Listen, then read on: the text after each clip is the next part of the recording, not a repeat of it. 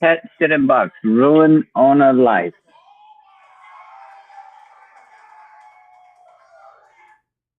Oh my goodness.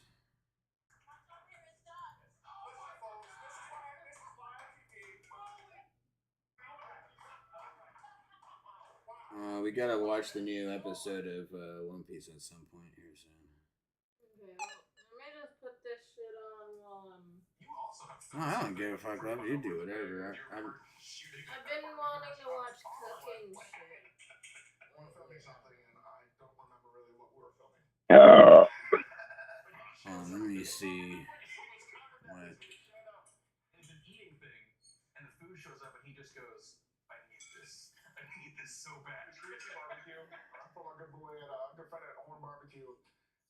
my my Maya.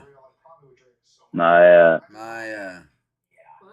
She my said Maya. She said what? hi. Hi. Hi.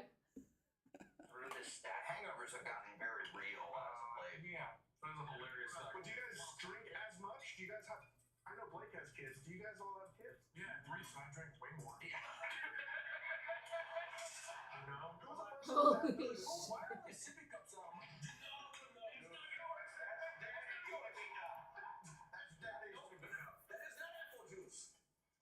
Alright, so I gotta do this in chronological order.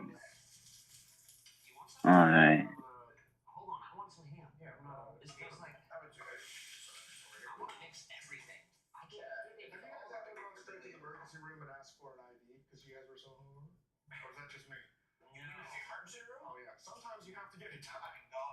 Technically, that's a side quest. I don't have to watch the Ewok movies, even though they were awesome. I need to start it off with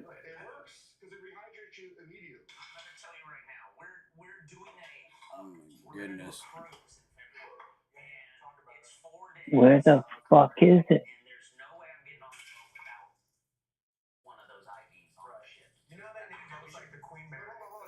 I'm so lost.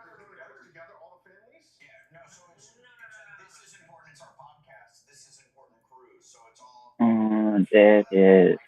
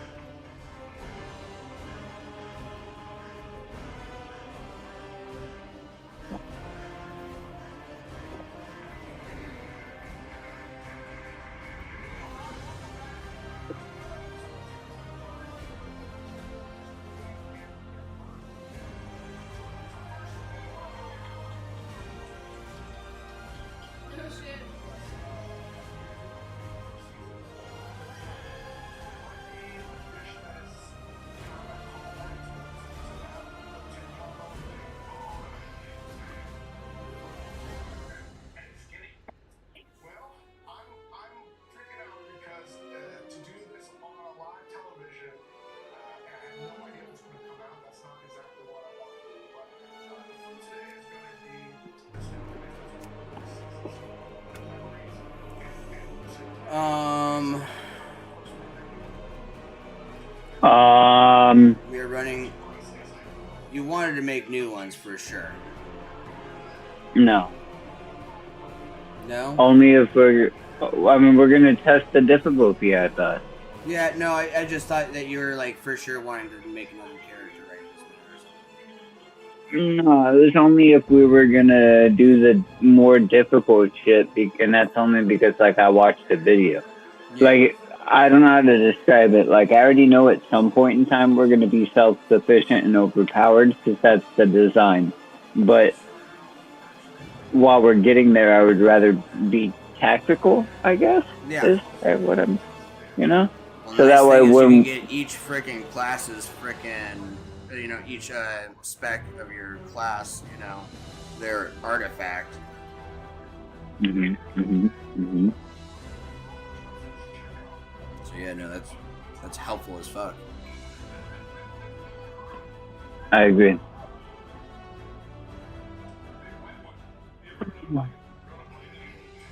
But yeah, if we're having trouble in the more difficult mode, I was wanting to make new characters because then I would go priest or hunter or something that is more survival, has more survivability. Yeah.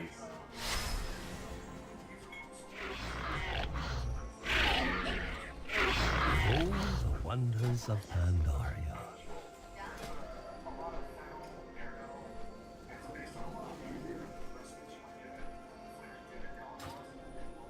Family, friends.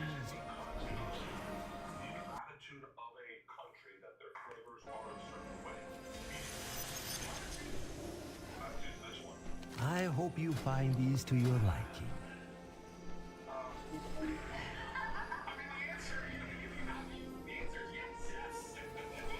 I just don't understand why it's not letting me see shit.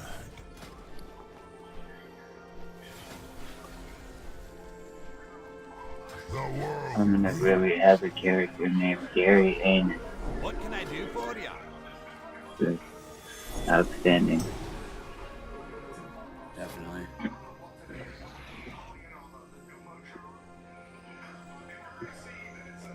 And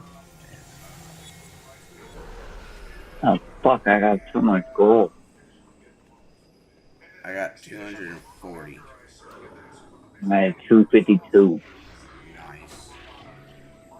No.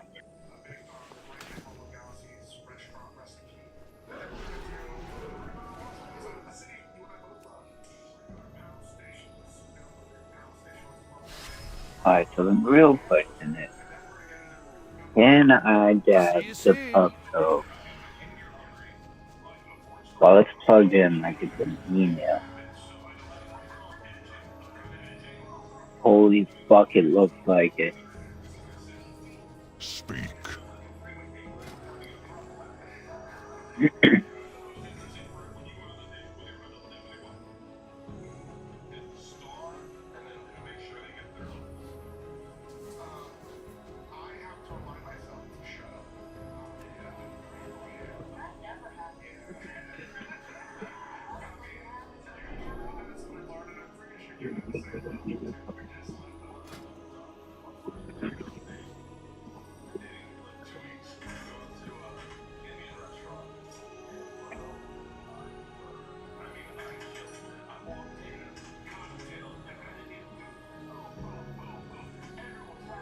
That's cool. Okay.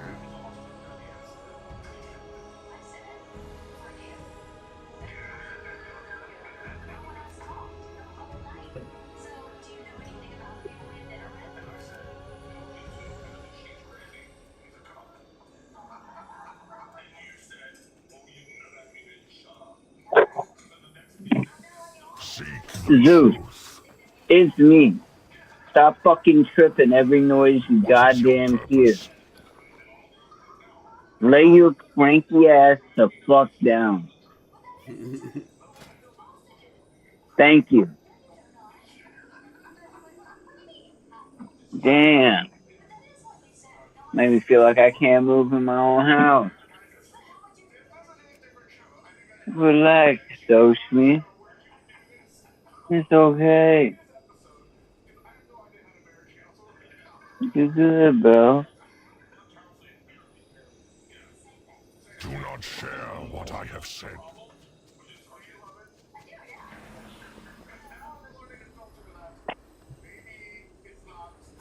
Finest I goods put in the I put the dab Isles. rig in the counter, bro. It made a knock noise. It happened. I hate to tell you, we don't have one of those type of doors. It's gonna sound different if somebody knocks.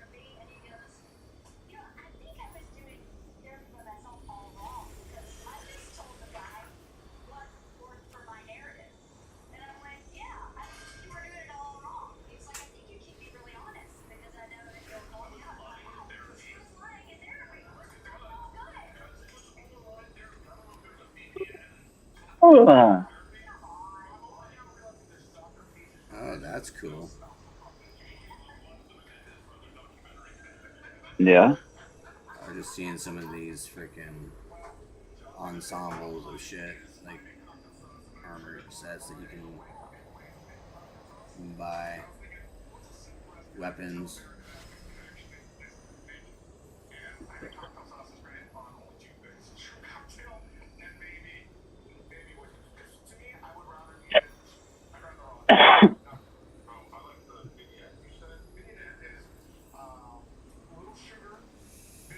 Adventure safely. Looking for something special?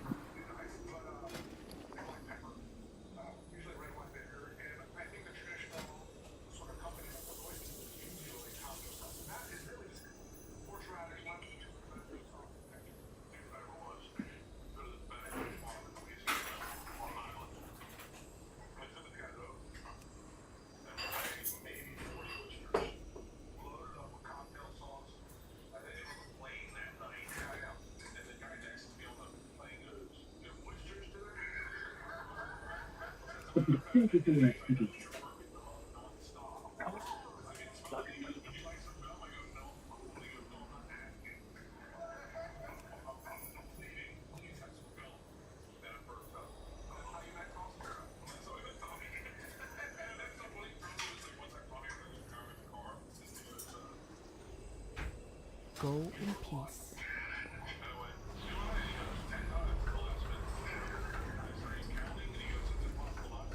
Looking for someplace new to explore? Try not to slay too many dragons, okay? Okay, so how do you turn that on?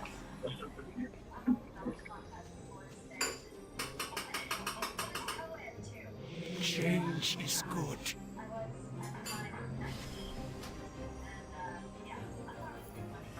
Oh, okay, so this action will unlock the quest Infinite Chaos, which allows you to access Heroic World Tier. Heroic World Tier is recommended for level 25 and above. Are you prepared to die? Accept or cancel? I'll cancel until you're Yeah. in the fucking thing. I like how it taunts you with, are you ready to die? Nah, fuck you, you're gonna die. You talked to the dragon here in the Infinity place. Yeah. I was talking to her while I was here, and I noticed it was an option.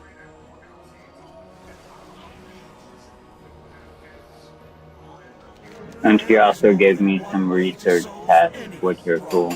Yeah. Um, Heroic World Tier, accept. Question everything. and then I can do my return service, which is fucking badass.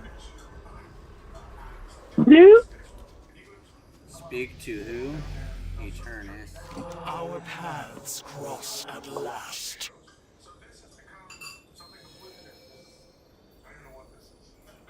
Right back to my quest area. That's so beautiful. So cool. Like 2 more levels. Well, a level and Possibility. a third. Eternus, we put an end to the Legion attack on Dalaran. However, I'm still not certain how they managed And to then we breach can its try this hard ass defenses. mode. Our presence has already I'm not gonna lie. I hope we do this die. I timeline. hope it's like Agents attack. overwhelming, Our friends Yep. and we have to do some tactical shit because like Entering that would make world. it fun. Let's go. we must Right? act And we can boldly with the undo it at time any that time too. remains. Rewards? Until Right. recently, the So bronze like if these dragonflight Then characters maybe aren't we're ready, right. that's fine. After all, that is We what can we make came some here to tactical do. characters, Introduce level those changes to up, the past Yeah. and observe the results as they occur. give it another go. Indeed. And you These are back anomalies there. provide us Hold with a on. unique opportunity to Hey, guess study what the though? flow of time and the role of the individual in What? shaping history. I don't know how That much being money said, it costs, I promise no but the storm guild that that this we're in experiment should will be good eventually enough come to an end, and for that if you we access a all guild depart sender, from this timeline. Well, then we'll simply you have to should be make the able to buy most of the pants time we and have, a hood. won't we? I don't know how you'll do that. I'm Maybe only in neutral, Valorant. and since we're in the same group, us questing together will get our fucking reputation up. And that fucking quest stuff that you were talking about last time, like as long as we do stuff in a group, I think, right? Yeah, that would definitely help because we were both in the same guild. I was just thinking maybe we needed guild taverns. I don't know. Maybe, yeah. Felicitations to you. But I already Fair came back, skies and so strong winds. I don't want to go back with my horse because then I'll have to fly back out here. Okay, so once every 12 seconds, you begin to accumulate 5% of all damage taken as fortitude. After 8 seconds, fortitude becomes a protected barrier, absorbing the amount of accumulated for 4 seconds. That sounds like it's better. Plus, it gives me more stamina. Yep, I'll just do it. Souls of Crows, sorry. You're out of here. Okay, you're down there. How do I get down there now? I just gotta go. Okay. I'll fly to you. That's the fastest way. 'Cause those fucking mounts or those fucking flight paths are slow as shit.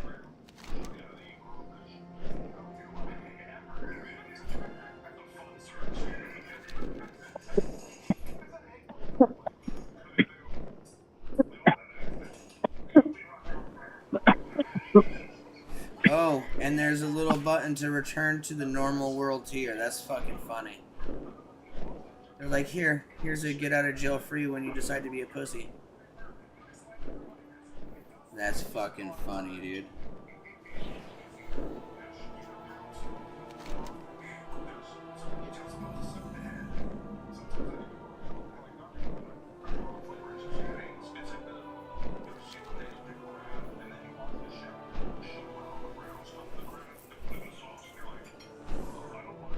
Na, na, na, na, na, na, na, na.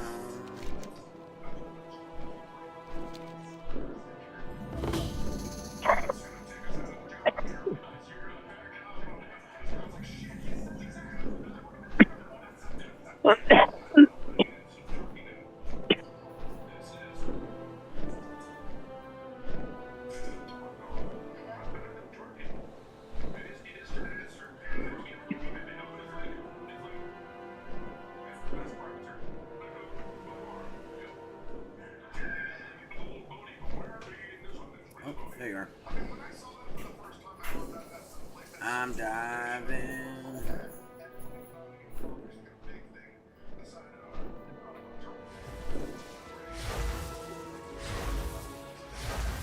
Where are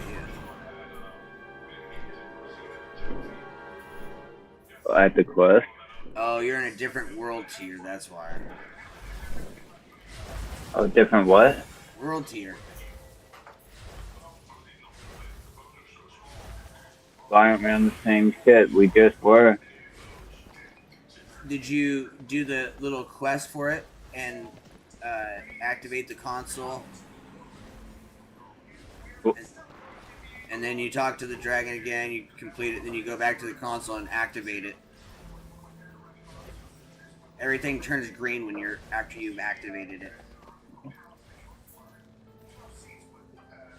Like there's no enemies here? Is that what you're talking about? Now, there's enemies here. You're just not here. I mean, I'm here. Let me see this. Let's see. Will this count for you?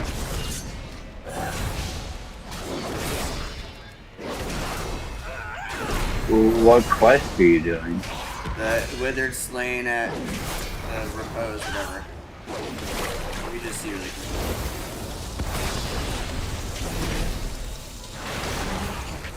quick. Doesn't sound like we're on the same quest. Did that give you one? Oh.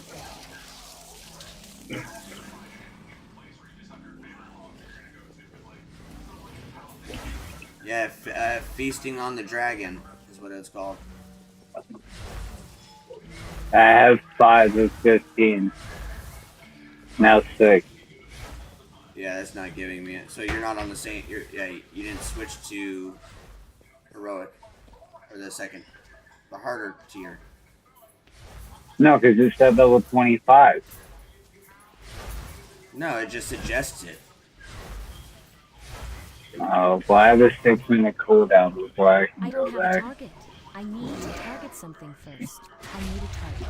I need to target something first. I don't have a target.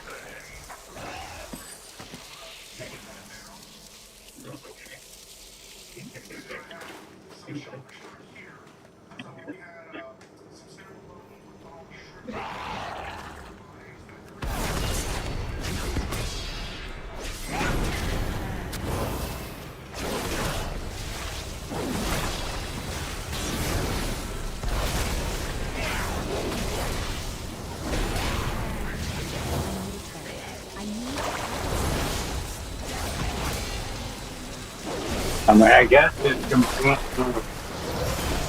quest that are right here. Yeah.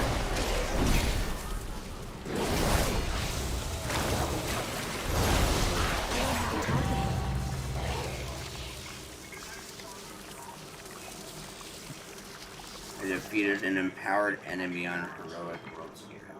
Okay, cool. Do I get something special or something? Do I get a golden star?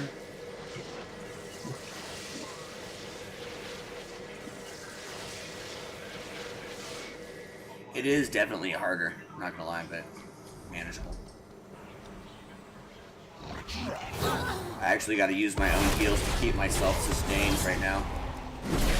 But it's very periodic that I gotta do it.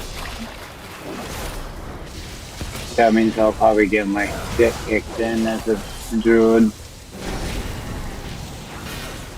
Well, I have instant flash of light too, so easy to heal you.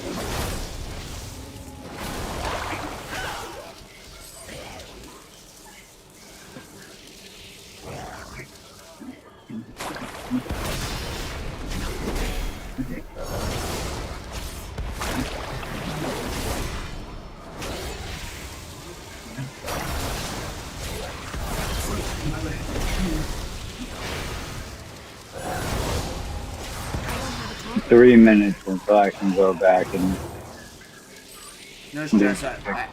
I'm still like trying to get through it.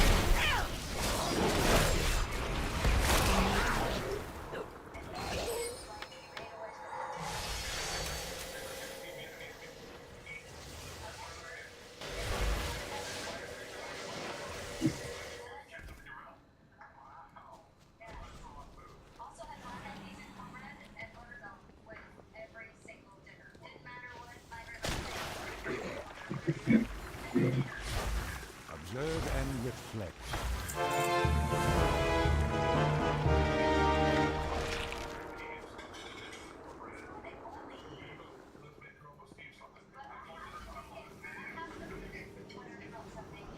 Oh, there's the other one. I was like, where the fuck's this other guy? I'm out of range. Alright, come here, shitheads.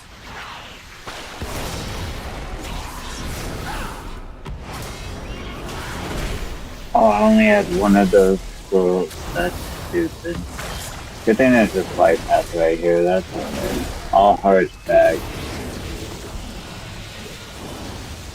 Up the difficulty.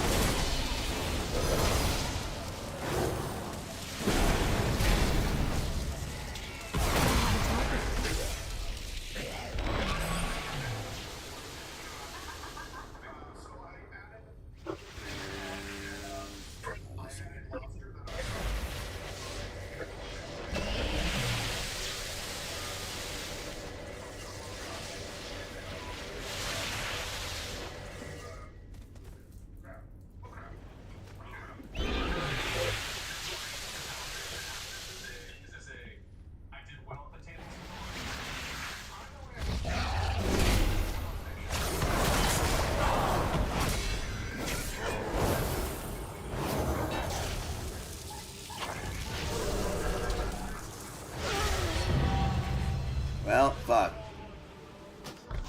I don't know how I attracted that guy, but I died that time.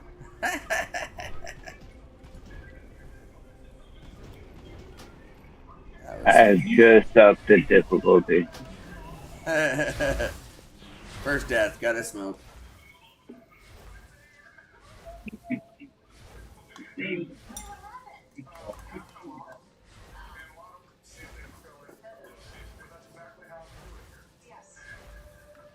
Alright, gotta change my death.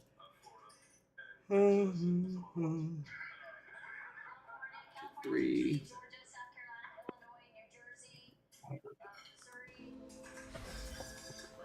Oh, god dang.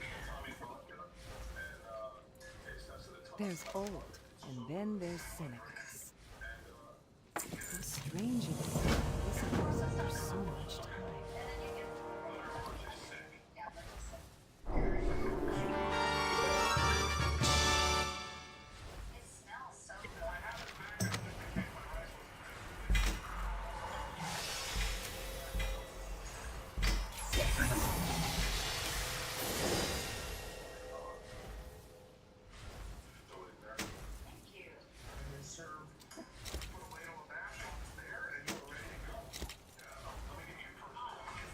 Okay. We gotta go that direction.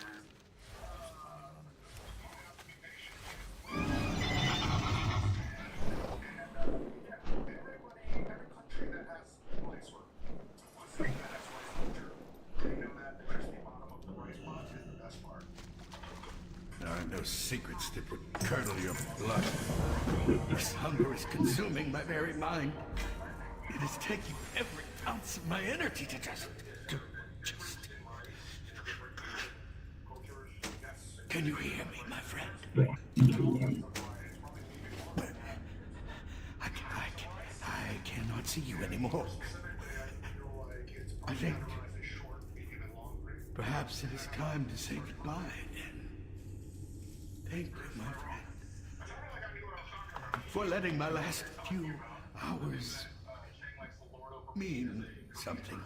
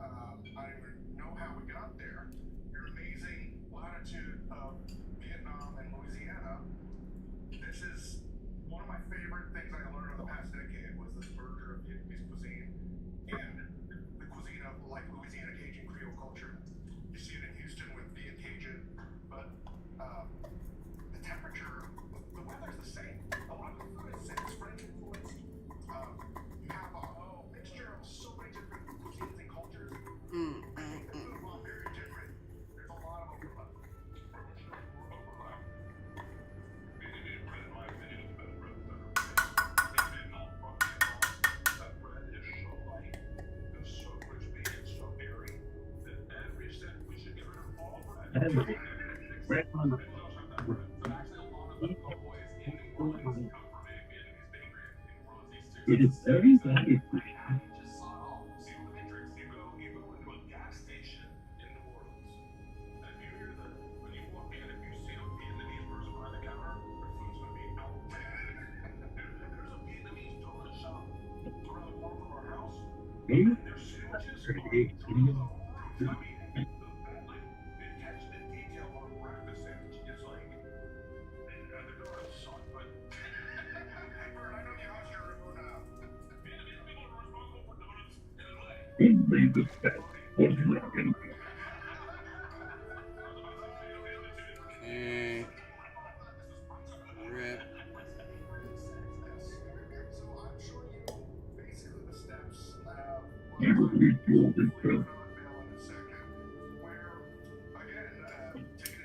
Cheers.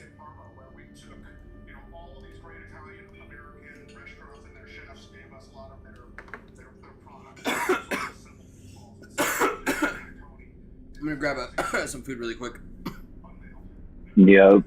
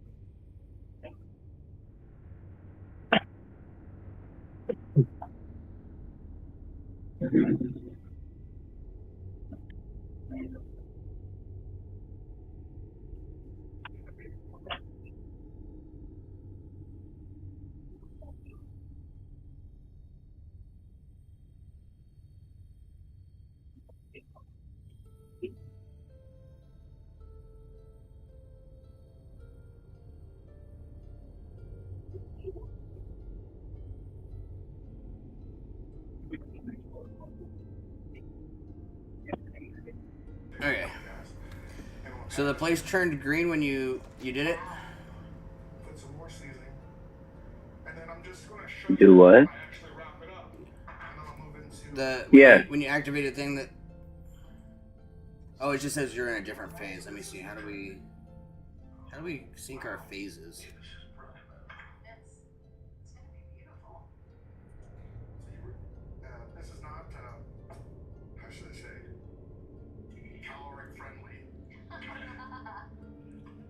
Is there some way?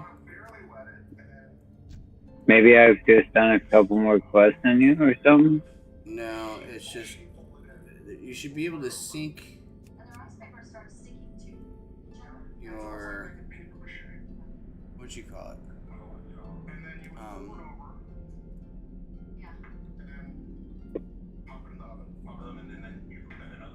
layers. There we go. There's the word. Should be able to sync your layers.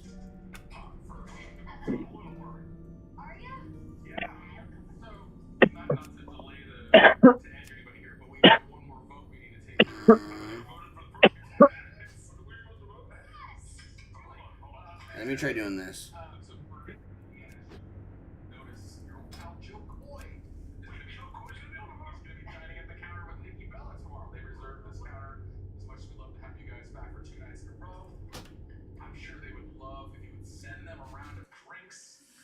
All right, over here.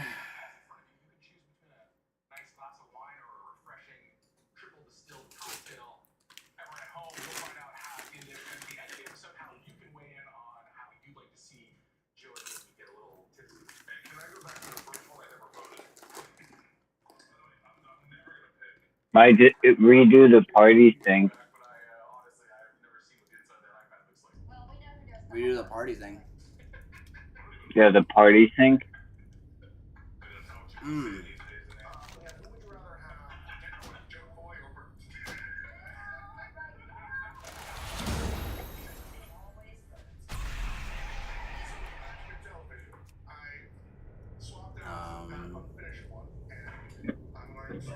There you are. So, yeah, I had already had this task complete. That's what it was.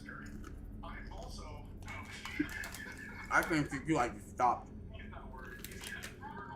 You're like getting food.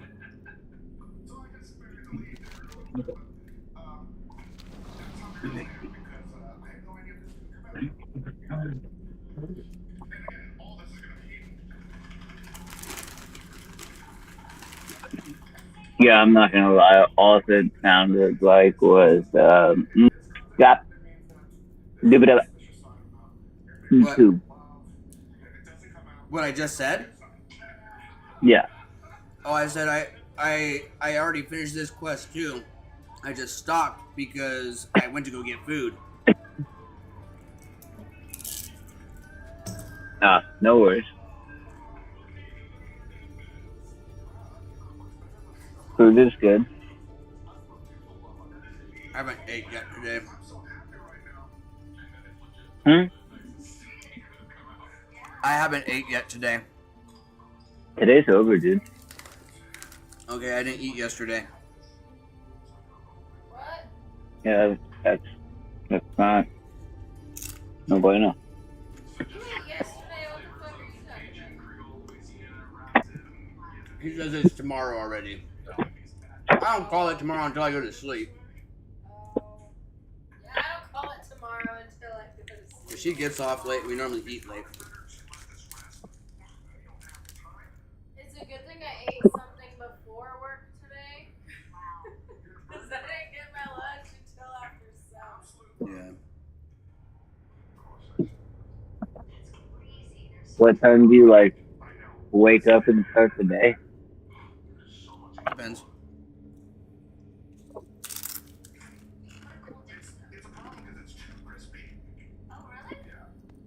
But anywhere between 10 and 1. Usually.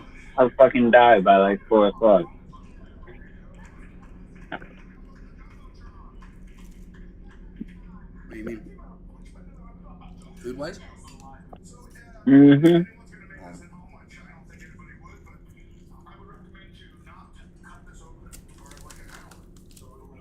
I don't really tend to think of food until food's being brought up.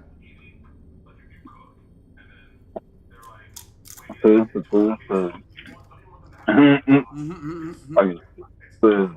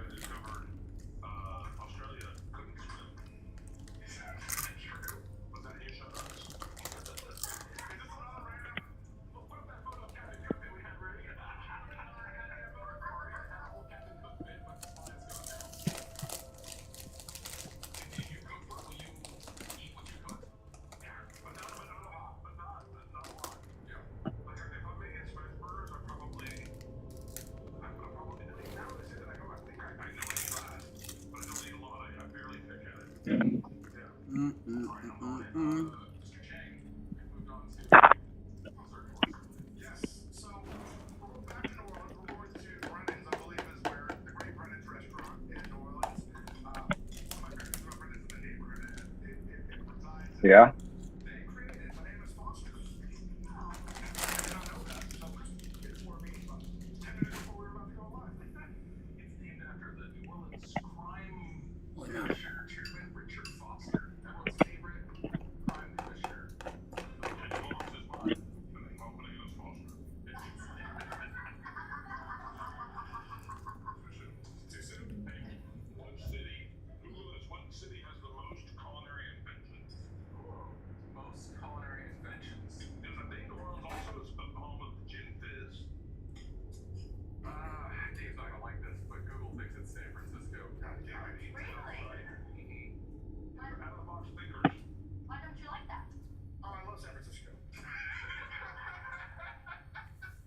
Oh, I love San Francisco. All right, I scarfed a bit. I'll eat some more pizza later on. Yeah. It says so.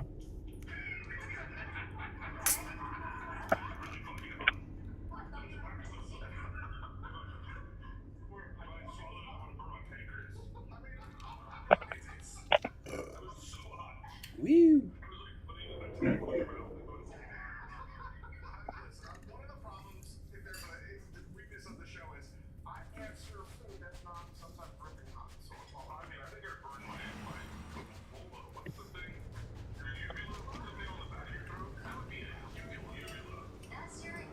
Yes, yes. Surrender your power, dragon. These pools belong to the Nightborn now.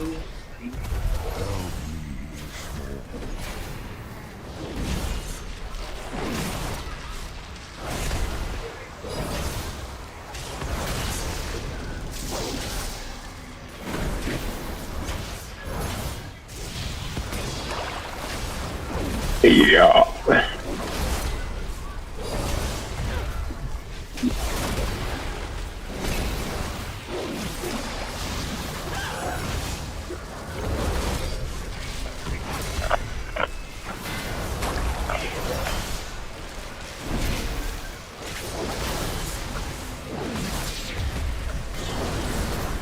I need to target something first. What up, bitch?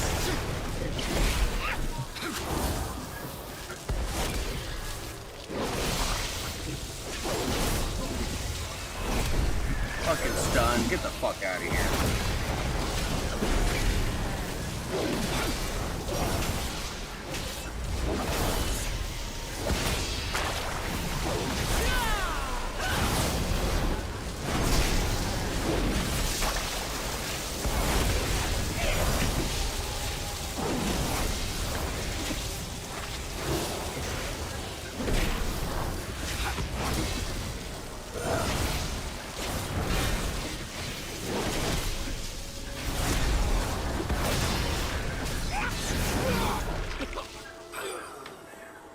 Wee.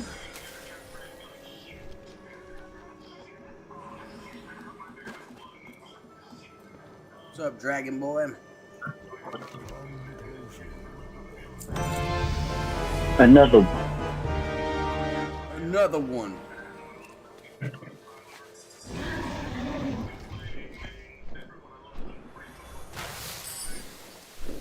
You fucking fucker. Are you going for that?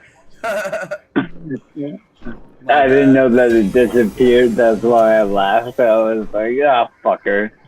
That's fucking funny. That's only 2 stamina. I am not gonna do that because I like that malice shit. That's dope. What's this? Just a soulbound fucking sell this vendor. Cool. So we have quest just southeast of us before we get to the question I mark. go There. back to Dollar End really quick. I'll be right back. Uh huh. I got the almighty fucking. I unlocked the fucking flight form. Used the flight form. Unlocked it fully. Went and changed it. Used it. Did not have it. Like, what the fuck is this? Whoa. How do? What? What?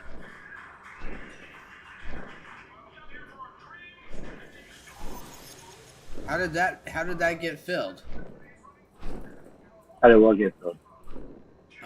It filled other parts of my shit here. I don't understand how it like filled up my gauge on other things that I didn't click on my fucking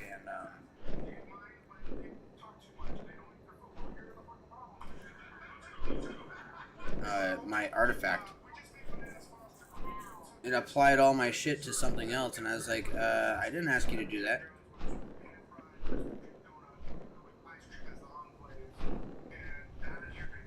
Yeah, that would be annoying as fuck.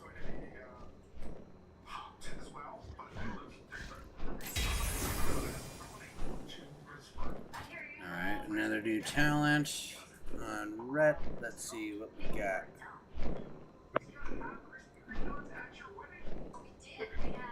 Alright. Each holy power spend has a chance to reset the cooldown.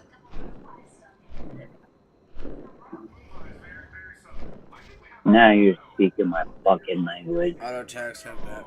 Let's see.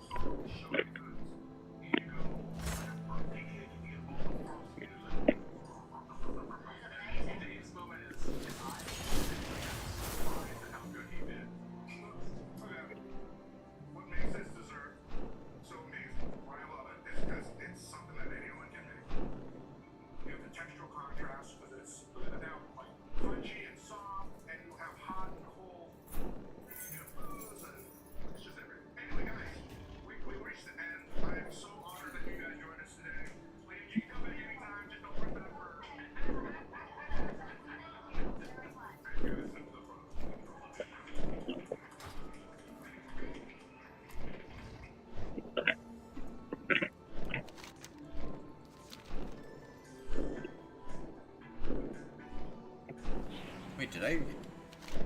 Yeah, I do have that flight pass. I was like, did I have that flight? Where you go? Just south, just This had better be good. to accept these quests. I have sacrificed everything. What have you given? Because there's other quests to turn in along the way, so I just figured grab it. Grab it. Who goes there? Keep your hands and weapons where I can see them. Turn around and dab it. Your hands and weapons where I can.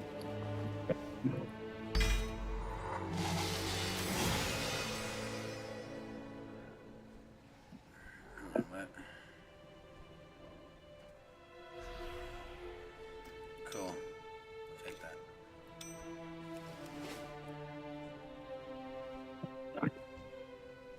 Just big ass fucking hell.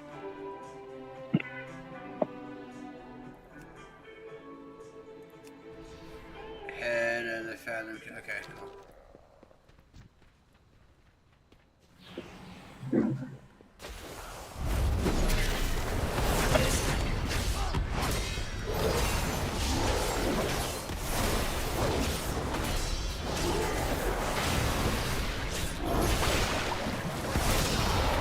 I need to target something first.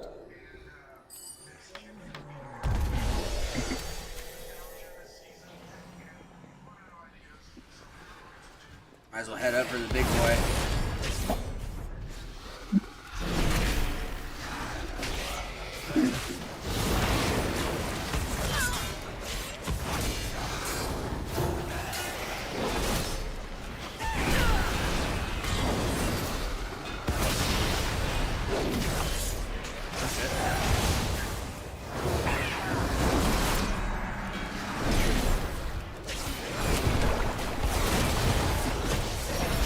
I don't have a target.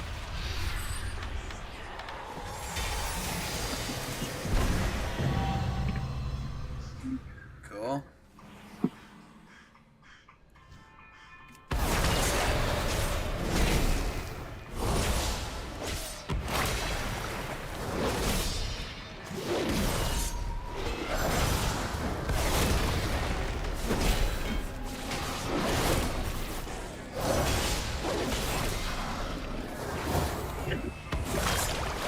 It's wild though because everything that I would be doing myself, when I'm pushing the one button shit, is literally exactly what I would be doing right now. There's a few times where the Hammer of Wrath I would be casting it sooner, but I need to target something first. That's pretty funny. yeah.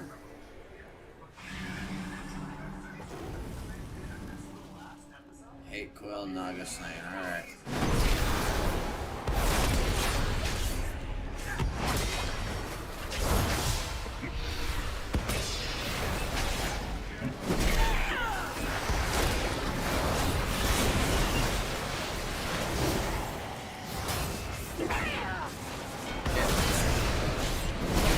There we go. Come on. Come on.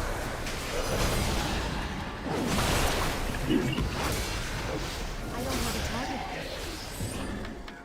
One of my heals was like on cooldown for a second. I was like, oh shit.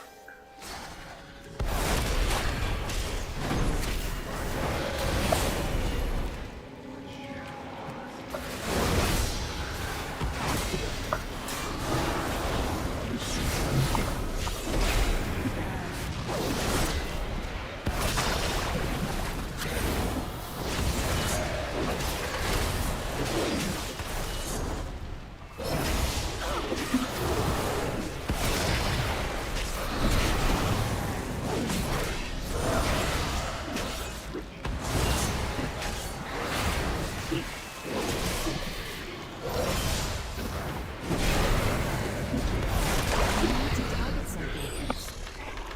Jesus. Hold on. What is it? Okay, look, you got a bronze right there. Just spell thing, okay. How many we got left here? Is that all of them? Yep, that was all of them.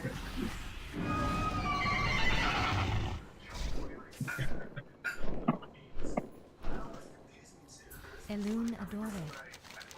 Ashata. I will escort you to Prince Ferondis if that is what you truly wish. If you get the chance, spit on him for me. Spit on him for me. What brings you here? May the stars guide you. We are Hey, she cursed told me to spend spit on you, eternity as sir. ghosts.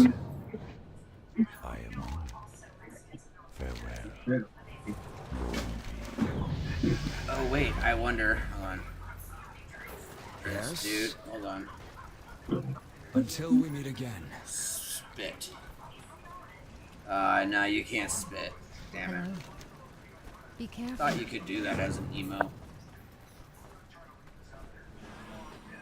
Or did they remove that? Was that actually one of the ones that you could do? I don't remember. I think it got removed when they decided that it was What brings you here? Oh no, my shit froze. Looks like on here. man down. Hold on. Is it frozen? Yeah, the game boot me out. We've been disconnected. Okay, reconnect. I was like, no. Alright, quit. Son of a bitch.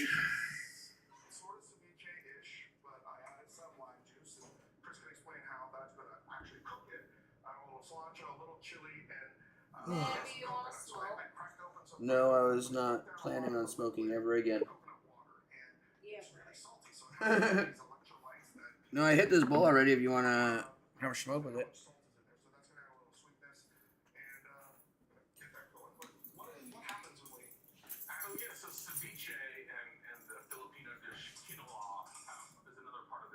Quinoa. Maintenance alert. We will be performing a live maintenance Thursday, 8 a.m. to 9 a.m. Why does that matter to me? There shouldn't be this issue going. Okay, now you're logging me in? The fuck?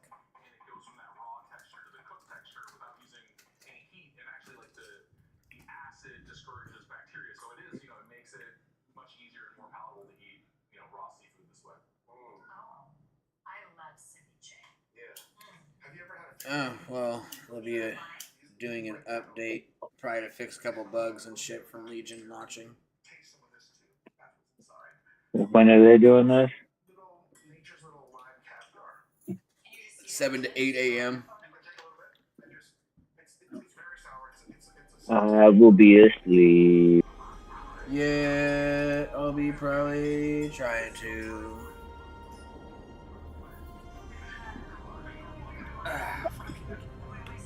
You'll be asleep. Maybe. Never know. Fuck trying, fuck maybe, you will be. And if you're awake, it will be for money. That's the only reason why I stream so long.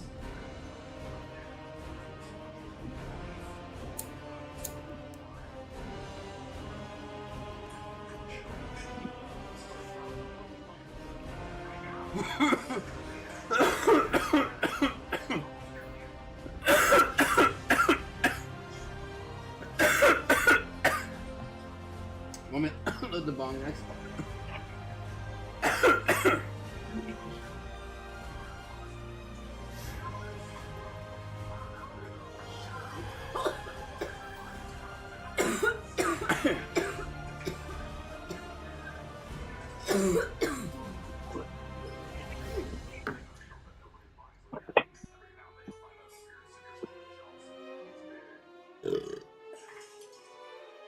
Baby, Yeah, love. have you ever had chicken adobo before? Chicken what? Chicken adobo. Is that where they like use lime juice to cook it and shit or something or? Oh, sorry. Sorry, my brain. That's just what I was thinking. Say it again. It sounds familiar. I know, but it still sounds familiar. I've had a lot of weird shit in my life, so.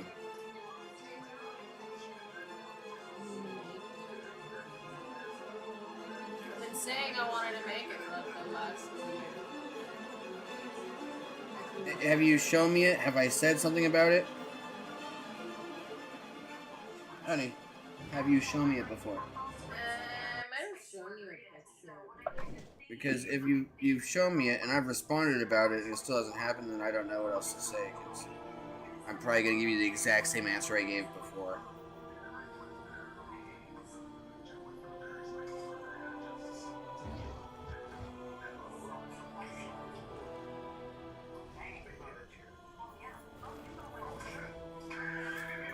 So chicken.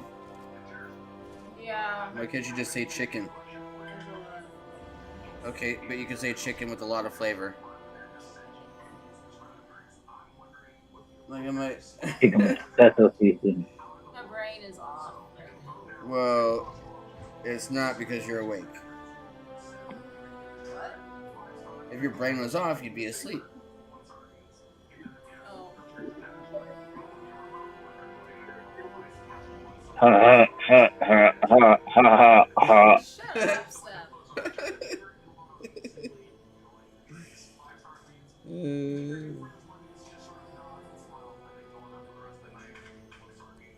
I wouldn't say it's off. I would say that It's not working. it's malfunctioning, maybe. Got a misfire in cylinder 2. We need to clean up on aisle 3.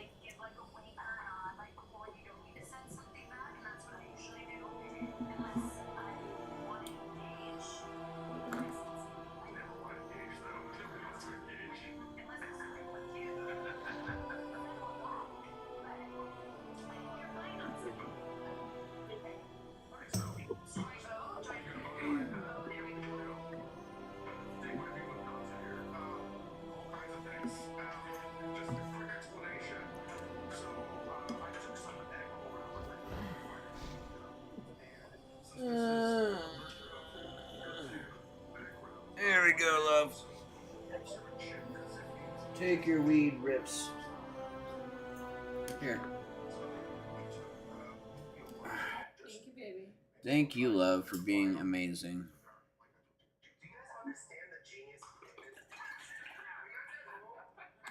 What did I do? Everything, every day that you are around. There's plenty. I don't know why you would think that you don't do anything or something. That's ridiculous. Shut the fuck up.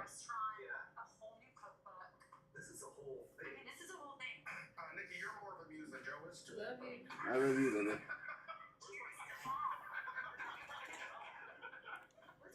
About to be Bong Ripper number 2 today. I've only done 1. Oh, shit. Yeah, I started this stream. Now it was the 1. So this will be number 2.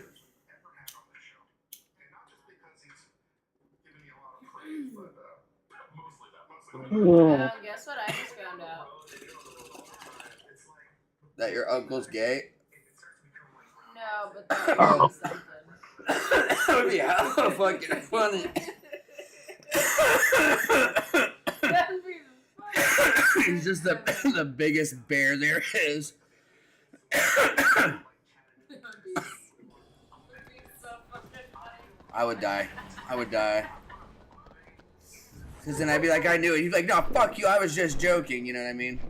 No. That's how I can see your uncle reacting. No, if my uncle ever came around to the family, I'd be like, no fucking way. Yeah.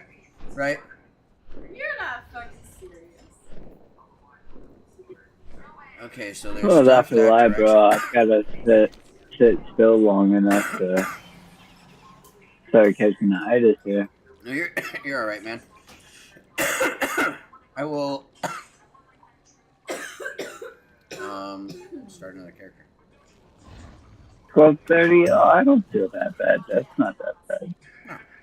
No, we did a bunch, dude. I'm level 25. What level are you?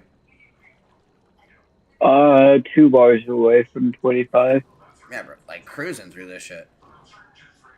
Yeah. Now, right now in this harder mode, it's not too bad. So far, we don't need to go super tactical, I guess. No, not yet. But I'll make a monk first, I guess. That way I got a solid DPS tank healer. I like that this is essentially a season, if you will. These are essentially seasonal characters. Wait, monk's not available yet, is it? Legion was before. No, it is. It was after. I thought it was after Mob. Yeah, no, I just mix it up. That's all. I mean, I could do a DK.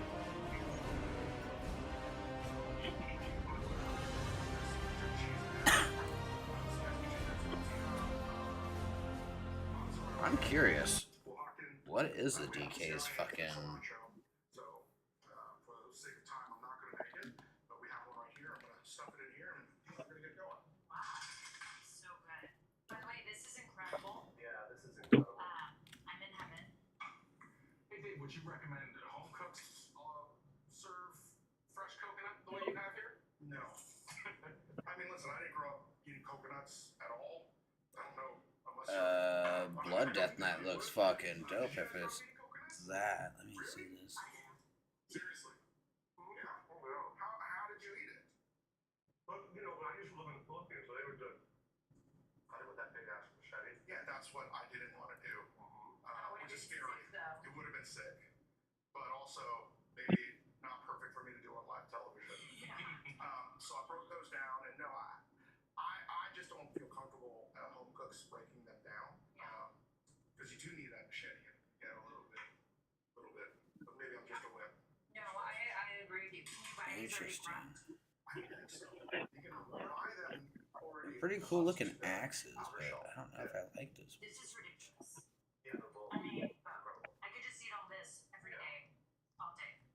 Wow, that looks cool. How's the shrimp chip? How Beastmaster hunters get a bow. Yeah, I figured. And I figured sharpshooters were gonna get like a sniper of some sort.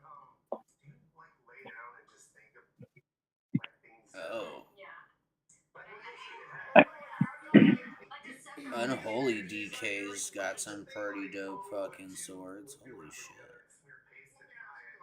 That's good to know because that's my favorite spec. They get pet. I like pet. Bro, they're about to be super dirty. They're That's literally good. about to be a little necromancer fucking group because you're killing things, blowing things up with the bodies and shit, but you're raising multiple that last for a good minute. And dude, it just is like you've got like an army with you all the time. Yeah, I'm gonna need that. Yeah, that's made me really want to go check them out for the next one. Where's Oh, good, need that. Frost? DK. Let me see.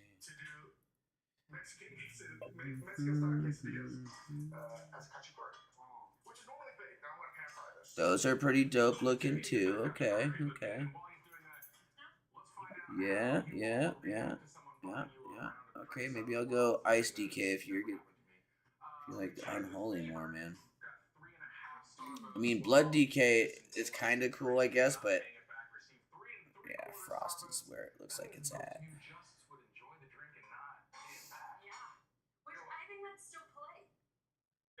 Hidden artifact appearances and effects. Interesting. Okay.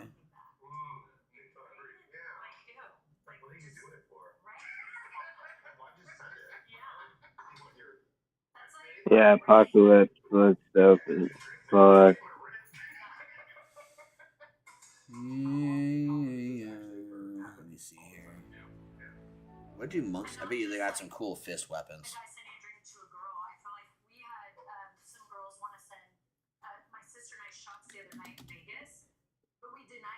No. Beastmasters get Titan Strike. It's like a sniper rifle looking blunderbuss thing. Yay.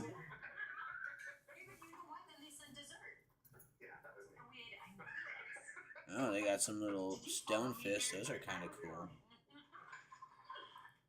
Let's see, Brewmaster. Marksman gets the bow. Raggedy bitch.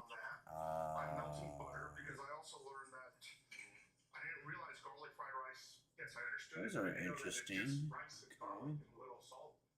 That's what my Filipino friend said. You eat a lot of garlic fried rice? A lot of things? Yeah. Really? I love garlic. What's the other? Okay. So there's Windwalker, Brewmaster. What the fuck is the other one? I think that's what garlic fried rice is. I think you just described all great cuisine when you have almost nothing to work with, but you gotta make it delicious. Mistweaver. It's like you wake up in the morning, garlic fried rice. At night, Oh, I'm sorry, honey. I'm camping. Another bong gripper.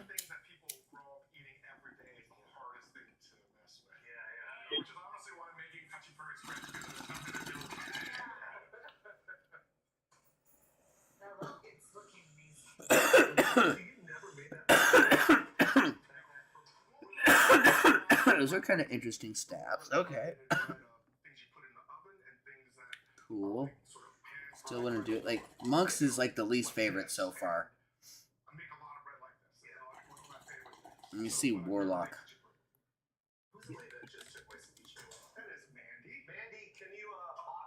Oh, Affliction? Is that the one that gets the scythe? Yeah. Fuck yeah. I'm so glad I'm going Warlock too.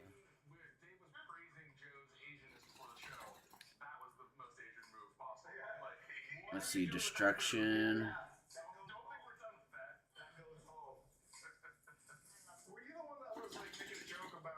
Oh, those are kind of cool too. Yes, my love.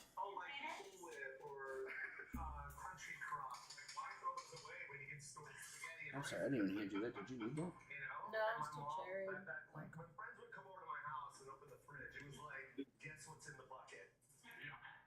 Destruction, Affliction, and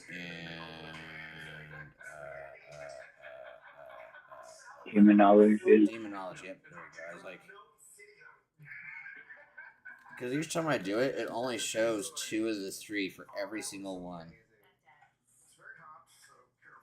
Skull of the Minari. Whoa.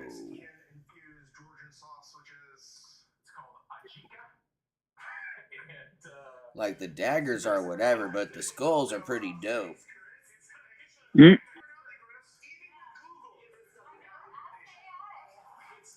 Like, the further you get down, the cooler they are. And then the daggers get kind of cool looking at the end there. Mm. That's cool. Wait a Okay. minute. Okay.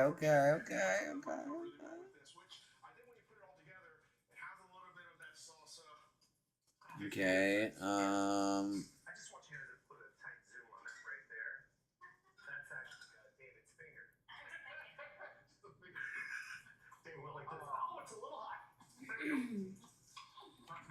Demon Hunter.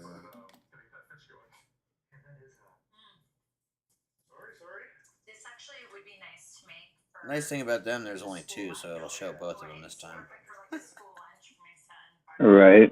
Those are some kind of cool warglaives. Okay. And let's see, Vengeance. What do you got? Some Warblades. Okay. Start out kind of gay looking, but they get some cool ones. All right. Okay. Yeah. Okay.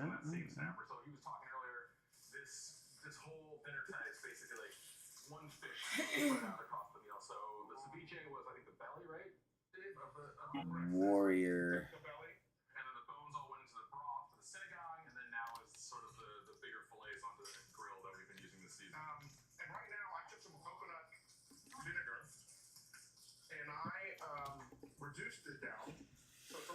Let's see a Fury. War Swords of the Vajar. Oh, that's some pretty cool looking ones.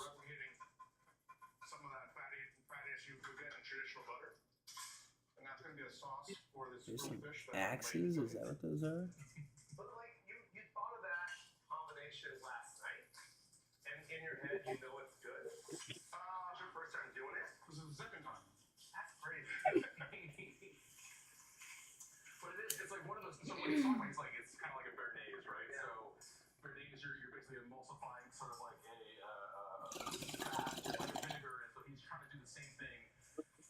So what are you doing this to solo class?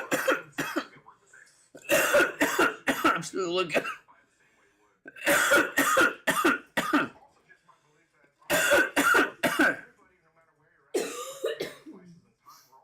So I was either going to make a Warlock or a Death Knight so far.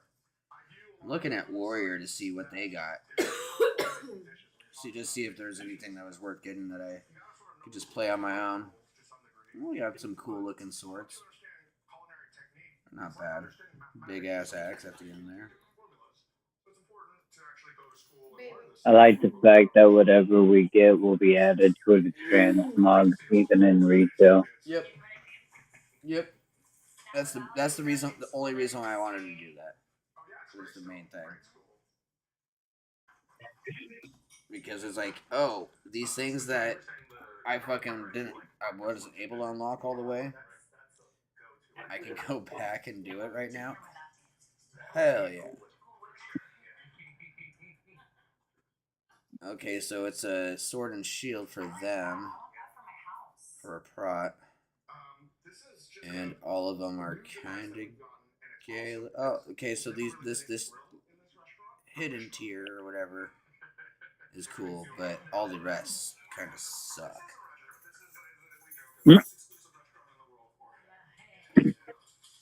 Okay, so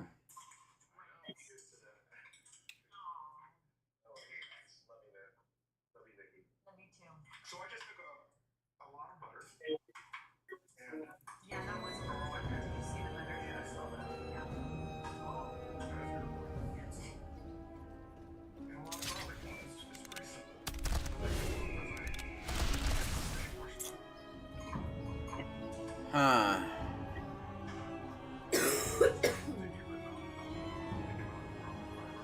Mm.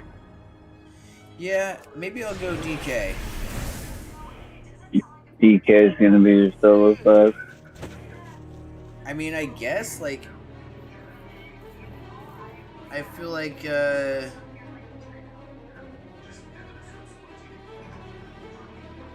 either that or Warlock. Oh yeah, both have sets.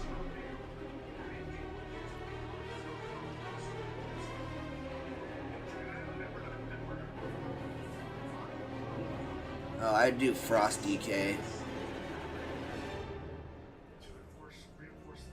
Oh yeah, I forgot only on Unholy. Yeah. Unholy, that's you normally, like, until this new expansion comes out, like, once that comes out, I'm gonna give it another go, because, like, I kind of liked Unholy, but it just wasn't my bread and butters. Oh, is it the new expansion with New Unholy? expansion. Mm-hmm. Yeah. So I want to try them then, because that's the one class I like in Diablo is, you know, necromancers, man. Just like, that's my favorite fucking shit. Hell yeah. I like the monk. Is that what you're gonna do solo? Do what? Are you gonna do one solo? Oh, I was talking about in Diablo. What? Oh, Diablo. I was talking to Diablo. Yeah. I just finished the rest of it.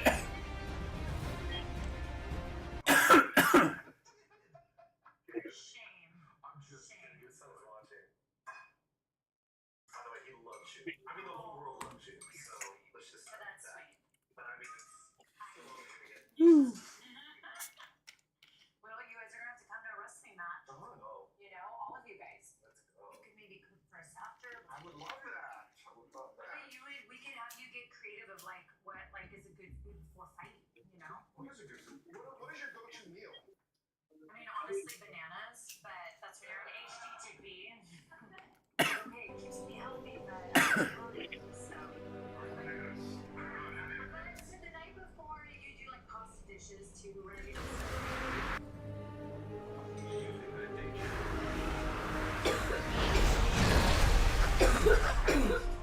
Yeah, I'll go Death Knight. That seems like it'd be a fine one to do solo. Warlock, I feel like I would still need someone because they're kind of squishy. Right. But Death Knight, if being DPS is not enough yet, I can switch to tank and do blood. be just fine. You know what I mean? Right. Now I just gotta decide.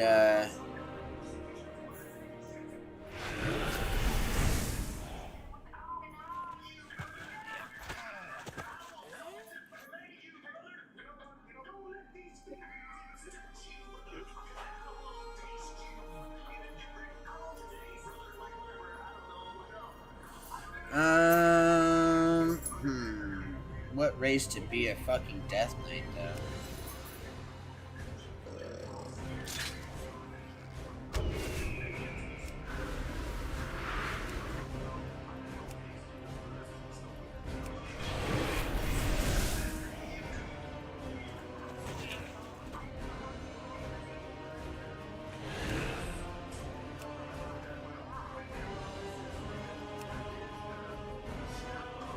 Yeah, that's kind of Oh, wait. I gotta do this first, because I'm gonna delete that monk, since I want to use that name. That was one I didn't use yet. Delete.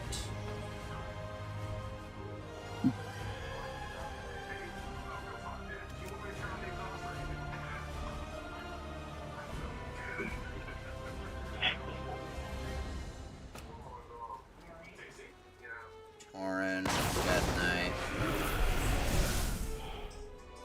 Customize.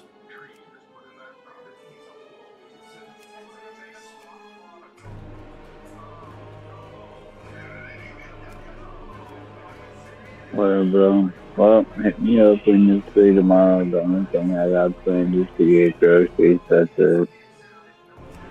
Yeah, man. Definitely, definitely.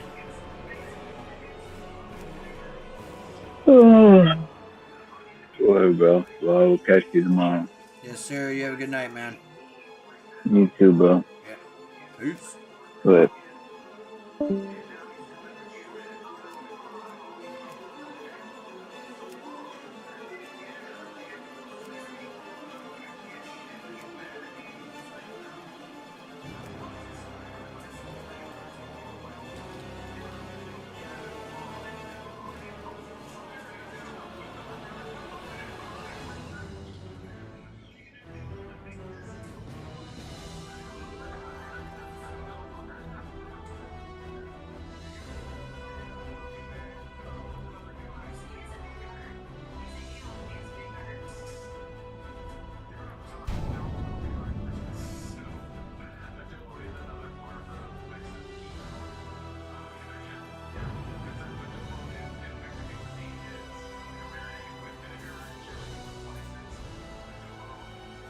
Sorry, Loki. I didn't realize that was there. Was that all you needed, love? Yeah.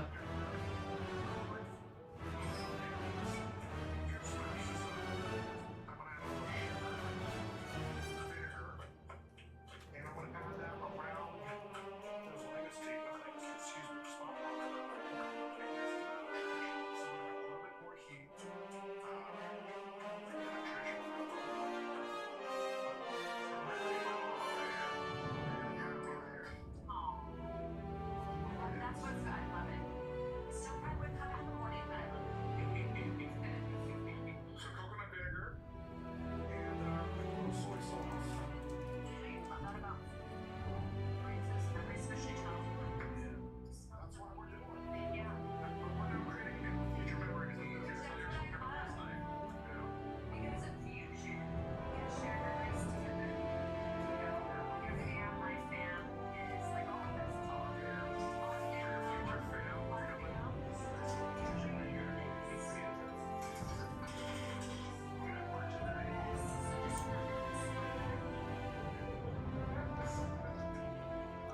She looks familiar, but I can't place who the fuck she is.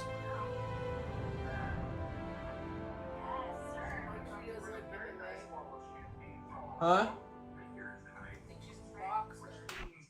Her?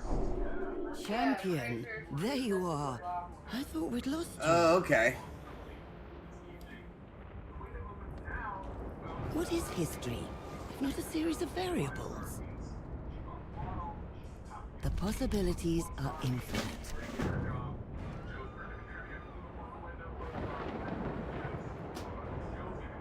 Observe all that surrounds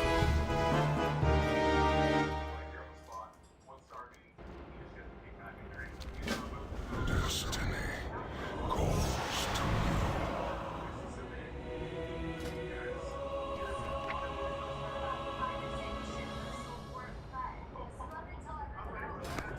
You have done well. Ascend to my throne and receive your choice.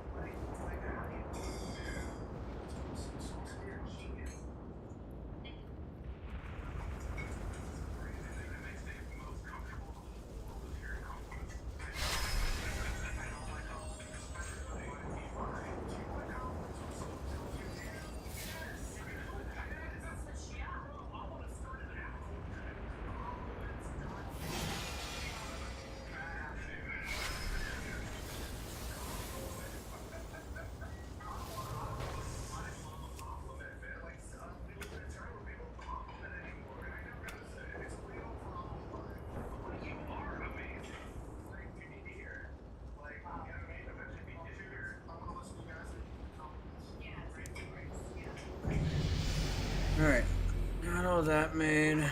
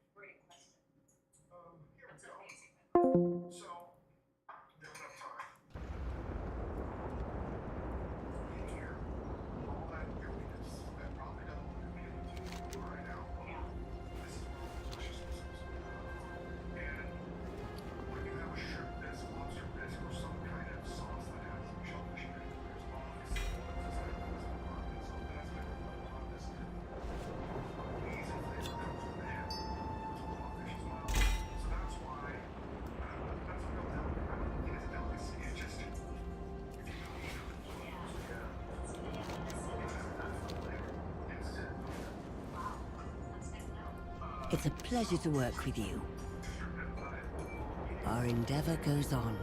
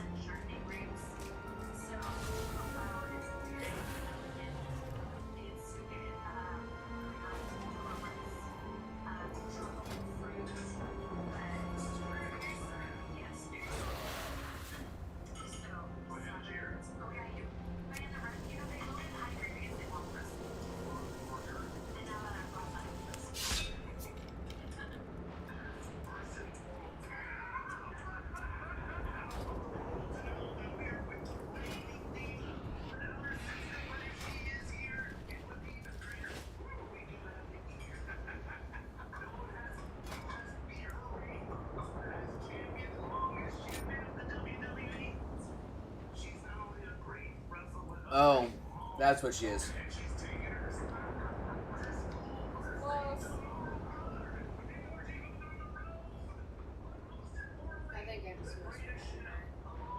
Boxing.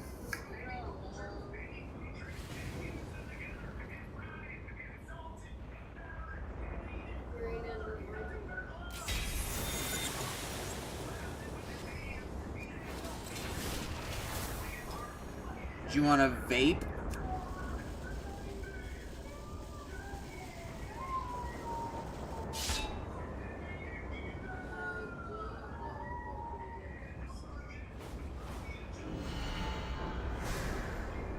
Whatever then. Your blood freezes, granting the immunity to stun effects and reducing all damage you take by that. Alright.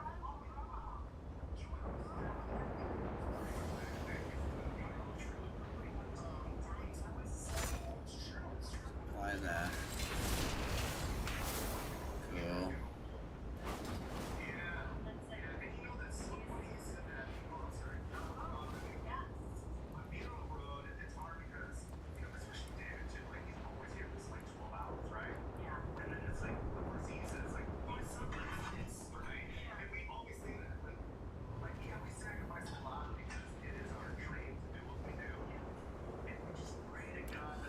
Oh yeah, they changed it so you don't have to do that. Oh my god.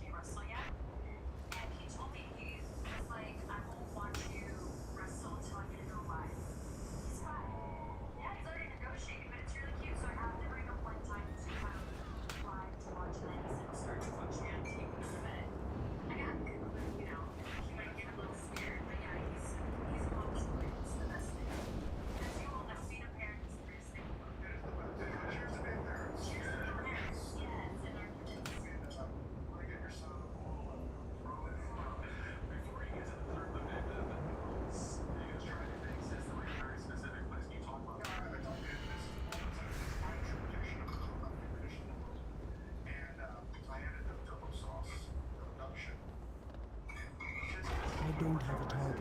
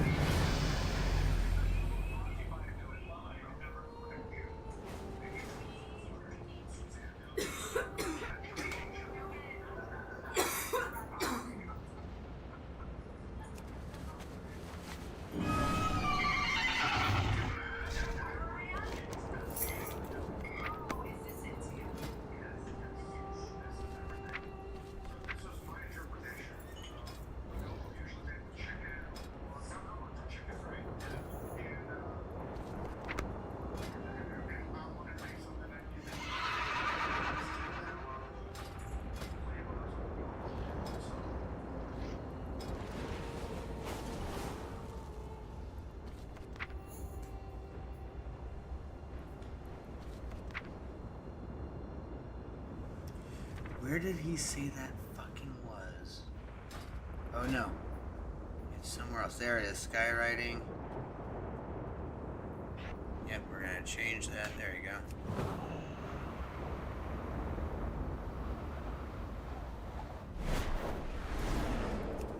Because that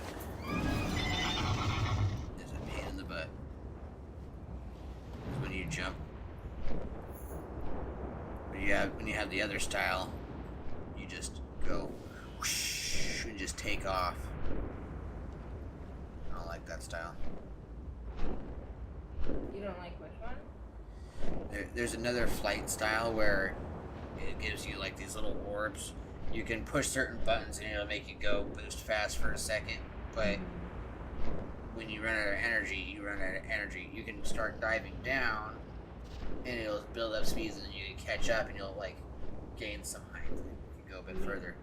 But this, I can just do whatever.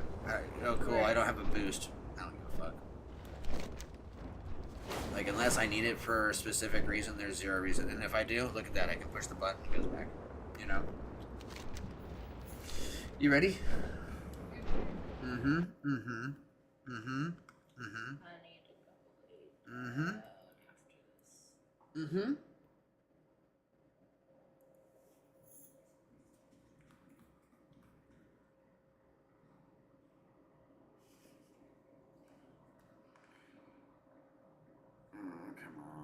Skip. I recognize this isn't a new phenomenon with grown adults stealing.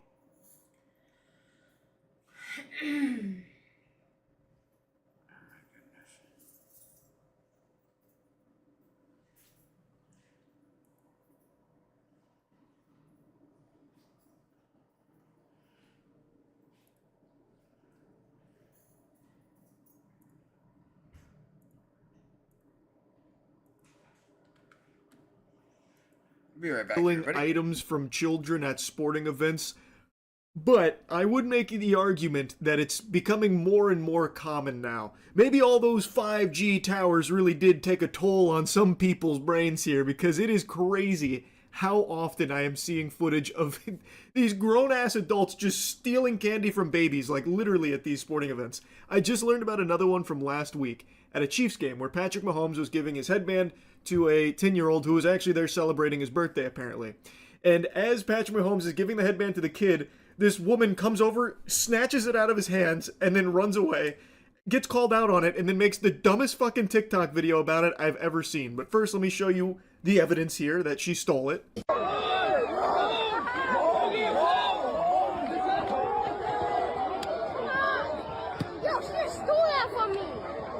I think that's pretty obvious. There's other angles that show it even more clearly. I don't think it's necessary. I think that's pretty cut and dry there.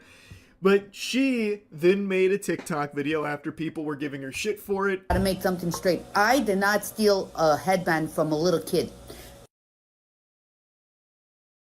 Yes, an excellent job cropping this photo to try and prove your innocence here. This would fool even the most seasoned of forensic experts, I would say. Irrefutable proof that she was the intended target, which you can tell because she's nowhere to be seen.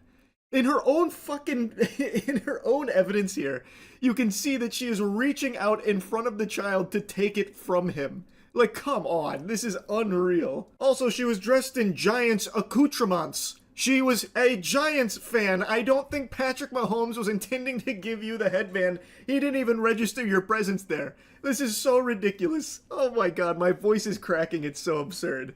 I just need to explain myself because everyone's having heart failure over this. You just need to understand, I'm at a football game. Last 2 minutes of the game, I allowed many people to come and sit down next to me or stand up or whatever you want to say. But I paid for my damn tickets. I paid. Well, Michael paid. All the same money. We paid for our tickets. It was 2 rows back.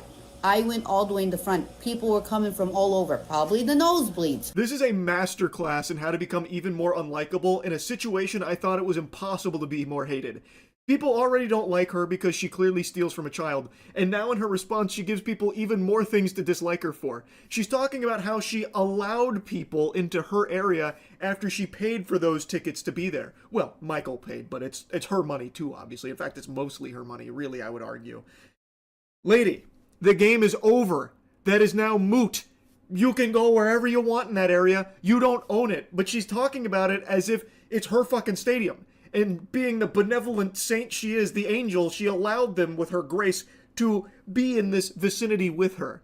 That's crazy. That is actually crazy, the delusion. And she even says she was 2 rows back, so she also went up. But then she's like, talking about how, like, these people came from everywhere. Probably the fucking nosebleeds or something. Those plebeians, these heathens, invaded my space. I don't know if that kid was from the nosebleeds. I don't know if those were his seats or whatever.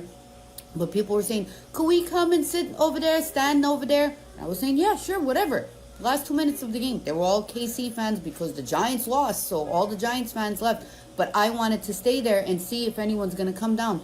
Michael stood 2 rows behind me. Couldn't have even seen me because so many people were around standing up. Who gives a fuck? It doesn't matter here in what happened. The game was over. You can now move around freely. If you were letting people in around you, that's so nice.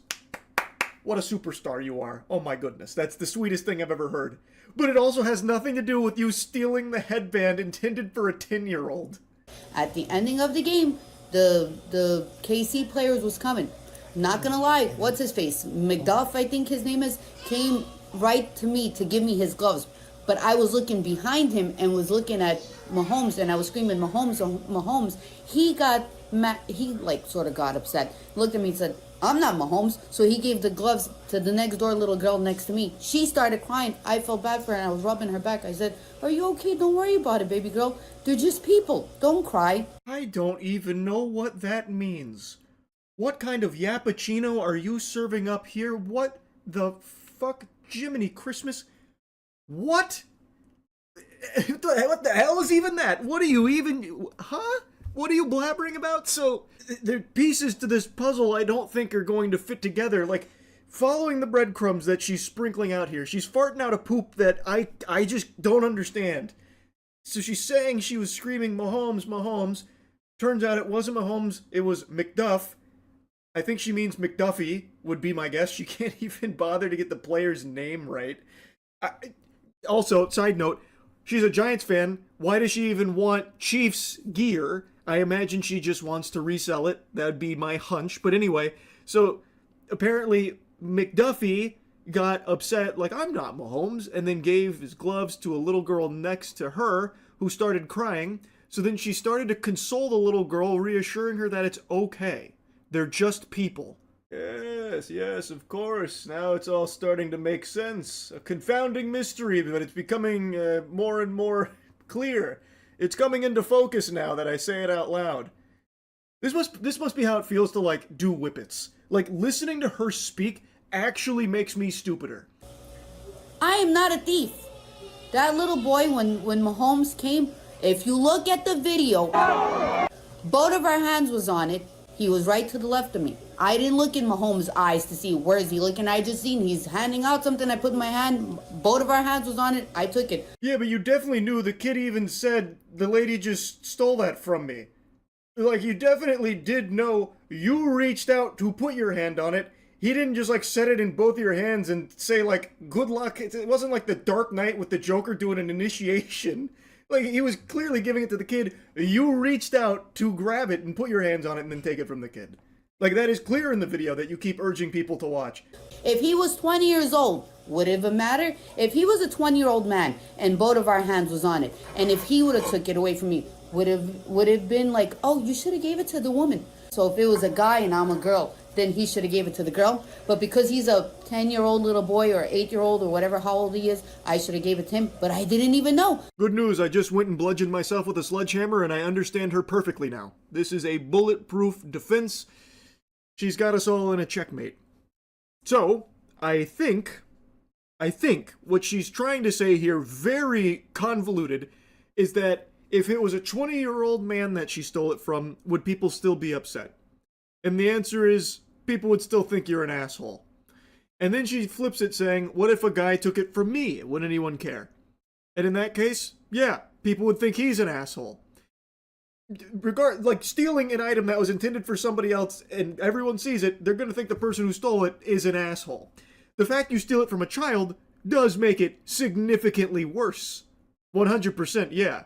This isn't the gotcha you think it is. Why didn't they stop me and say, hey, yo, bitch, give it to my son or my brother? But no one didn't say nothing to me. I turned around, I walked away. I seen Mahomes. That's who I wanted to see. Why no one didn't say anything to me?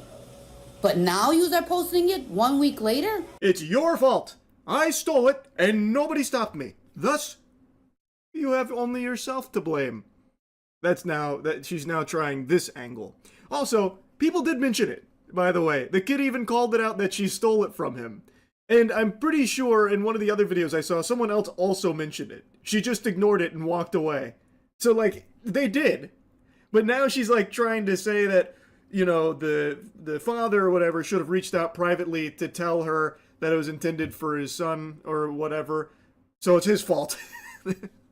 Mahomes tried to give it to my son or my brother or whoever the hell he is to you. Look at this video. Look at, you put your hands on top of my son's hands and then you took it. You're older, you're stronger. You could have grabbed it more than he could have. Maybe I would have felt bad. She literally talks like a 10-year-old. She sounds like a toddler. All you had to do was DM me and say that you put your hands on top of my son's hands and you're older, which means you're stronger, so you could have grabbed it more than he have. Holy shit. This is a grown woman, by the way. I don't know Michael, but listening to her speak, I feel bad for Michael. A conversation with her must be miserable. Dude probably has to leave milk and cookies out every year at Christmas.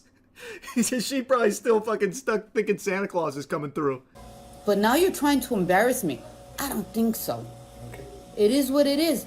Make your son a tough man, because we're trying to make everyone a little too weak in this world today in 2025. Oh, when that line hit when I first watched this, I knew it was something special I was bearing witness to. So now she's saying the 10-year-old is too weak. I guess she was expecting the 10-year-old to just like fucking judo chop her or like throw her over his shoulder or something and body slam her. And because that didn't happen, now she's saying that the 10-year-old is too weak and that the father's like failed because raising a weak kid because a grown woman stole from him out of nowhere. What a great lesson. Yeah, you're raising a weak kid because he didn't attack a grown woman at a football stadium. Right. This is unreal. It's fucking unhinged. It is what it is. You don't get everything you life happens. Do you know how many times I took my sons to baseball games when they were young?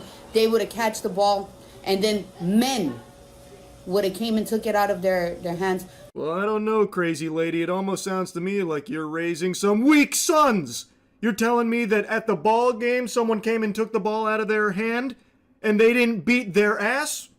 Based on what you just said here about that 10-year-old, almost sounds like to me you got yourself a little bit of weakness in your own household, huh, now, doesn't it? Interesting. Very interesting indeed. I'll drop the sarcasm for a moment. I actually feel really bad for the kids. having their mom go on TikTok and just make a complete fucking fool of herself. Like, she tries to claim that everyone's trying to embarrass her, but it is her. It is her embarrassing herself. That's gotta be awful. That has really gotta be bad. And I really do feel awful for them. Guys, I just want to talk to you guys for 1 minute from my heart. At the game, with all the noise and all the excitement, I honestly thought that Pat Mahomes was giving me the headline. I reached for it without thinking. Later, I found out that it was meant for that little boy for his 10-year-old birthday. When I found out, I felt horrible because I don't want to ruin anyone's little time at the game and ruin their little birthday. To the young boy, I'm sorry that I ruined your moment. You should have had your moment for your birthday. She takes her foot off the gas in a follow-up video where she releases this apology here. Very different tune she's singing this time around. I guess the first one didn't really go over the way she had hoped it did. Well, her excuses don't really work anymore, though, because she already made it clear in her last one that she didn't feel horrible at all, even calling the kid weak. So this kind of falls flat on its fucking face here. And she also can no longer make the claim about being confused, which would have been like a legitimate thing, because there is the potential that she was confused and thought maybe it was intended for her. But she already made it clear that was not the case in the last video. So yeah, while it's a valiant attempt at trying to seem more sympathetic this time around, like, oh, this is a sincere apology, you should have had your special birthday, and I'm sorry, it was such a mix-up, a very unfortunate set of circumstances. It doesn't work anymore. Got an update on Joey. I want you guys to watch this. They signed it. They signed it. No, we didn't. They signed it. Oh my God. What's in there? Oh. The real deal. I just wanted to tell you that I meant no harm done, but it all worked out in the best, and you got so much more. You got an autographed jersey. And this is her latest video on it. So the Chiefs sent Joey a lot of gear that is signed, a lot of autographed gear, and she's talking about how happy she is that he got all of that. Yep. Wow. And that's that. Anyway, I just wanted to yap about this a bit. It had me laughing really hard watching her first response video. That's really about it. So yeah.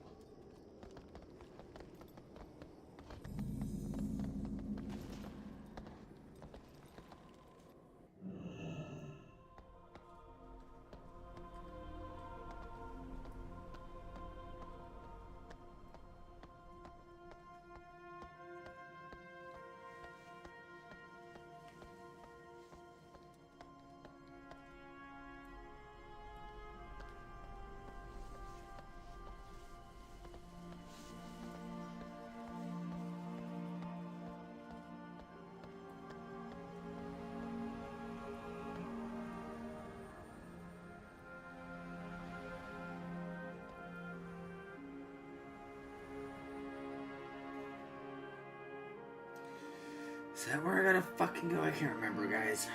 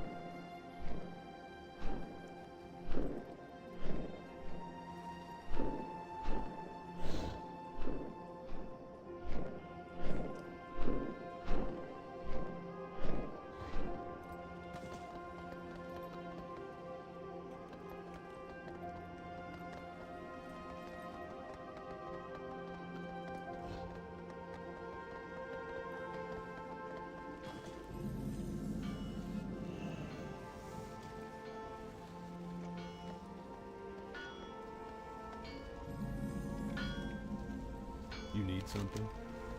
For the Alliance.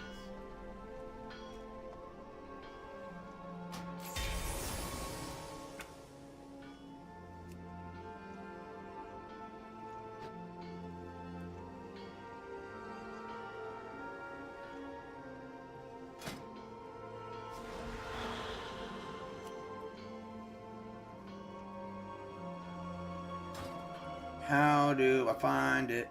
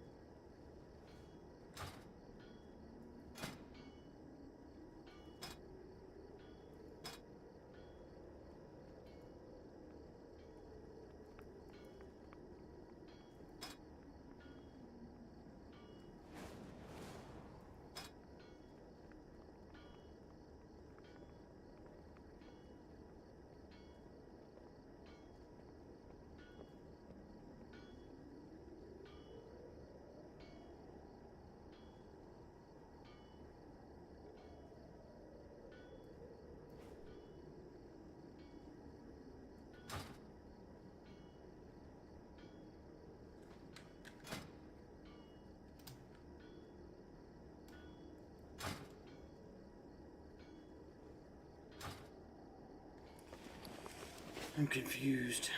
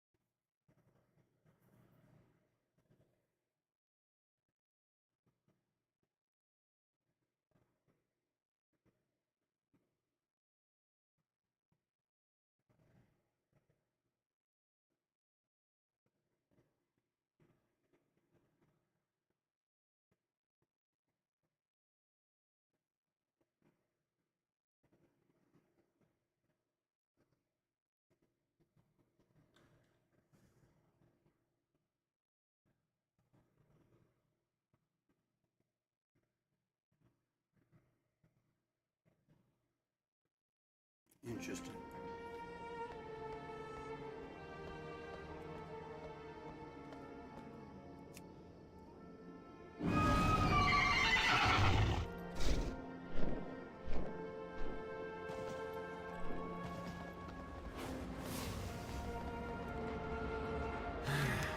Yes.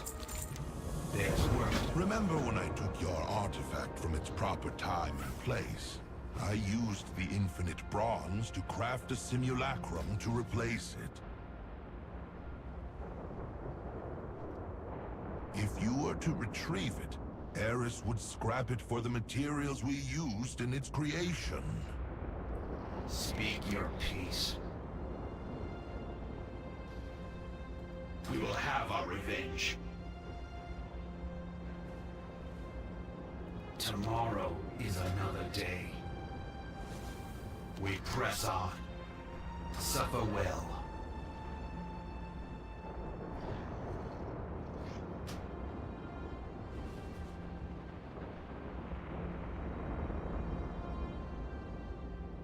Ashes to ashes.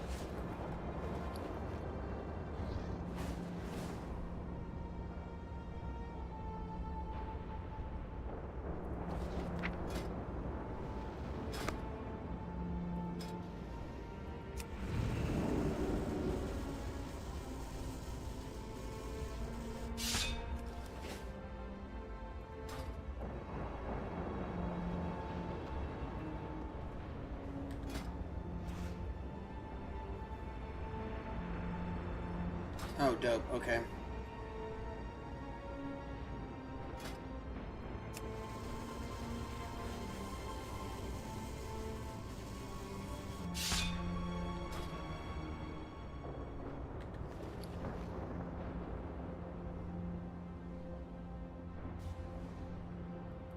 What? Leave me be.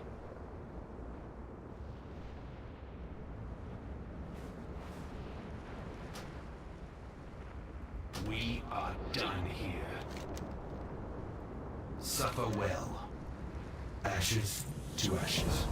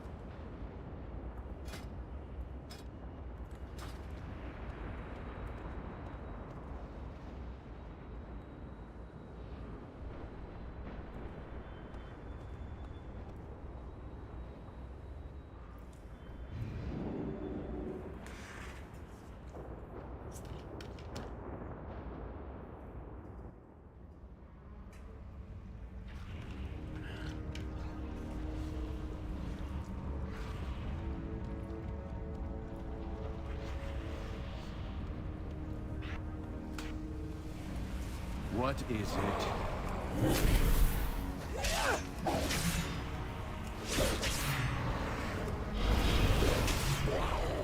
I suppose I owe you one. I almost had my final death there. The Lich King said my partner would be one of the mightiest knights ever known.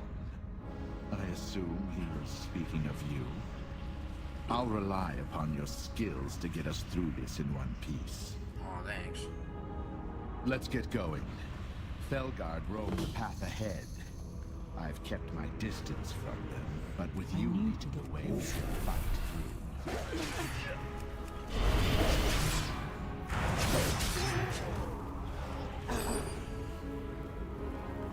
I'm out of range.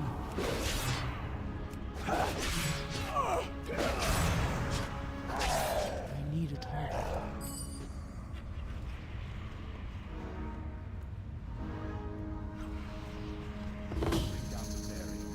Watch my back.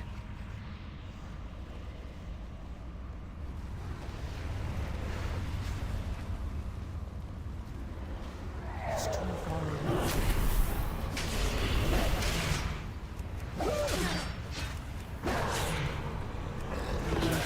Little end. I need a target. What is this? More foolish mortals infesting my realm? You've come a long way just to die. Knights, escape while you can! This demon is too strong to... Silence! I shall drain your blood next! Margrave led the previous team that tried to kill Gorlix. I'm surprised he's alive. I didn't think the Legion kept prisoners. I'm out of range.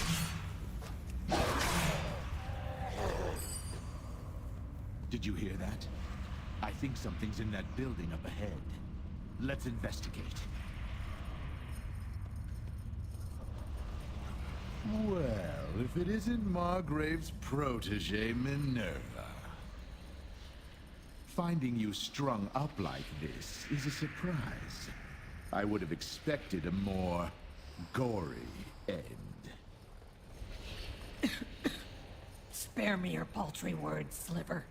I've not taken my final breath yet. These cursed demons are gonna learn a new meaning of suffering when I get free. A beast called Zalinor carries the key and unlocks these bindings. Set me free and I'm going to rip the bastards apart. Fuck. I suppose you'll be more useful to us alive. Very well. Let's be swift about this.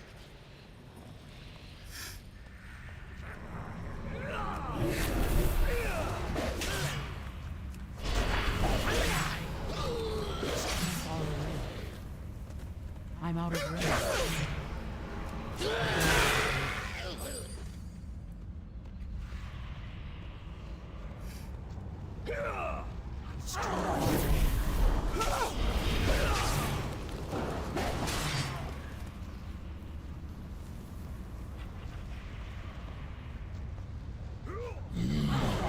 New subjects. What the little secrets will you hold? So many secrets remain.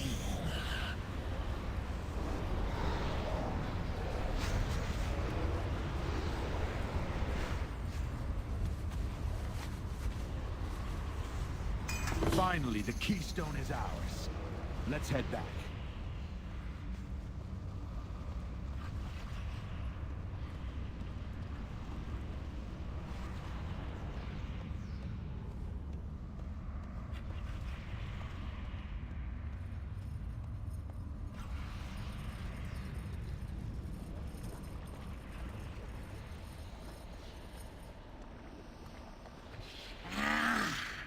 That's much better. We don't have much time. Margrave has taken to the Citadel. The only thing I've seen come out of that place are demons and corpses. We'll need to break in there to get him out. We're here to slay a demon, not rescue every failure who couldn't get the job done. What? Don't you have any sense of duty to aid your fellow knights? I don't care. Slaying the demon is our first priority. Come, we've wasted enough time with this blathering. You're a cold one, Sliver. Fine, I'll help.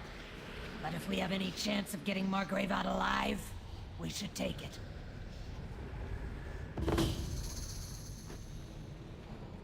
The Legion took my weapons from me, so it's only fitting that I take one of theirs.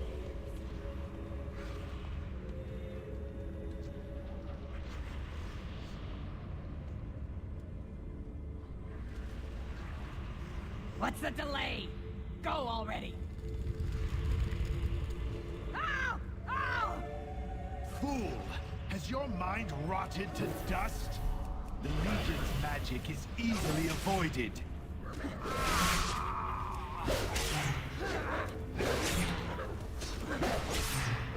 don't have a target. I need to get closer.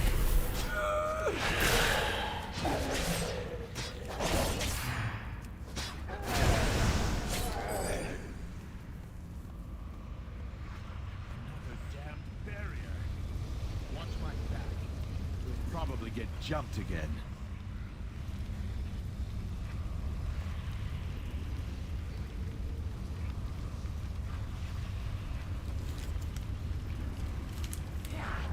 Dare attack us here?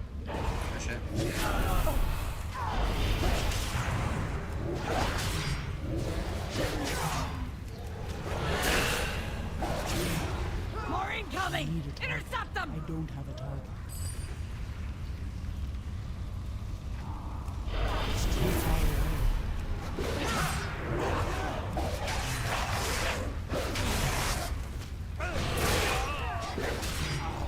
Barrier's down. Move quickly. Foolish mortals! Are you so eager to take the place of my next meal? So be it! This prisoner is useless to me anyway! Its blood is weak and stale!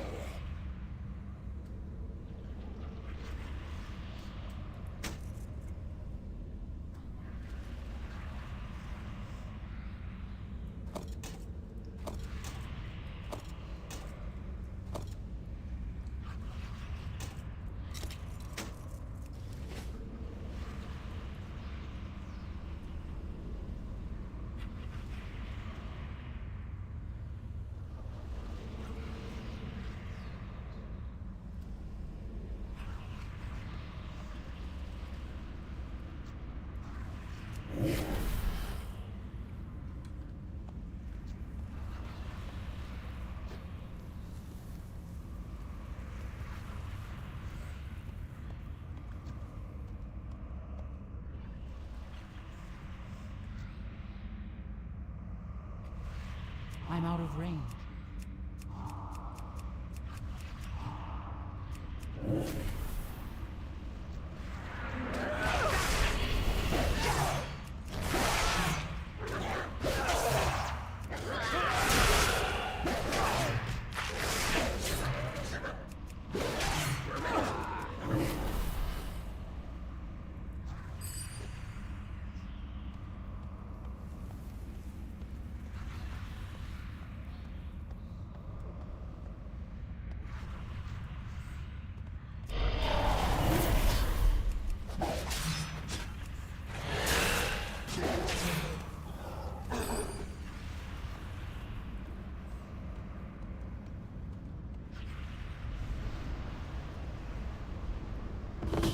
Doing? Run, you fools! The demon is near!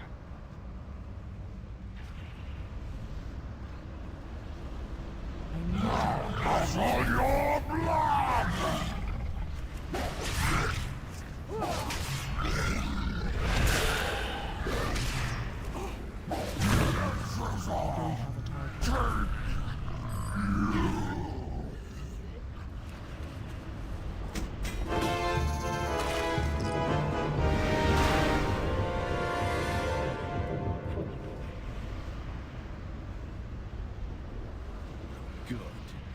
Now let's get out of here. The Lich King will be eager to hear of our success.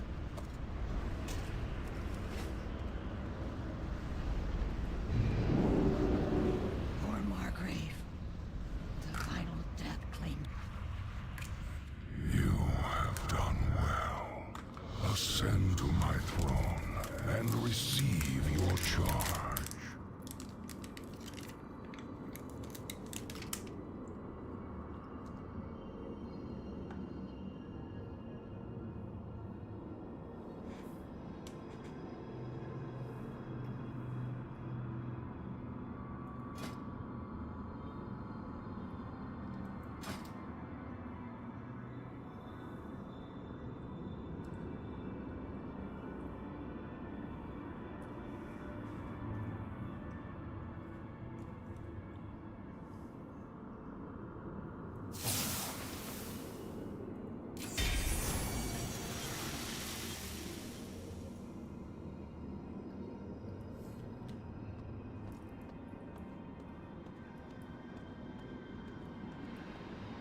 Where the weak showed mercy, you did not hesitate to strike. Where the unworthy were vanquished, you have conquered. I now mark you with my sigil. Let all recognize you as the enforcer of my will. As we speak, the Ebon Blade is en route to the Broken Isles to hunt for the Dread Lords. Go, ensure that not a single demon escapes.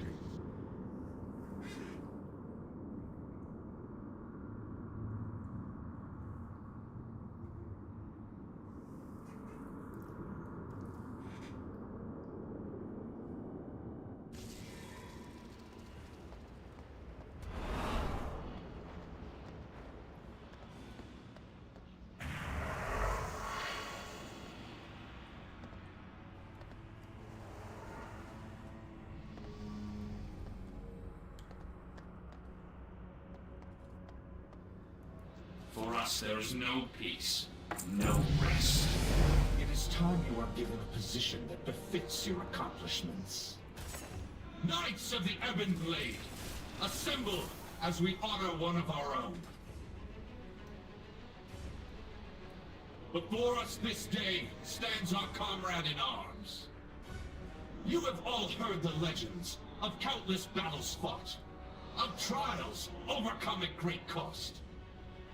Her exemplary deeds in the name of the Ebon Blade have shown her to be one of the best of us, worthy of our highest honor.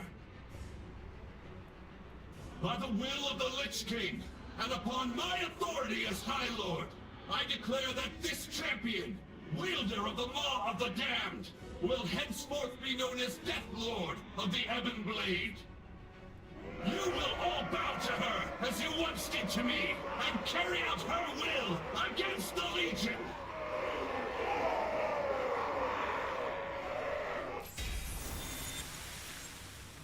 We know much about sacrifice. I will listen. For now, leave me be.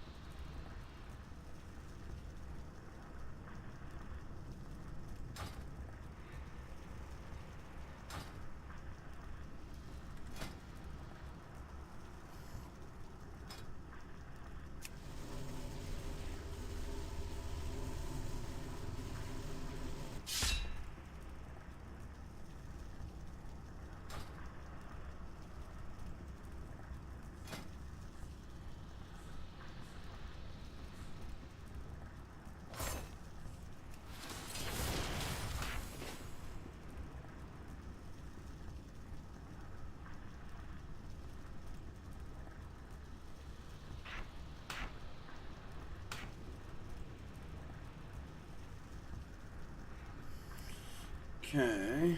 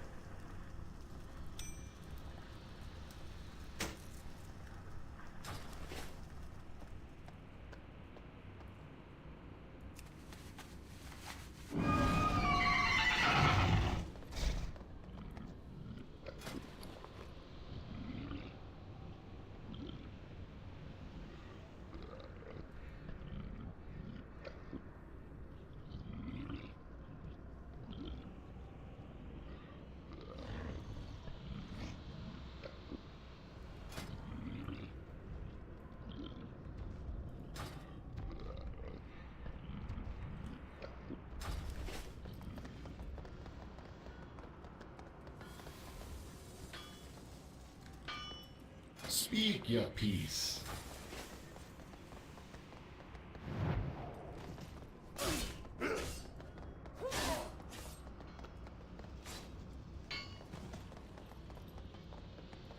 Make it quick.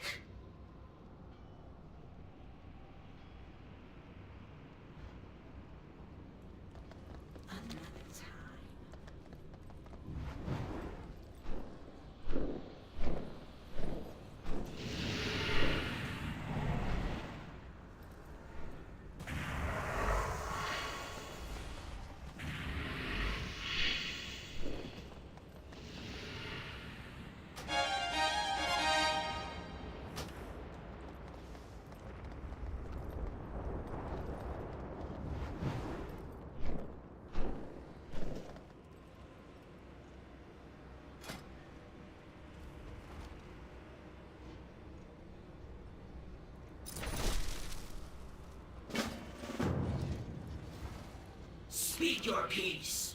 Ashen. The greatest heroes on Azeroth have gathered to face the Burning Legion. But heroes alone will not save this world. Salvation will come at a price the living cannot pay.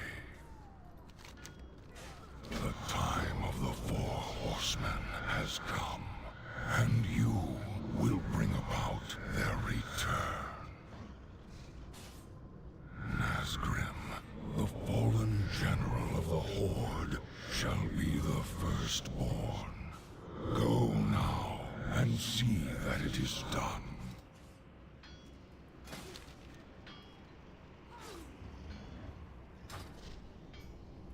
I will remember when I took your artifact from its proper time and place. I used the infinite bronze to craft a simulacrum to replace it. If you were to retrieve it, Eris would scrap it for the materials we used in its creation. The sanctum of the Dark Riders is hidden even to my sight, though many in Duskwood have given their lives to unearth it. I sense one such presence in Mana Mistmantle, a man strong in the light. If he could be bent to your will, he may prove to be the key you require.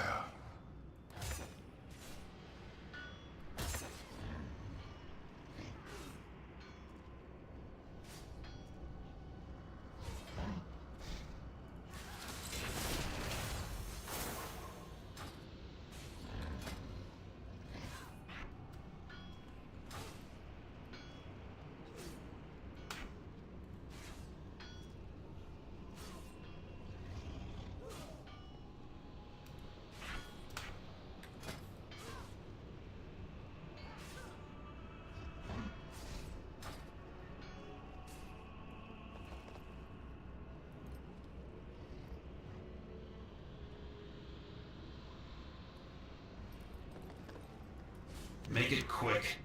Tomorrow is another day.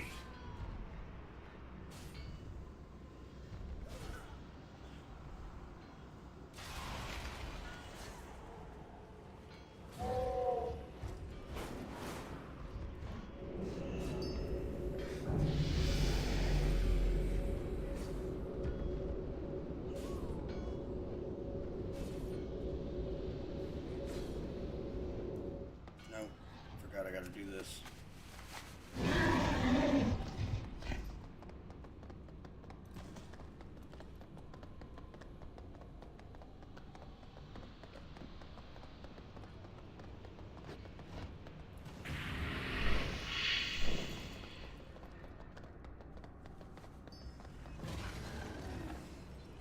Harness your hate.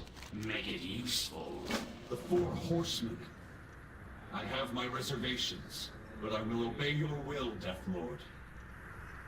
The Horde will be outraged, but Nazgûl will make a powerful Death Knight.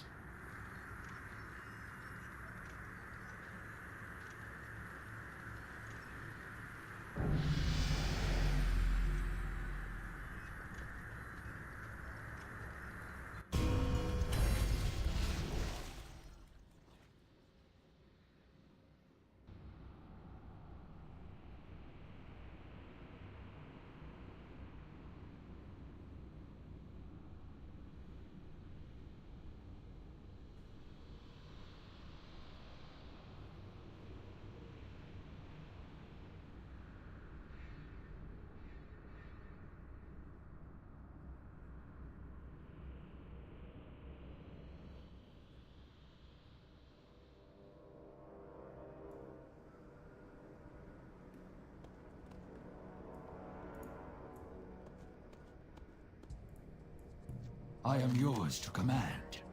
We do for the living. It is time, my lord. Do what must be done. Well met. None shall oppose you, Death Lord.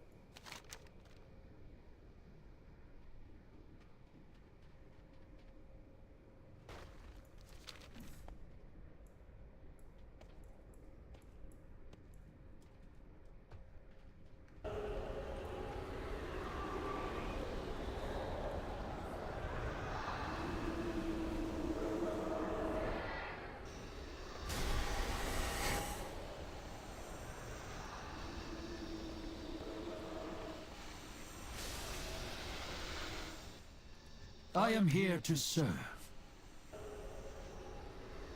The Ebon Blade will prevail.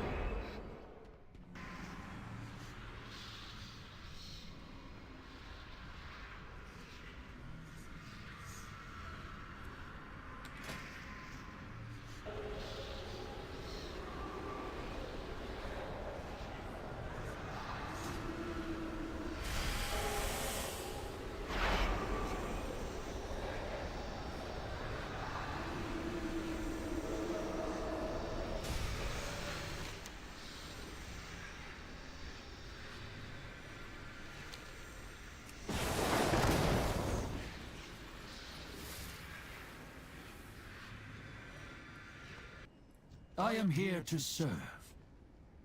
None shall oppose you, Death Lord.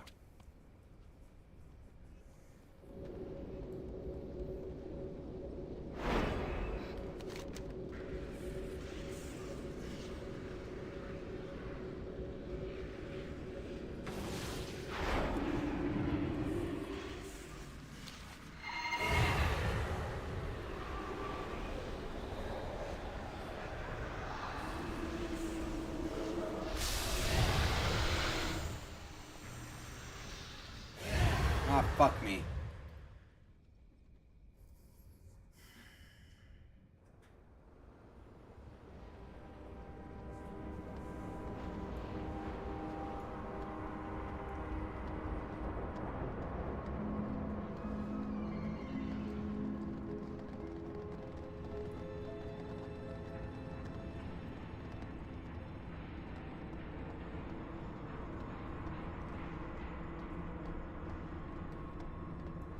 We are driven by a single purpose: retribution.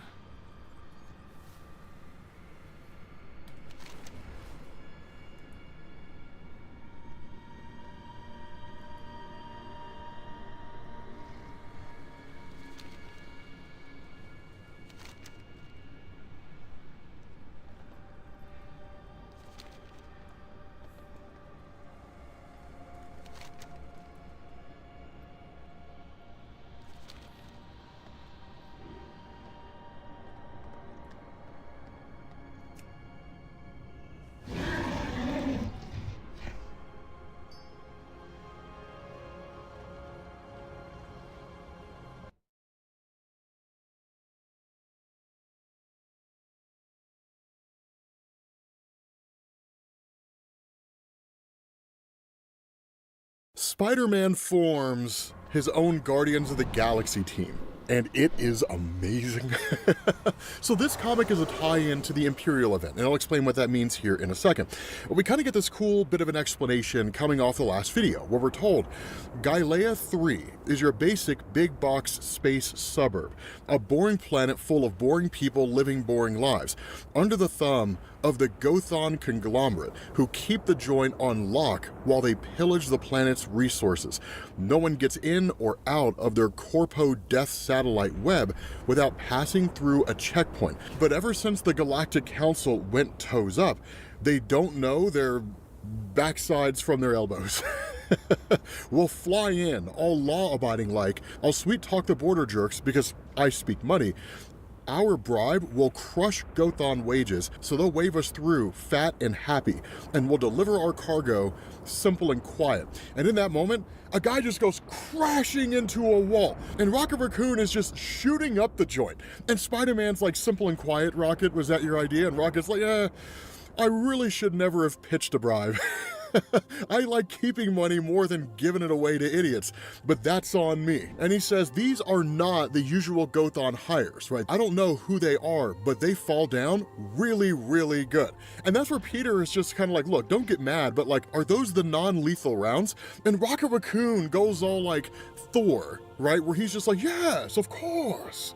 Of course, of course. They're non-lethal rounds. Like, 100% they're non-lethal rounds.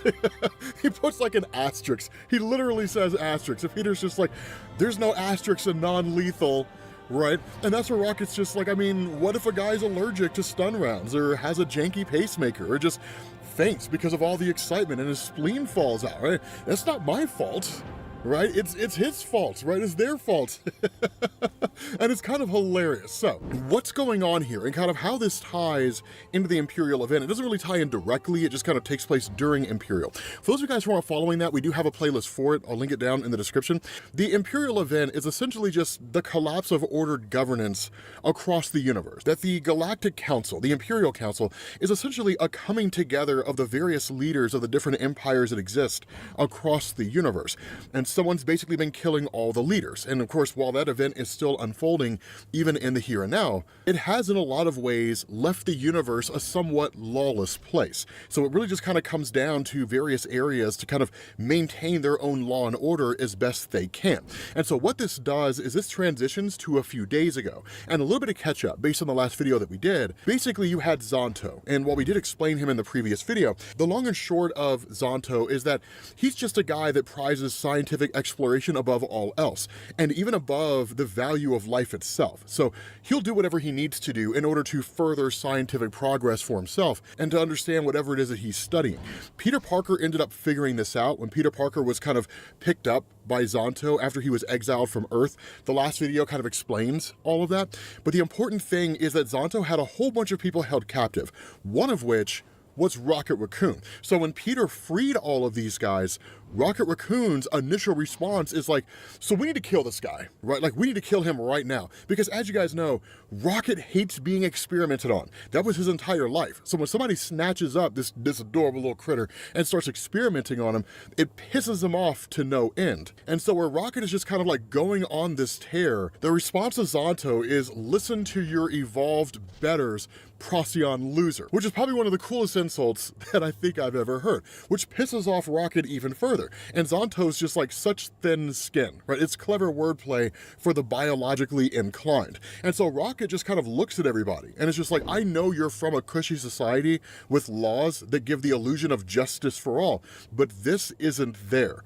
That sick flark kidnapped and experimented on us. That's a trigger for me in case you forgot. And everyone here knows you do not keep a guy like that in the ship. You kick him out of the airlock. And so at that point, somebody speaks up and she says, I am Raylith of the Wretched. Now, one thing to know, she is a new character here, right? We've never really seen her before in Marvel Comics. So what you're seeing here is basically her introduction. And she says, forgive me, I have not used my voice in some time.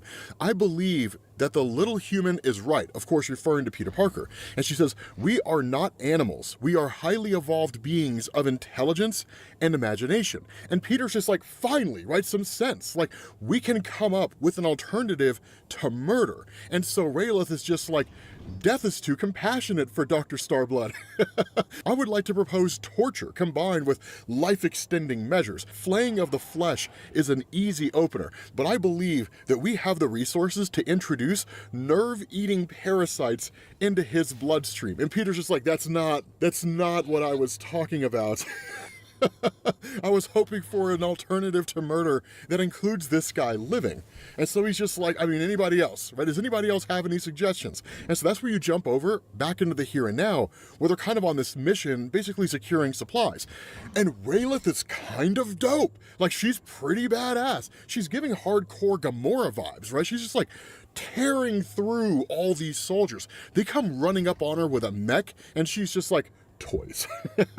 These toys look amazing. And she just starts smashing this thing to pieces with her staff. And the whole time, she's just like throwing out these amazing lines, right? Like, speed to the beyond, underling.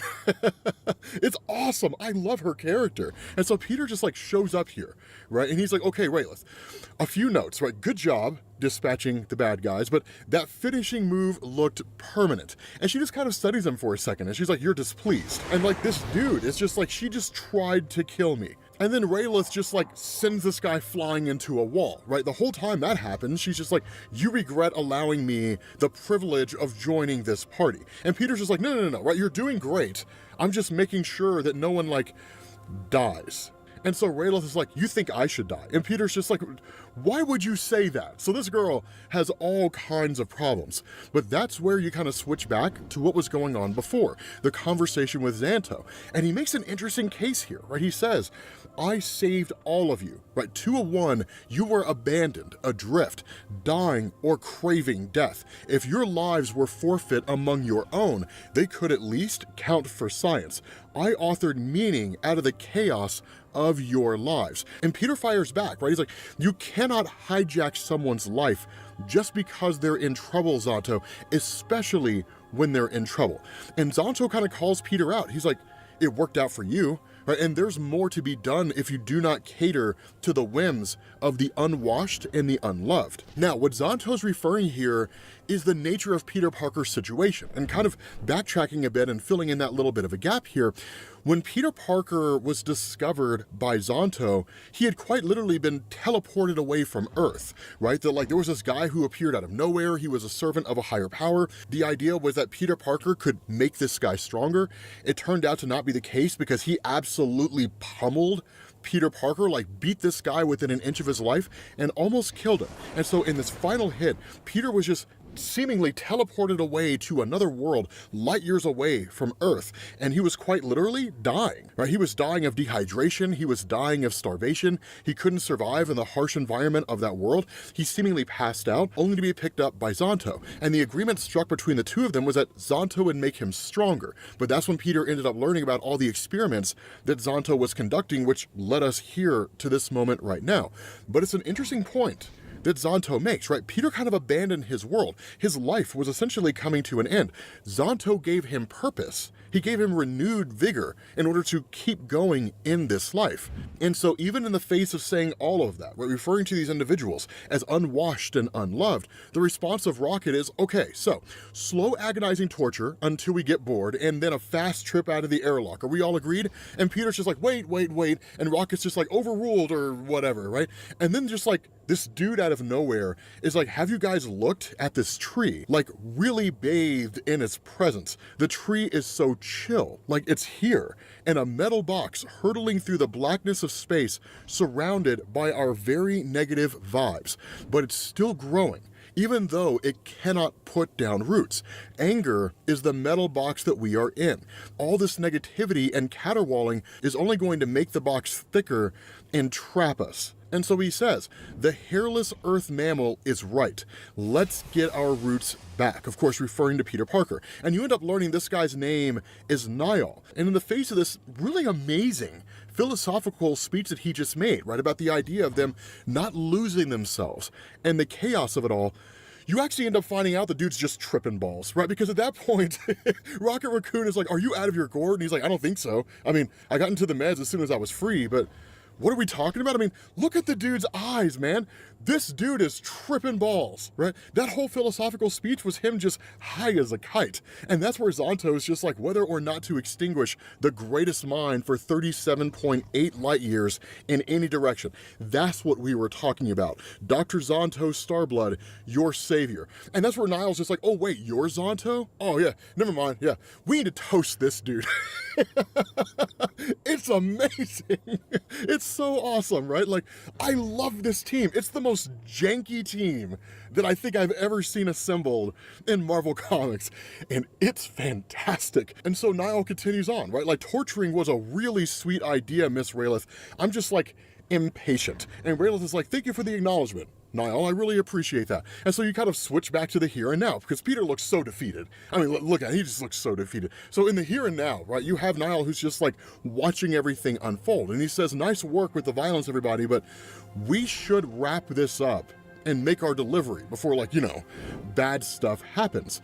And that's where you find out that, like, Zonto's here with everybody, right? And he's like, the Cretan is correct, right? We should have stayed with subterfuge. These are not simple port guards. Perhaps if you loosen the death belt that I have around my waist, I can be of greater assistance. But Rocket calls that immediately, right? He was like, just make with the punchy and keep your opinions to yourself. And he's like, otherwise, I'm gonna detonate this thing and it's gonna blow your balls to kingdom come, right? And he's like, it won't kill you, but I promise you, you will wish that you were dead. And so once all these port guards are essentially defeated, that's where Peter is just kind of like, all right, like, it feels like this would be a good time to get our precious cargo to the planet's surface, correct? And Rocket's just like, or another good idea, right? The warehouse where they stole all the contraband is right there. Because as you guys know, Rocket is nothing if not an opportunist. So sure, in the middle of this kind of mercy mission where they're dropping off these supplies to a planet that absolutely needs them, why not raid the warehouse where this clearly corrupt corporation is stockpiling arms and armament? Because, you know, what kind of guns could you find there? I mean, it'd be kind of cool, right? But that's where, like, Nalo interrupts them, right? And it's just like, so sorry to interrupt, but something's heading your way. And then we find out It's Black Dwarf. Now, those of you guys who have seen Infinity War and Endgame in the Marvel Cinematic Universe, you know him as Cull Obsidian. There's obvious reasons why Marvel and Disney did not name a character Black Dwarf, right? They never would have heard the end of it. But Black Dwarf shows up here and says, I am trying to build order in a world torn asunder by war and chaos, yet my acolytes are felled by trash. Truly, this world requires a culling if it is to thrive. Surrender or know a pain written of only in the forbidden songs of the Shi'ar, which is probably one of the coldest opening lines that I think I've ever heard. And there's a reason why everybody's just kind of like, holy cow. They're like, is that one of the Black Order? And it's no small thing, right? When a disciple of Thanos shows up here, it gets people's attention. Now, having said that, this dude is not indestructible. Do you guys remember in Jonathan Hickman's Avengers and New Avengers when the Cull Obsidian was first introduced, they showed up on Earth, Black Dwarf launched an assault against Wakanda, and Black Panther absolutely humbled this guy. It was amazing. Dude, this guy's forces got wrecked, and it wasn't even close. This dude was forced to retreat, right? Like, he just like showed up in Wakanda, right? It was like a tie-in comic. I think it was a Black Panther tie-in comic, but it was a tie-in comic to what was going on with Avengers and New Avengers at the time. And this like shows up in Wakanda, and it's just like, I claim this place in the name of Thanos. And Black Panther's just like, let me tell you something, son. I am in the business of whooping ass, and business is good. And like Black Panther crushes this guy. It was amazing. Like, Thanos banished him from the Black Order because of the fact that he failed so disastrously. Now, truthfully, he was eventually killed. And so those of you guys who are familiar with that are probably asking the question, how in the world did he come back? That took place during Avengers No Surrender, which I don't think we covered, but basically it was a battle with like the Grandmaster and the Challenger. Essentially, some villains that had existed out there and had been destroyed were resurrected from the dead. And then they were basically made to fight on one side or the other. It is a story worth covering. We should probably go ahead and cover it. Let me know down in the comments if you think we should. But still, right, the arrival of Black Dwarf actually kind of forces the surrender or drives the surrender of most everybody here, because Rayleigh immediately kneels and says, Black Dwarf, forgive the intrusion of this wretched one. Zonto just says, get me out of these explosive pants and I'll do anything you want. And I mean anything, big man. And even Rocket is just like, I'm also open to negotiation. I hardly know these people. And so Black Dwarf hearing all of this is just like, you know your place. That's great. And he says, the weak live only due to the mercy of the strong. And so at that point, you jump back again, right? And in this whole discussion about what to do with Zonto, Peter Parker chimes in and he says, so that's it, right? We just kill him because we don't really have anything better to offer, because that sounds a lot like we're just the lab animals that he thinks we are, right? Zonto is a monster. We are all agreed on that. Nothing will make up for what he's done to you, but there can be justice without torture or capital punishment. And Rocket is just like, the council fell, right? It's war across the galaxy, across galaxies, the whole universe. The only justice that we're going to see is the one that we make.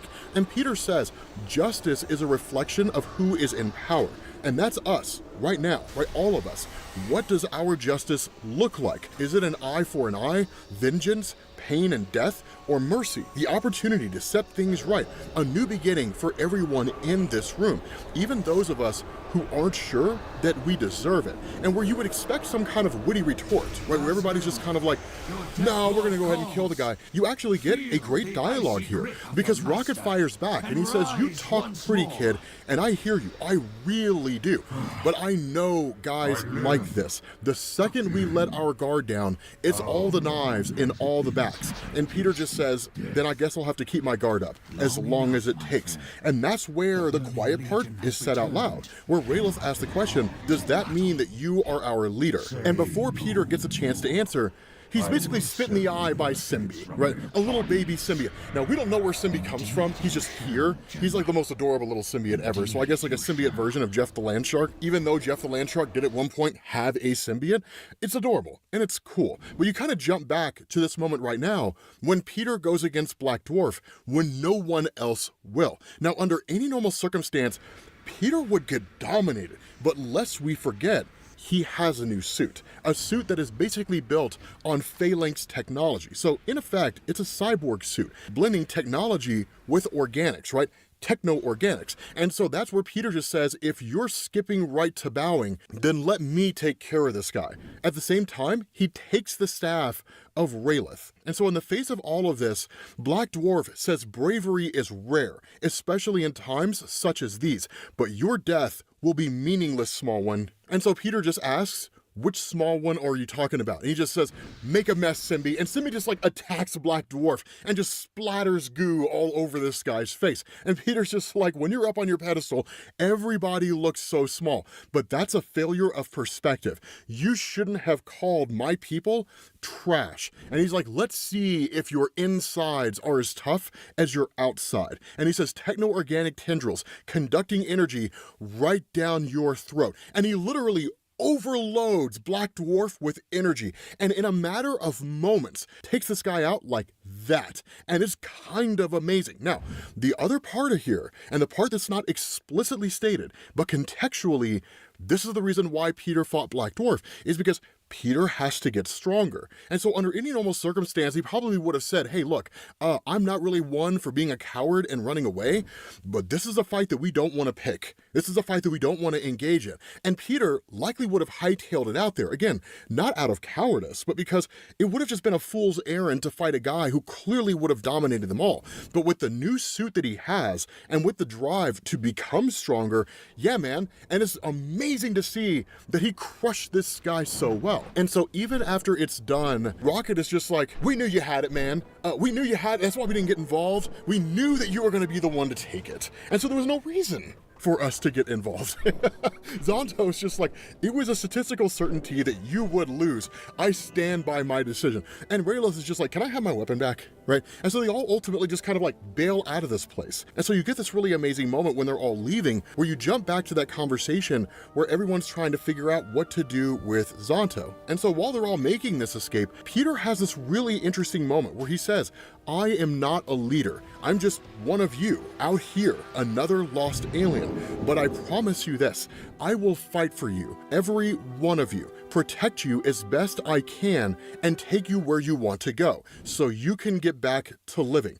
That's the justice that you deserve. Freedom to live the life that you want without fear that someone can just take everything away from you. And so once the cargo's delivered, right, and they're back on the ship, Rocket asks the question. He says, so how's this gonna work, right? Do-gooding across the universe until Zonto or Black Dwarf or some other monstrosity kills us?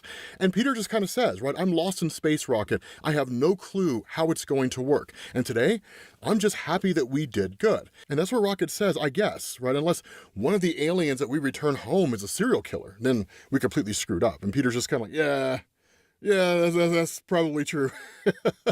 But Rocket asks, right, why don't you want to go home? And Peter doesn't really give him a direct answer. You know, he was like, I mean, of course, you know, I mean, I want to go home. And Rocket's like, so that's why we're dropping off all those misfits instead of making for the nearest Stargate, right? What happened back on Earth? Because I could get all these people back home, right? If you literally told me right now, like, Rocket, get me back home, we would get you back home. And then I would just drop everybody else off and finish this mission and then go back about my business. And so he's like, what happened on Earth? Why is it that you don't want to go back there? And Peter doesn't really give an answer. Instead, he just asks, why haven't you called Quill or Drax or Groot? And so it's one of these things where they both silently agree just to not tell each other what's going on in their own individual lives, right? To not give their explanations for why it is that Rocket's not contacting the other members of the Guardians of the Galaxy and why Peter doesn't want to go home. And so in the aftermath of all of this, Peter basically heads back down to where Zonto's being held in a prison cell. And Zonto just says, right on time, right? Finish feeding the troops their portion of justice for all.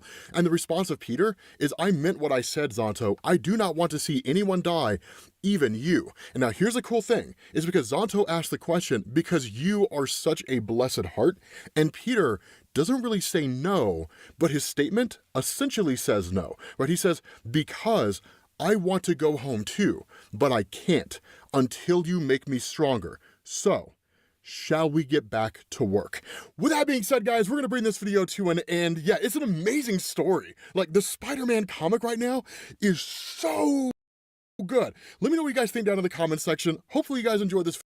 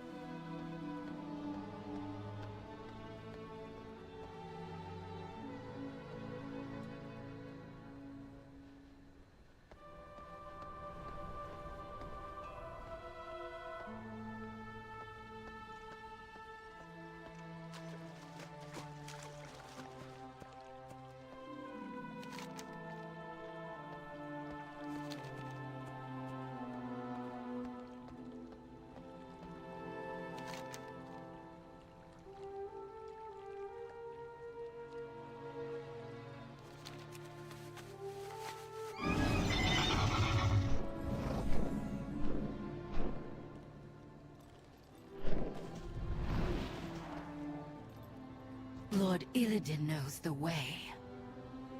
It's too expensive. Remember.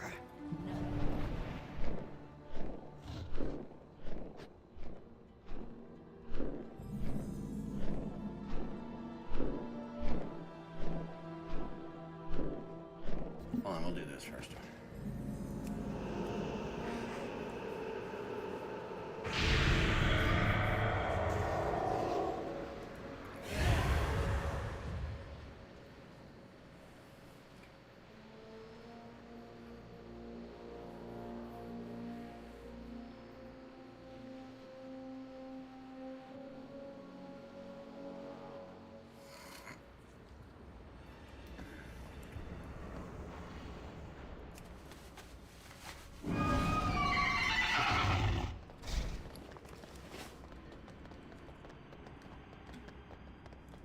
All is not lost.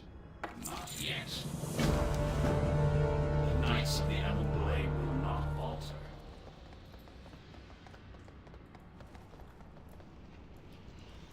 Well met. Yet we do what the living cannot.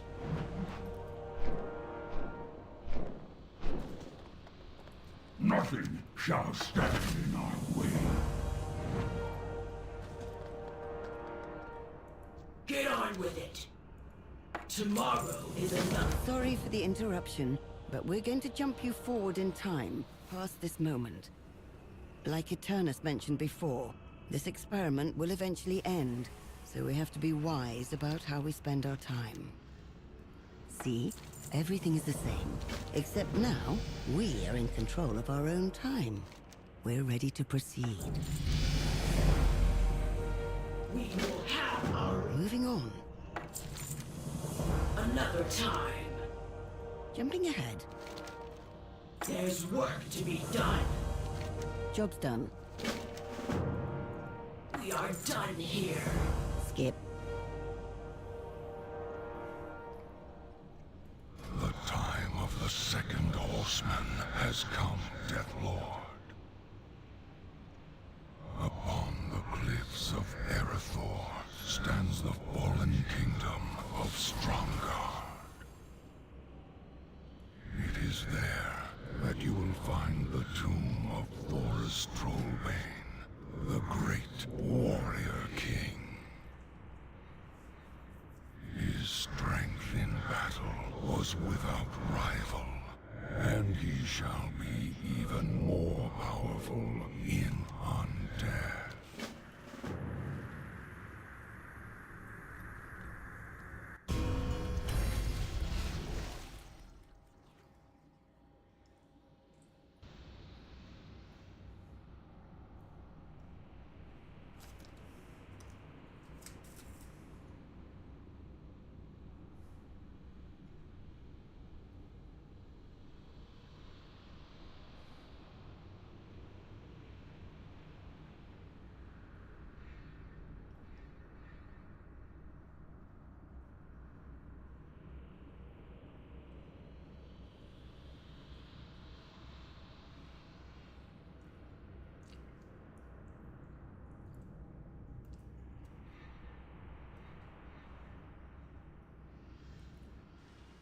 It seems your Death Lord has finally arrived. You should watch your tone, Galen.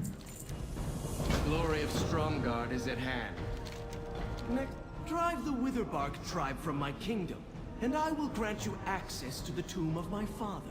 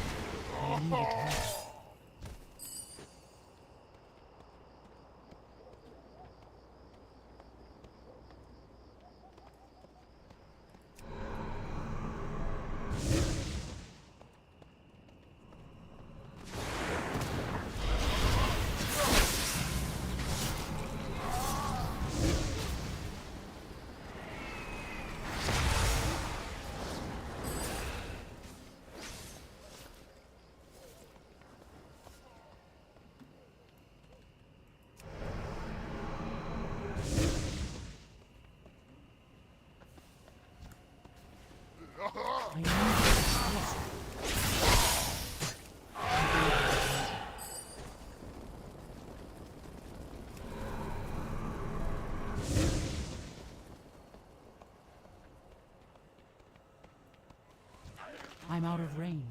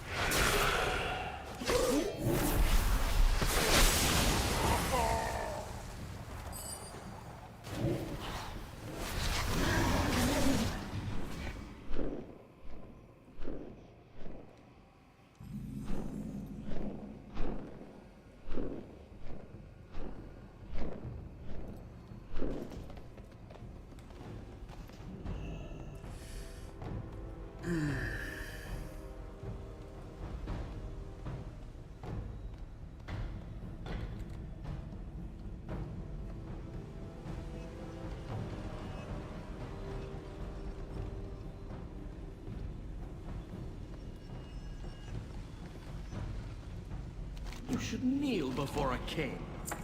Hurry back, or I will unleash the hounds. Stromgarde is mine at last. You are fools if you think I'll let my father have it back. Guards, seize them! I am yours to command. Treachery! I will bury my axe in the coward's skull! My patience has worn thin as well. Let's find the prince and be done with this.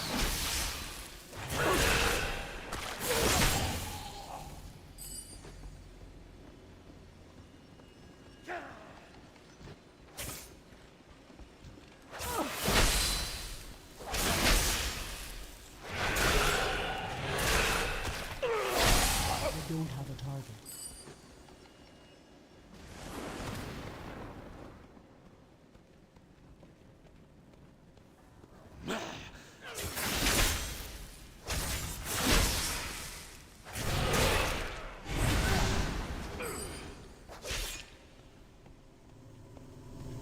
You are fighting against a power you cannot even comprehend.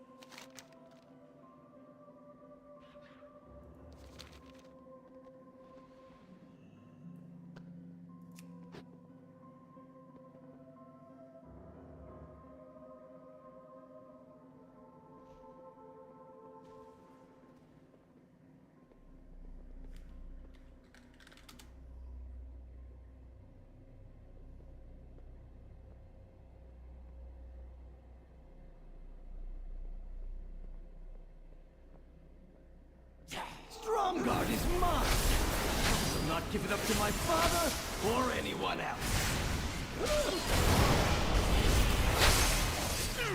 I am the prince! How dare you?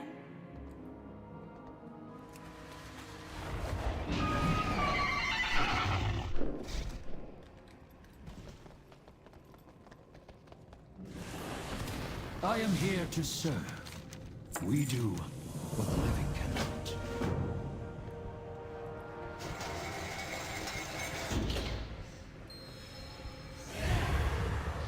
Fuck me.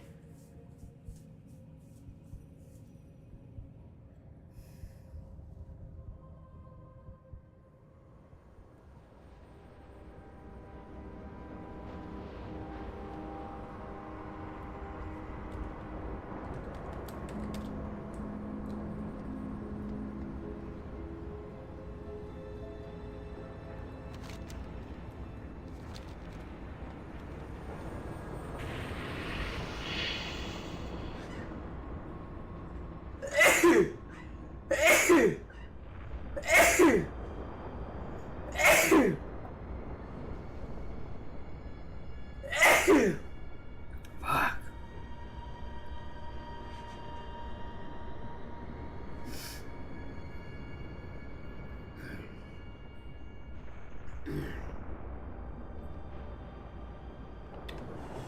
We got enough for a bone ripper here.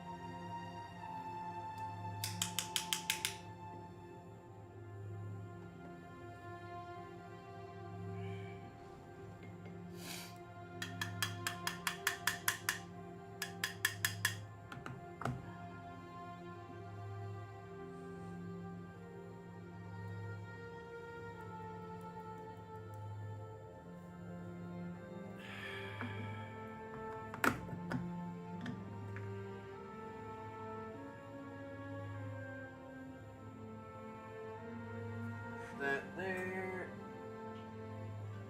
Close my grinders so I know I need to grind up some more.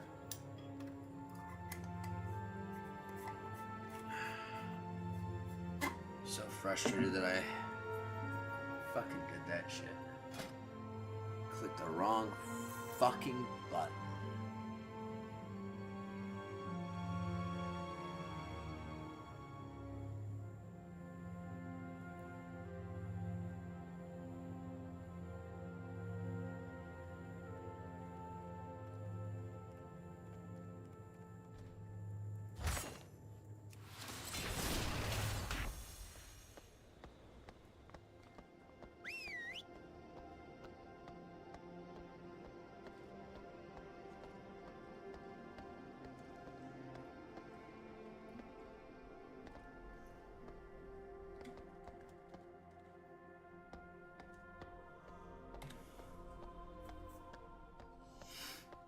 Alright. Well, we didn't die, but we keep fucking up, so let's just take a bong rip for it. Cheers out there, y'all.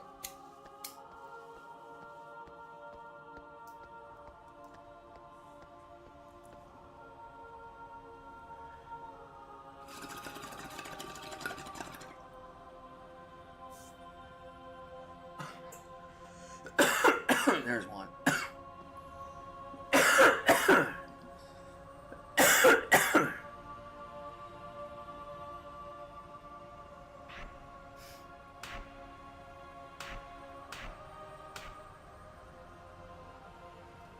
I need a target.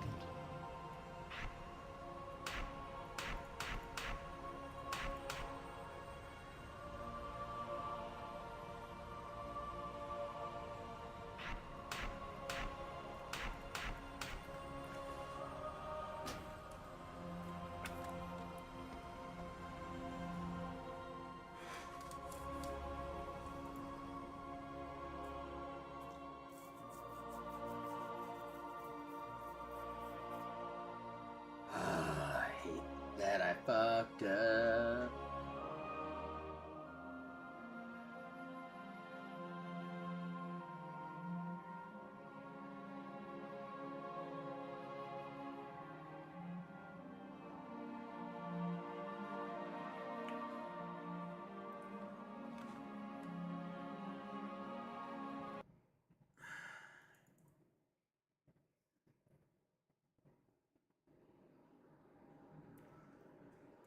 We're gonna do one more, so bring that up to 7.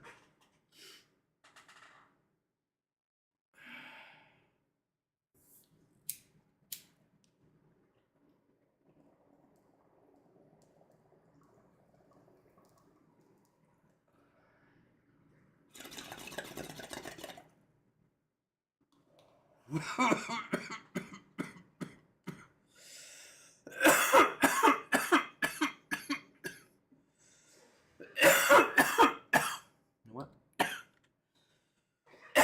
Let's get one more in there.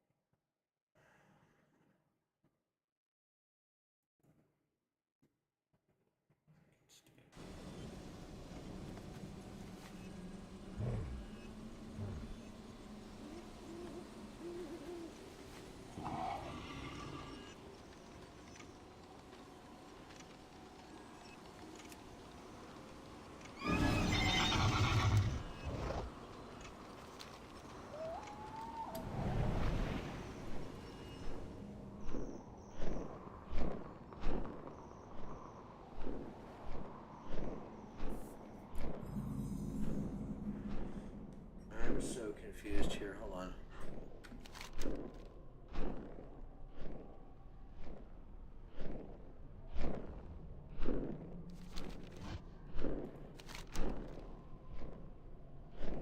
How the fuck do I get there?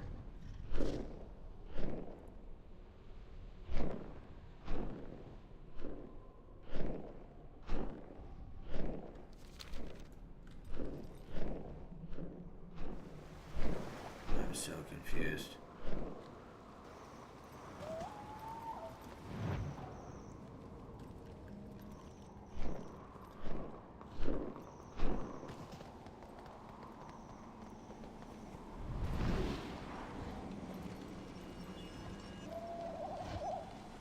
Dude, I'm losing it right now, I'll tell you what.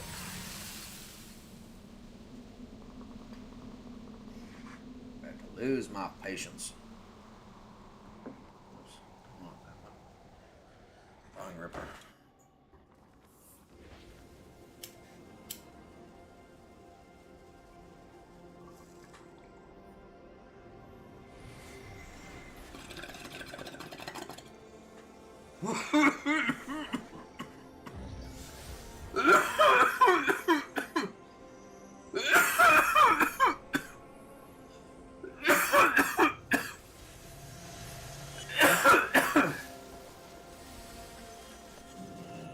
There's always something to be fixed. I'll be waiting. I know many things. Fair skies and strong winds.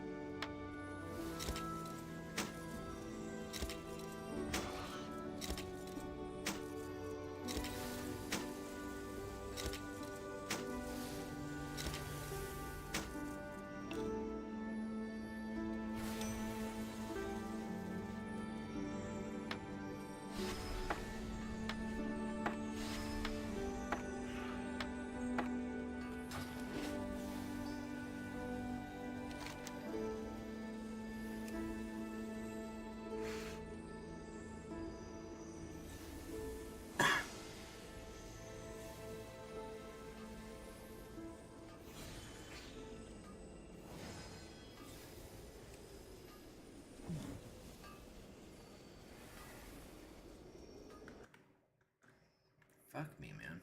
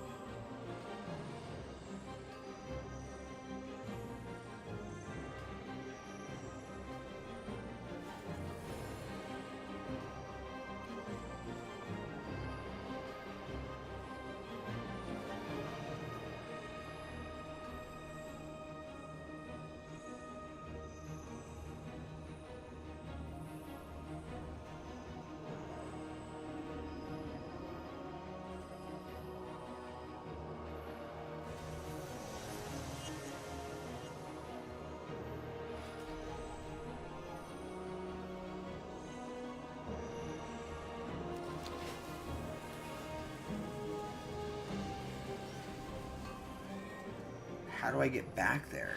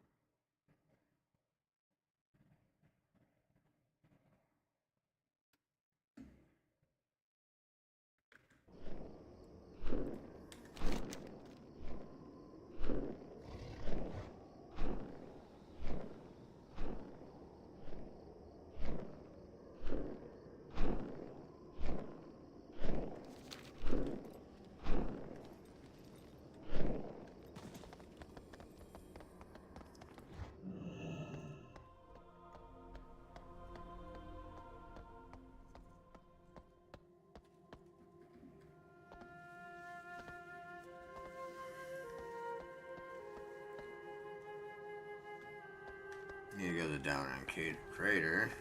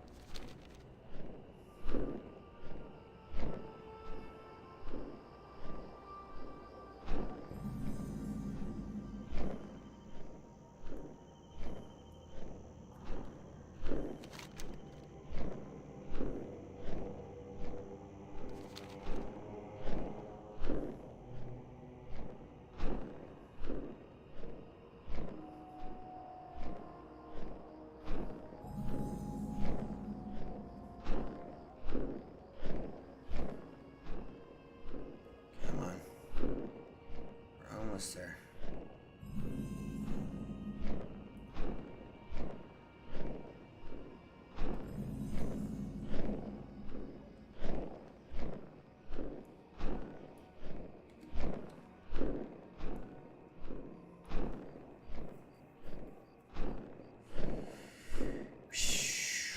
Fucking finally.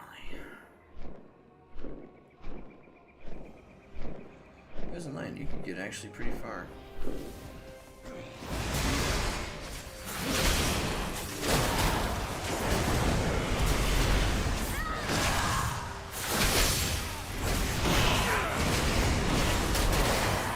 I'm the prince!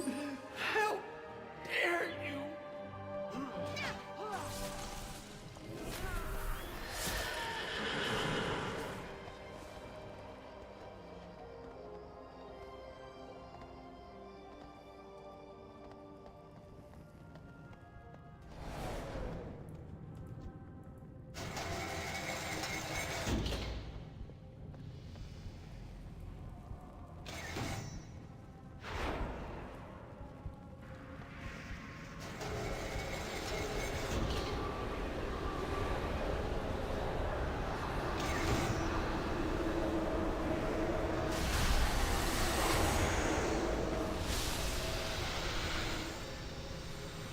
My son, where is Galen?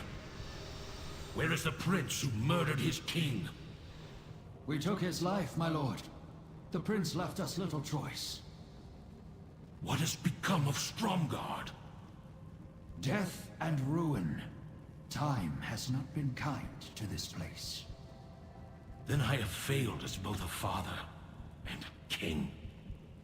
Stromgarde is lost, but there is still hope for this world. If you will join us. I will do whatever it takes to preserve peace on Azeroth.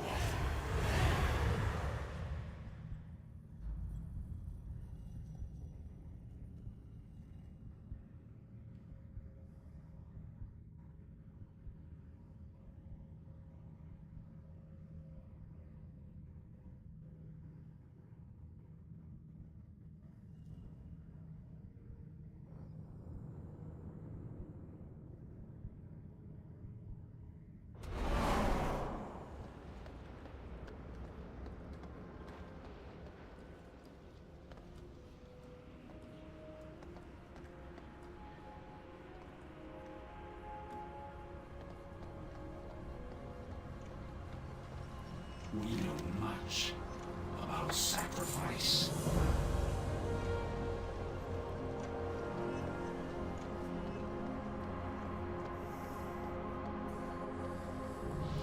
My lord. I am yours to command. The Ebon Blade will prevail. We alone stand vigil in the night.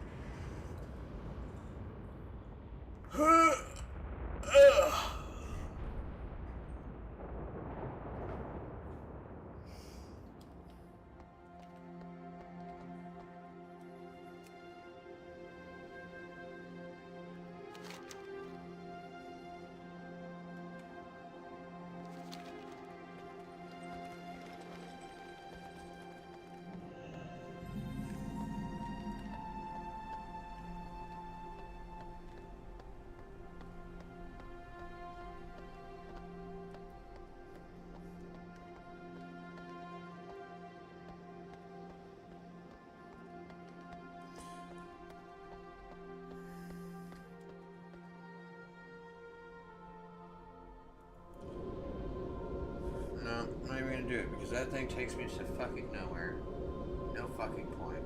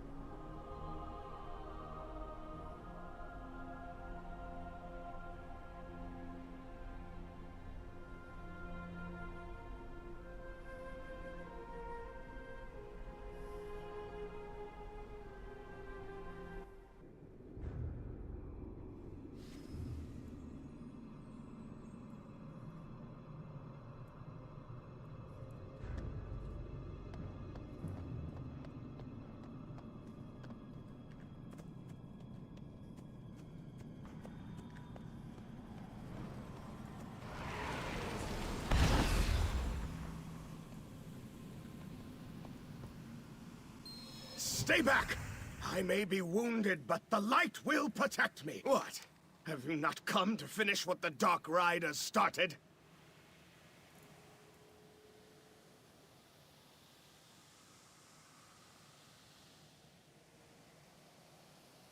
Go. I hear the truth in your words. We may walk very different paths, but I see you fight for a noble cause. I will tell you what I know. It seems you've been followed. Dark Riders!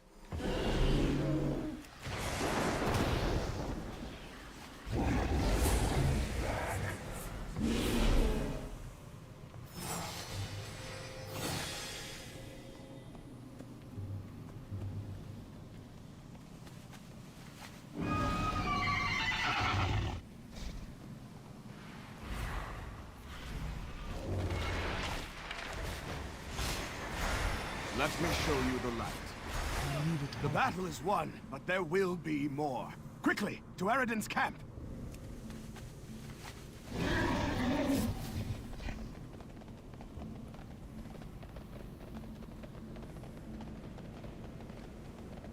The Dark Riders were not always like this. They were once a group of traveling merchants. Unfortunately, they crossed the Sorcerer Medivh, who cursed them to an eternity of hunting artifacts for him. Look out behind you!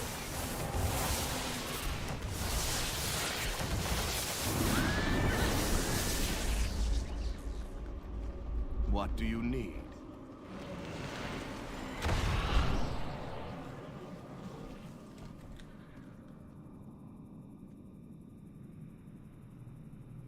How can the light serve? Your skill in combat is impressive. You may yet survive this.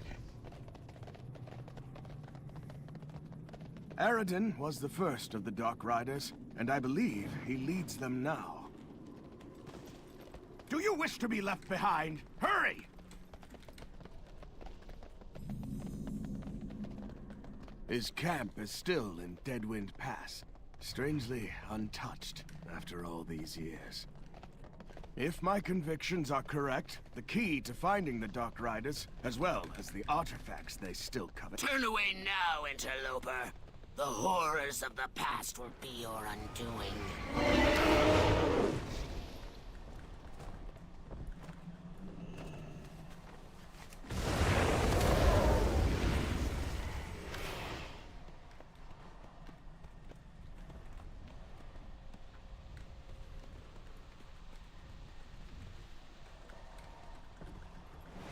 Let us press on.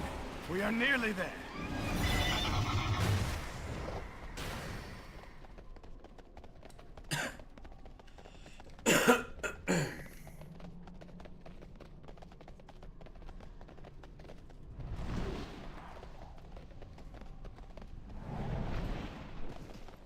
Here, the camp is in this clearing. Let us search it.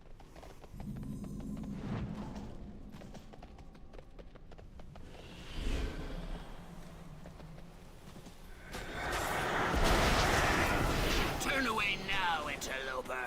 The horrors of the past will be your undoing. What do you need? I am the light.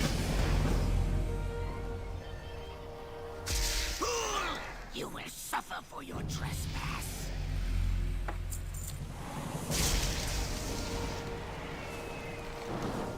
The light redeemed. Understand, I cannot be a part of what you must do. When you are finished, meet me outside Kansas. I will visit the church and pray to the light for mercy upon both our souls.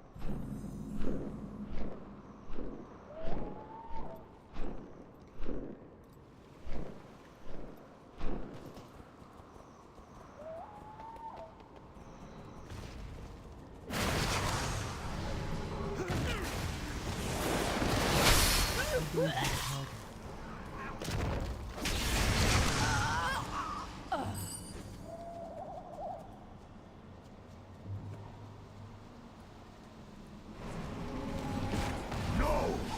The blade must remain buried! No! The blade must remain buried! Aridin. It must be retrieved. He cannot control the unbridled wrath within. It must be retrieved. Go to...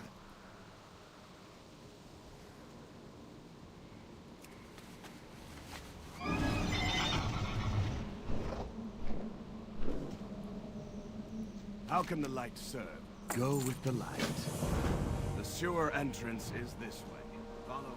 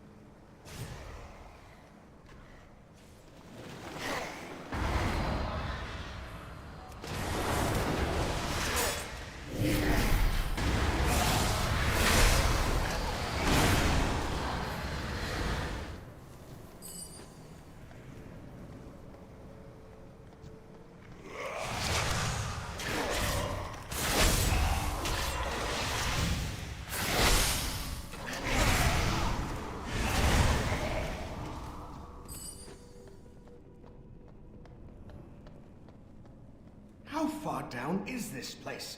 These stairs seem to go forever.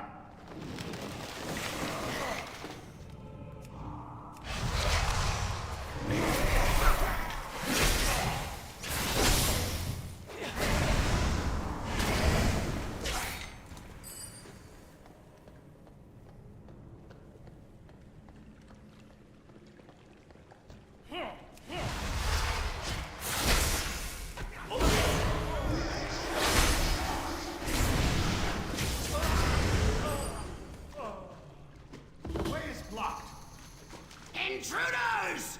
You will go no further. Hold! Those spirits he's controlling look like they'll rip us apart. We have to figure out a way to get past without being torn asunder.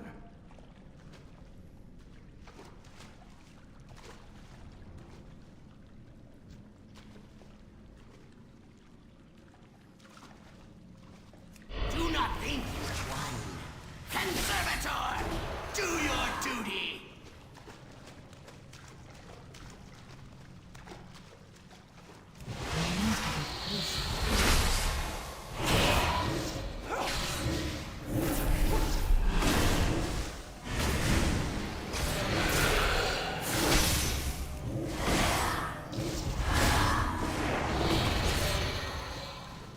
Keep your guard up. I fear Eridan is not done with us yet. Over here! Is this The artifact chambers look to be just ahead. Let us proceed.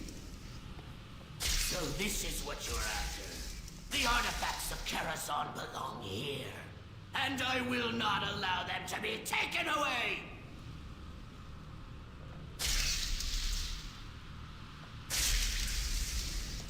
Your light does not reach here, priest. If you want the blade, Death Knight, come and claim it! Quickly, after him! I will only slow you down!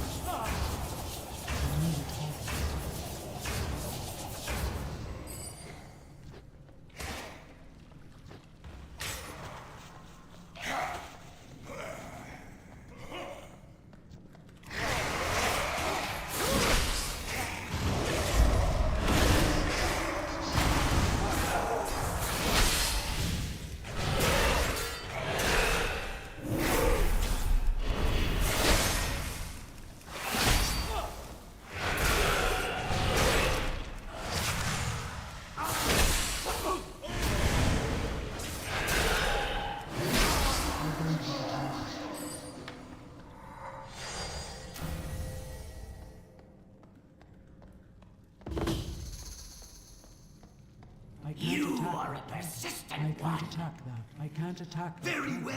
I can't attack If you that. so I can't thirst attack for the that. power of Apocalypse, then I will show it to you myself. Feel the wrath of the World Ender.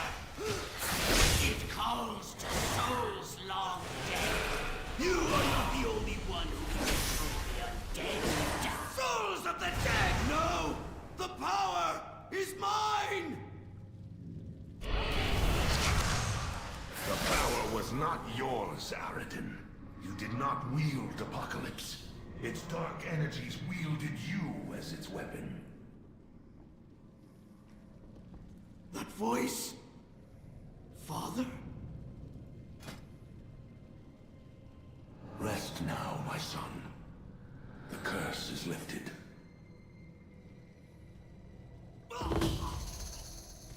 You are free.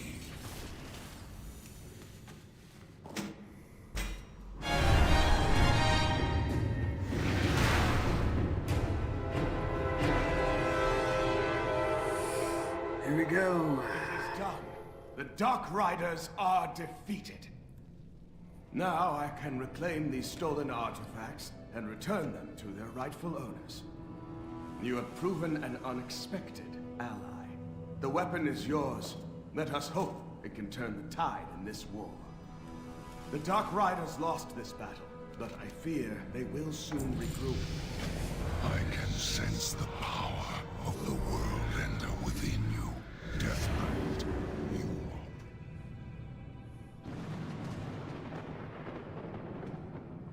Of that jibba jabba boy.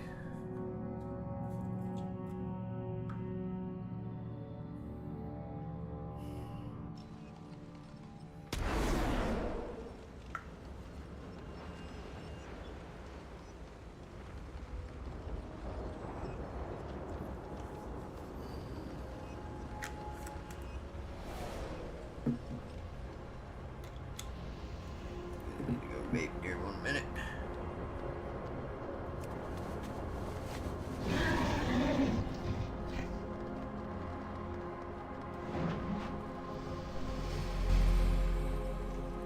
All is not lost. Not yet.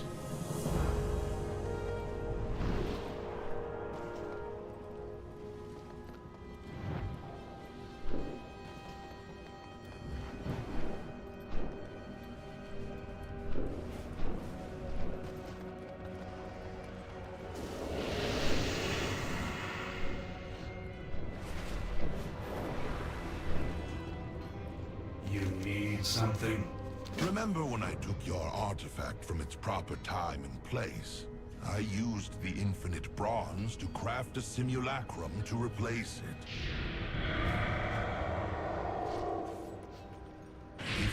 to retrieve it, Eris would scrap it for the materials we used in its creation.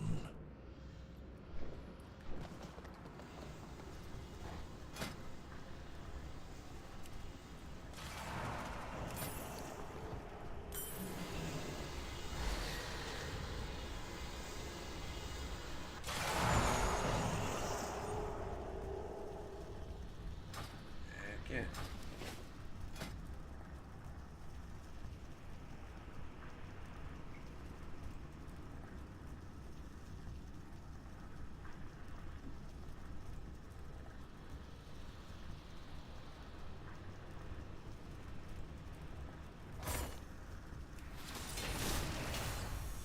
Alright. Going back to my frosty boy.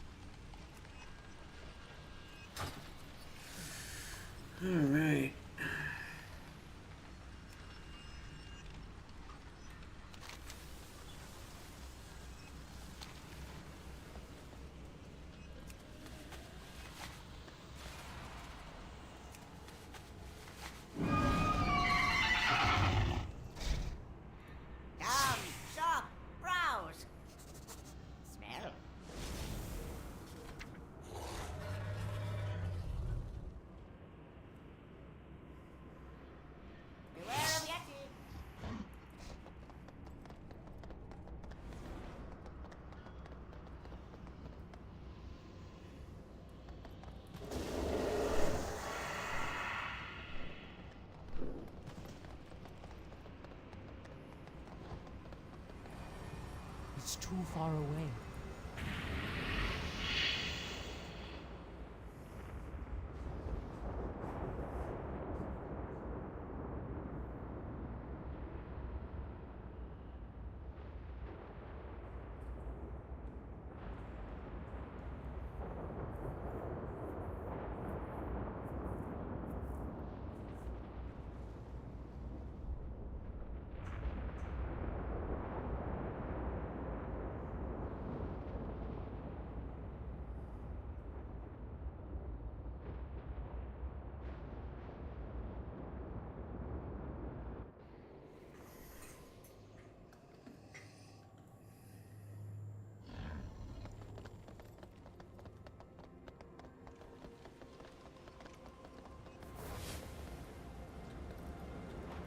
You've arrived just in time. Always happy to help.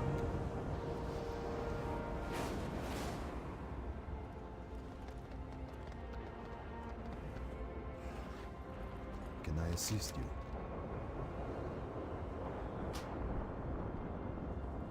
Till next we meet. Be right back, guys.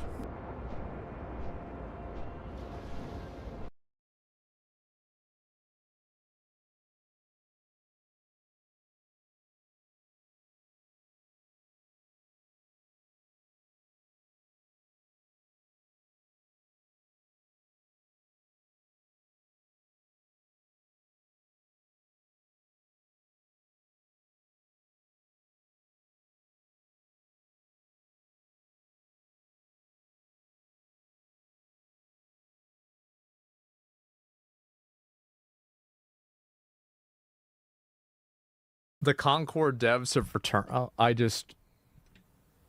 How is this still going on? How are there still people that are doing postmortems for Concord? I mean, at a certain point, don't you have to stop? When is it time for you to stop? Hey guys, hope you've been having a great weekend. And you remember Concord, right? One of the biggest failures in gaming history. Yeah, that Concord. Well, the devs recently spoke out about what happened and stuff like the beta, the public reception. That's going to be fun to take a look at. The aftermath. And as you might expect, they are still as out of touch as ever. A lot of them are trying to blame gamers and saying things like, people just didn't give us a chance. And so these statements come from devs that were on the Time Well Wasted podcast, I think it's called. They should be the hosts. Where they had some of these devs on. Of course, they spoke about this stuff. So now we've got some quotes that have been compiled over on Reset Era. And I also got some quotes from the YouTube channel Mystic. So let's start with this quote, where one of the devs says, the audience our publisher was catering to did not want this game at all from the get-go. The game was labeled as uncool. And then they lament how Fair. He's right. Absolutely. People just didn't give the game a chance. Exactly. Saying stuff like, yeah, but you haven't even looked into it. You haven't even played it. Exactly. You don't need to. Yeah. It looked like shit. Why would somebody want to play a game that looks like shit? Really? What are we doing? It's like, yeah, well, like, why would anyone want to play this modern audience garbage? Seems like they're also trying to put all or a lot of the blame on the publisher, and I just don't buy that because they say, like, the publisher forced us to make a game catering to this group of people, which... I think that... It's not all on the publisher, but I could see the publisher playing a pivotal role in this happening. Seems to be implied to be about the modern audience because the game itself was clearly catering to the modern audience. And the reason I don't fully buy that this was like only the publisher is because we've already seen that a number of the devs that worked on Concord from Firewalk Studios, the game dev company, well, a lot of these devs were a part of the modern audience, or I should say are a part of the modern audience. So they probably loved Concord, but now they're enacting this There were dozens of them. Control like a year later because they don't want this like blank spot on their resume or whatever. Like, let's try and kind of rewrite history, try to save some face here. We can see more of that in this quote where one of the devs says, I mean, it's certainly unpleasant. It was incredibly frustrating that we didn't do any counter programming. You know, that started immediately after the reveal of the game. And then it was just total radio silence. So a lot of false narratives around the game got built, and it was outside of our control. What false narrative? It's not a false narrative. People just looked at the game and it didn't look good. Like, there's not, you don't need to, there's not a false narrative that's needed for that. It's pretty fucking obvious what's going on, isn't it? I don't know what to say. Crazy. What the hell's wrong with these people? False narratives, really? No, dude. People talked about the factual stuff that was going on in Concord. Yeah, it was weird. No one needed to like make up a false narrative. It's not. Was it a false narrative that you put the pronouns next to the character selector? Who asked you to do that? Was that photoshopped? Like, what is this? The game was awful. Where's the false narrative? For a lot of reasons that have been greatly discussed. Here's what they say about the beta. Well, it's like you look at like Overwatch 2, you look at Marvel Rivals, and both of these are just better hero shooters. They're just better. So what? Like, I mean, really, people look for anything that they can blame other than themselves. We were excited locally in the studio, but there's the a public robot had that no had idea pronouns. what it was at first. I thought people were just harsh during the reveal trailer. Yeah. I was like, you know what? There's things we need to work on, but it's okay. Once people touch the game, it's going to change things. Nah. People got to get over this. This is the way I see it. They say don't judge a book by its cover. I say if you can't even get your cover in order, you probably don't know what the fuck you're doing with your book. That's just the way I see it. You can't even figure out a cover. And then the beta numbers dropped, and numbers were not what we were expecting. And I think our mindset started shifting to things could go really bad. Things could go Dude, really bad. If I recall, the beta had like what, a peak player count around 1,400, I think. Yeah. So it was closer to 2,000, but it could have been 1,400.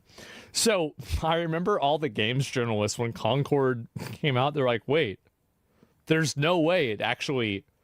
What do you mean it's only 1,000 people playing? Wait, what? What do you mean nobody wants to play the game?" And so what was even funnier is that people said that, oh, well, it's because the game was a paid game and it was competing against Overwatch that was a free game. Concord did a free beta weekend after they did the paid beta weekend. And the free beta weekend did even worse than the paid one. That means that people that paid real money for the game, the majority of those people didn't even come back to play it for free. Yep. Going off memory, I'm going to check that. Okay, so it was actually 2388, almost 2,400, which is obviously still beyond terrible. Okay, that's the what I devs thought. continue talking about the beta, saying it made news for how poorly the beta did. Like, people... Who would do such a thing?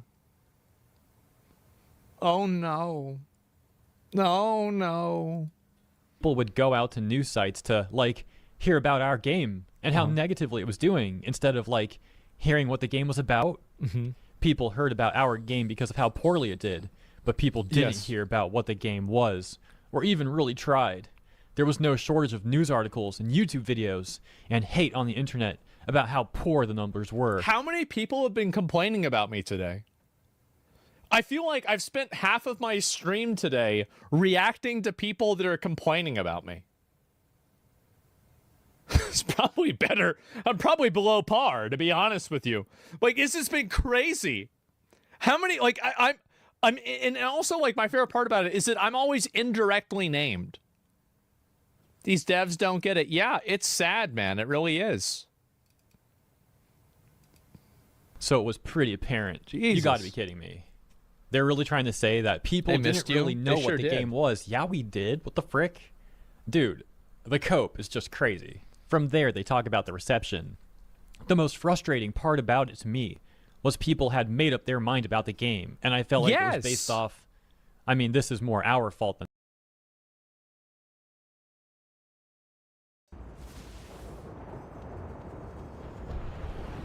Greetings, friend.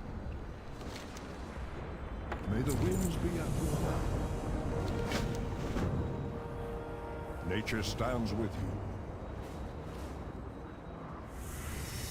Ah, Val'sharah. Every step in this forest brings back precious memories. Ages ago, the first druids molded this land to be a reflection of the Emerald Dream. Merely an echo, but Val'Sharah is as close to the dream as this world can come. Make ready, hero. We shall soon stand in the presence of the Lord of the Forest.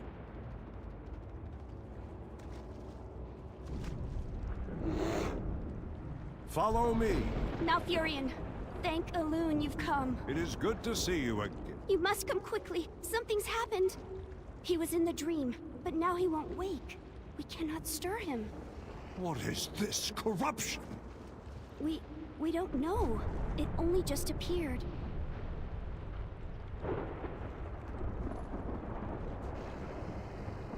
How might nature serve?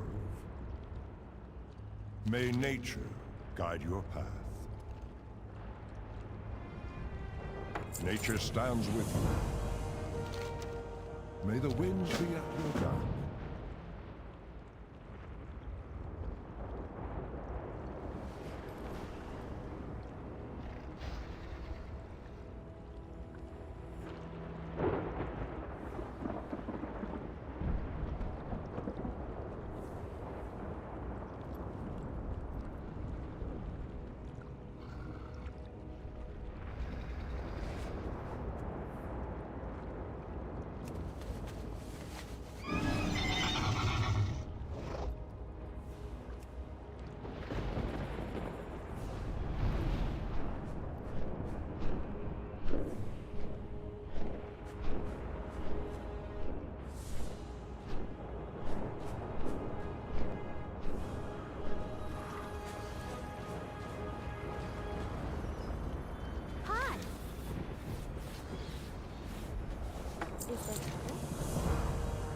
What is nature's call?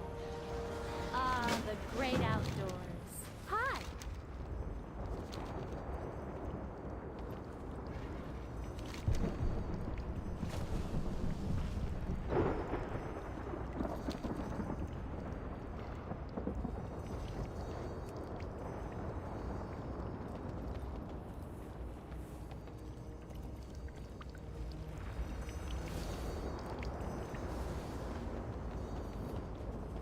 Vishnu Allah.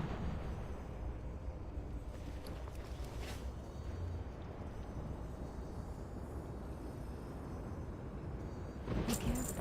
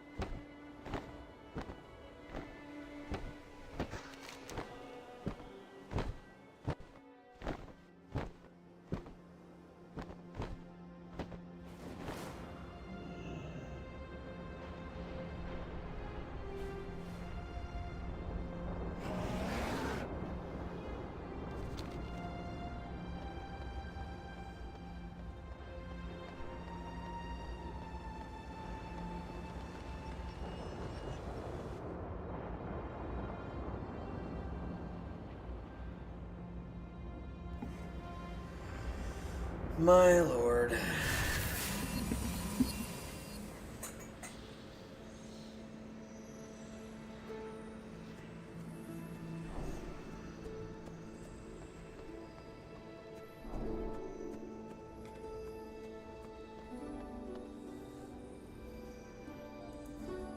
There is more than one way to solve any problem.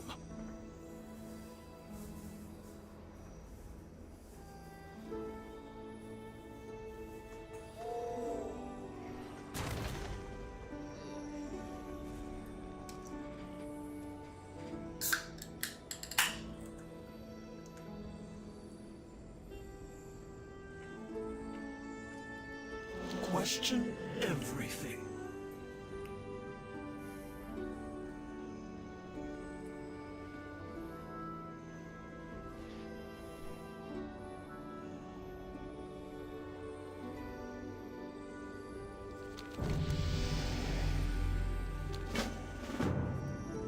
Time is set in sand, not stone.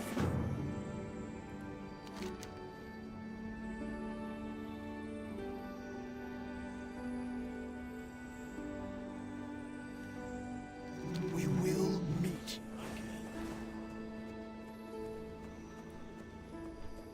I hope you find these to your liking. Oh my god, now finally lets me do it.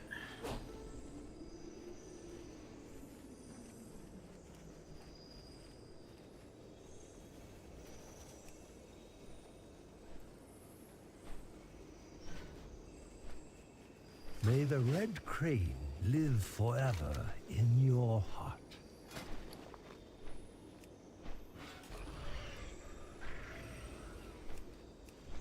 Seek the truth.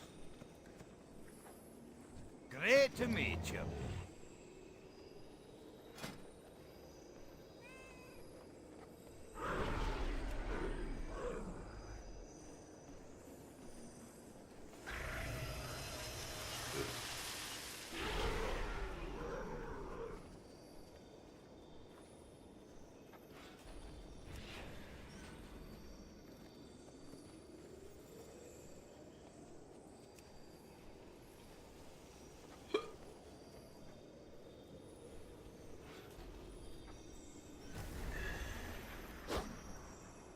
That one's dope.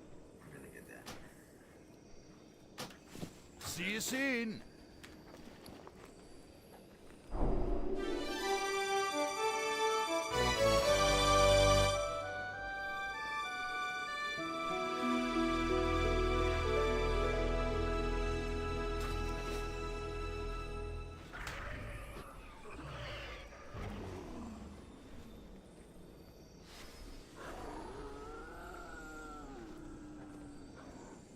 You got my attention.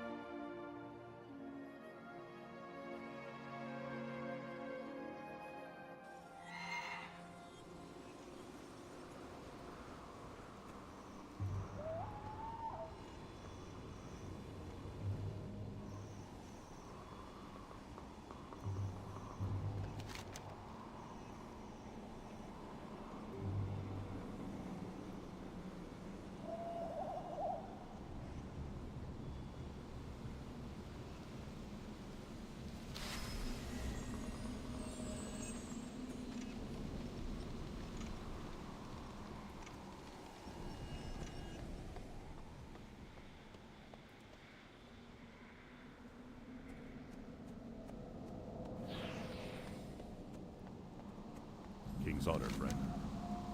For the Alliance.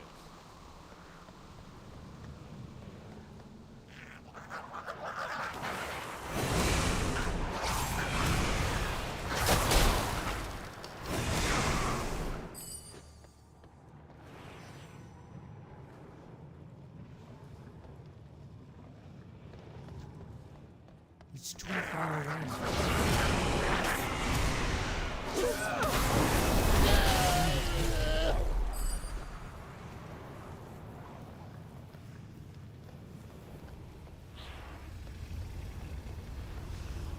I'm out of range.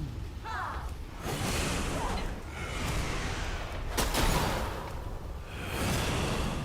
need to get closer.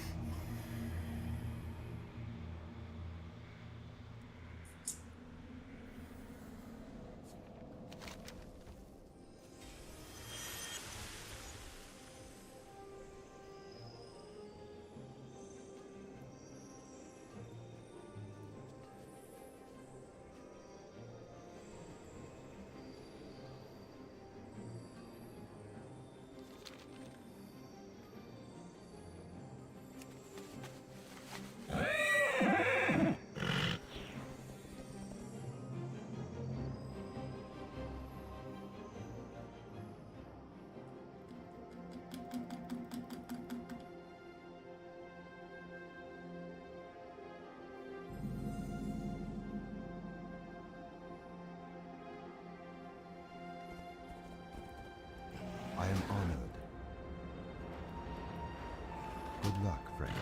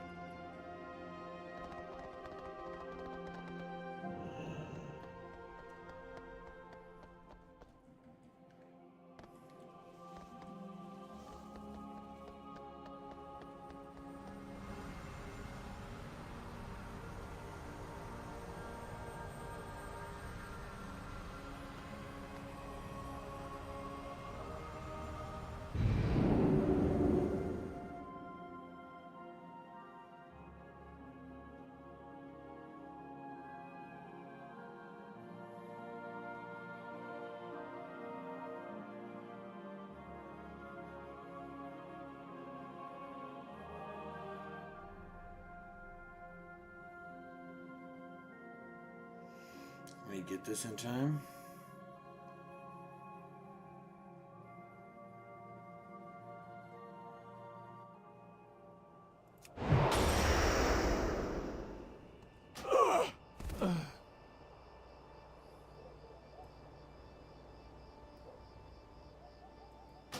Okay, so that didn't work.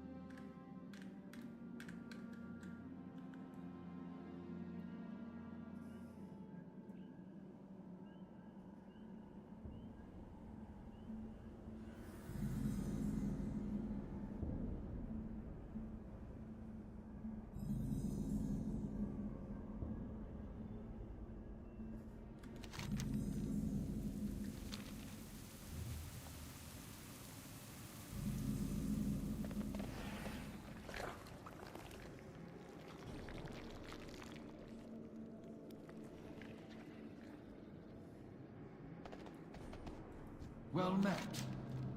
We do what the living cannot.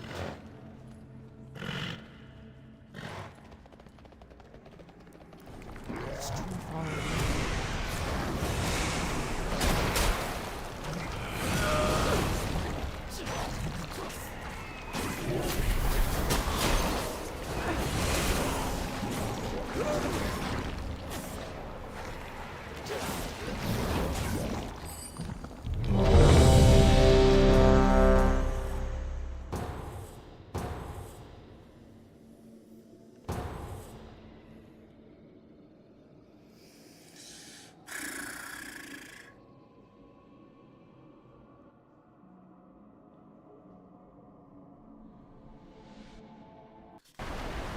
Father's ancient lair. There is still power within these rocks that should not be disturbed.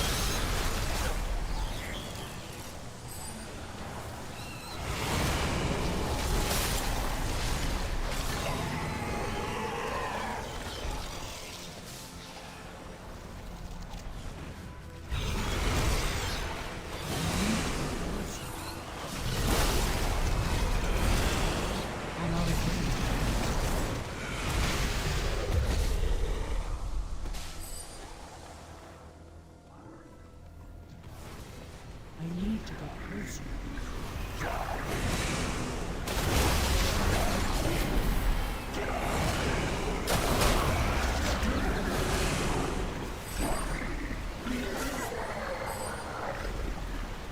These Krogbar have been tapping into abilities they should not possess. No doubt it has something to do with the latent power still lingering within these rocks. Navarok, betrayer. You would lead these intruders against us. Darkrul cannot control the hammer, Ularok. He will destroy High Mountain, not conquer it. Either way, I will enjoy every moment of it. Rockmora, crush them!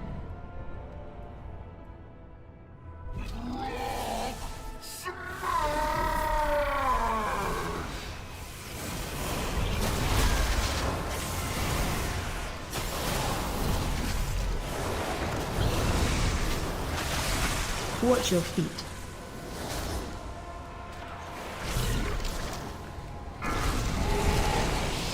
Watch your feet.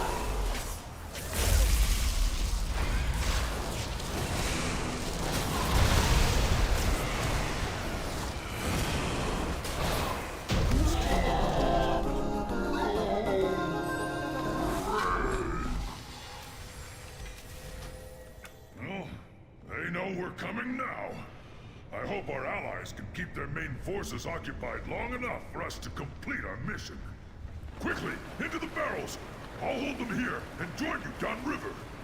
No, I won't be doing that. I will find my own path and rejoin you on the other side. The Underking uses slaves to dig at the bones of my father? He does not know the powers he meddles with. Search everywhere! These peasants have been hiding rations from the army. If you're not fighting, you're not eating!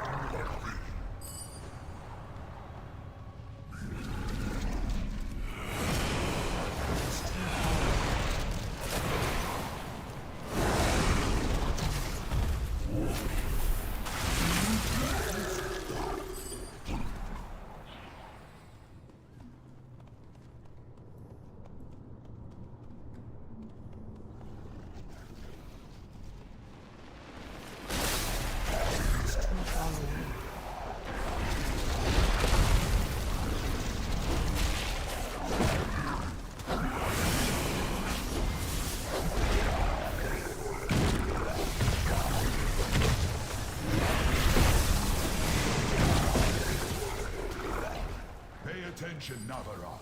I want you to see your heroes die.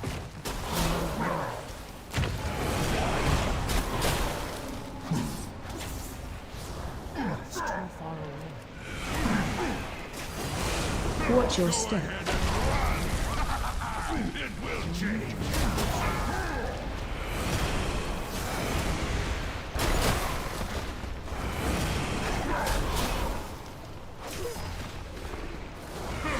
Watch your step. It will change nothing.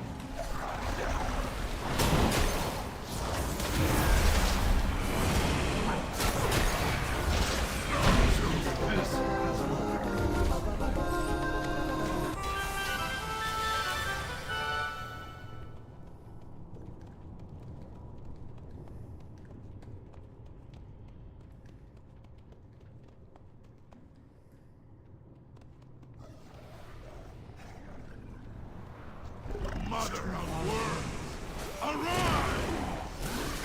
If we complete this summon, our passage to Darkroom will be blocked. She comes. Neuraxis will feast on your foes!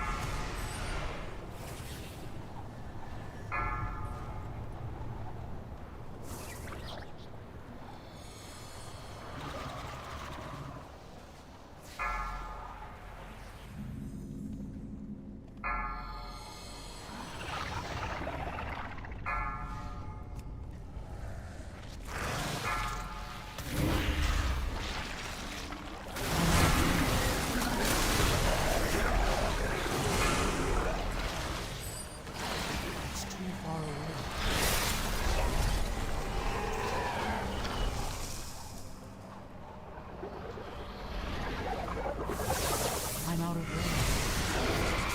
Adds cunning.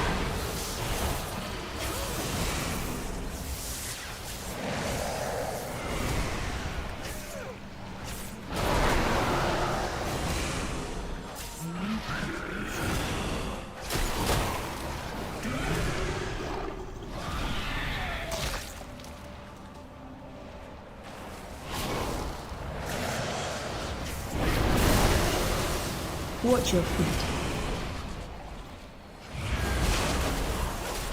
Watch your feet. No more time! We must strike at Darkroom now! I am sorry, heroes. It appears the treasure you seek will be found on the other end of this beast. The Tauren believed you were prophesized to seize my hammer! Pathetic. Let them come. Witness the fate of those who stand against one worthy of wielding the power of a Titan! Rip them apart! I am sorry, heroes. I must leave you now. I'm out of range. Yet know this. I have witnessed your deeds with pride, and I am sure you will not fail High Mountain in this final hour.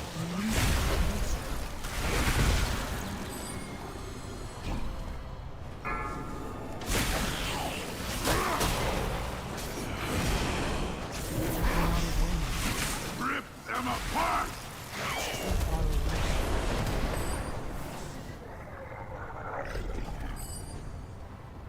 Yes! I'm out of Try to take the hammer from me!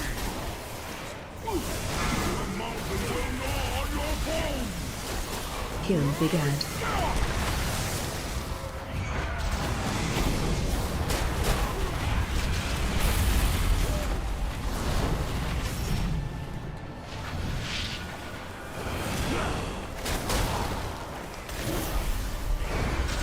The mountain will gnaw on your bones!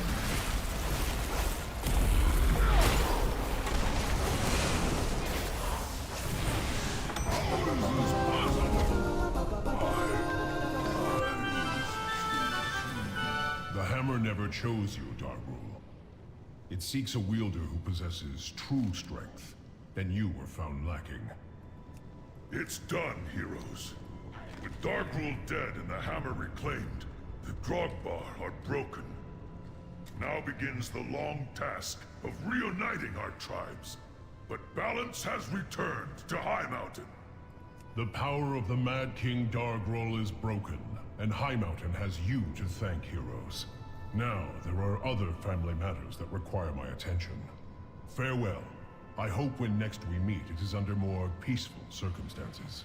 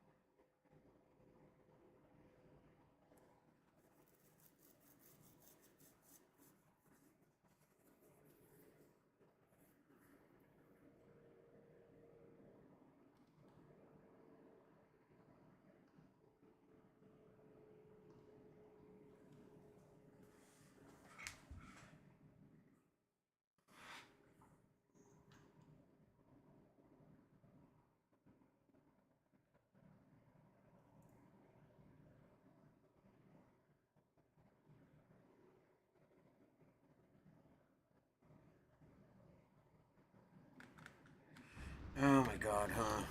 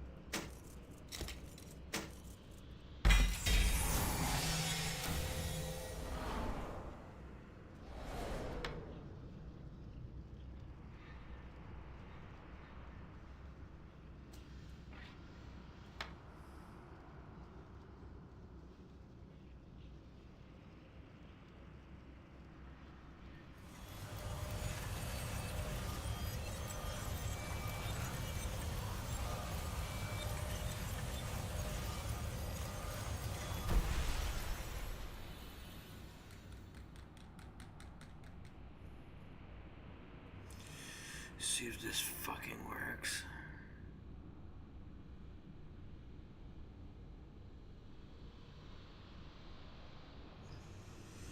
There's one I didn't use, and I think that was the one.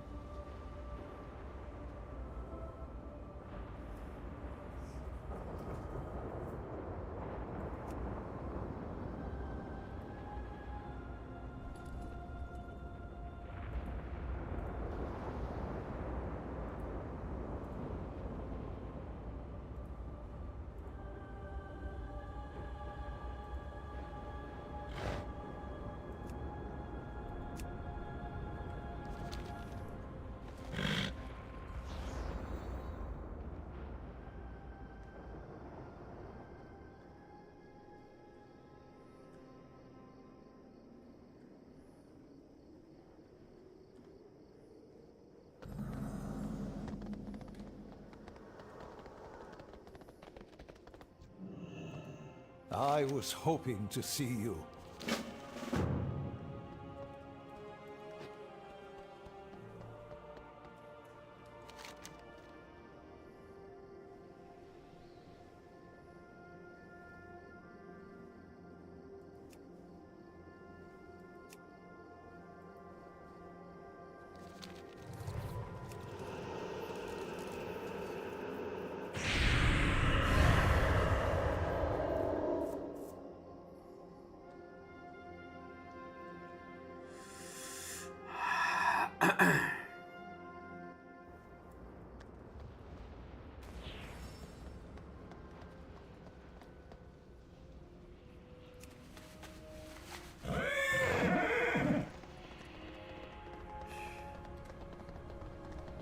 I am here to serve.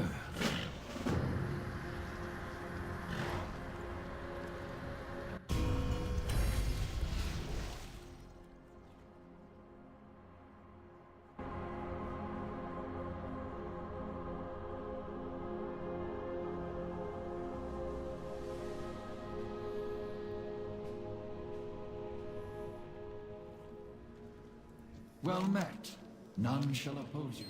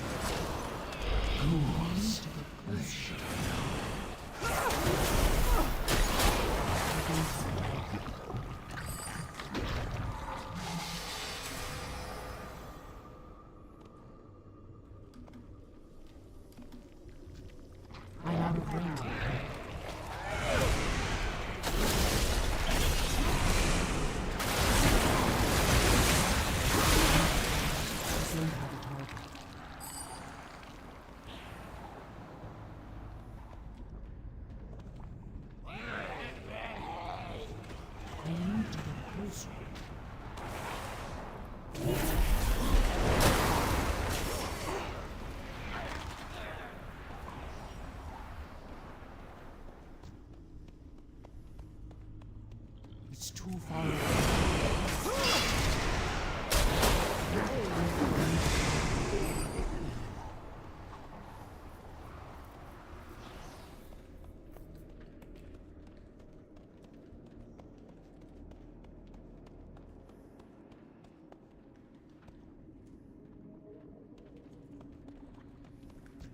This way. I'm out of range.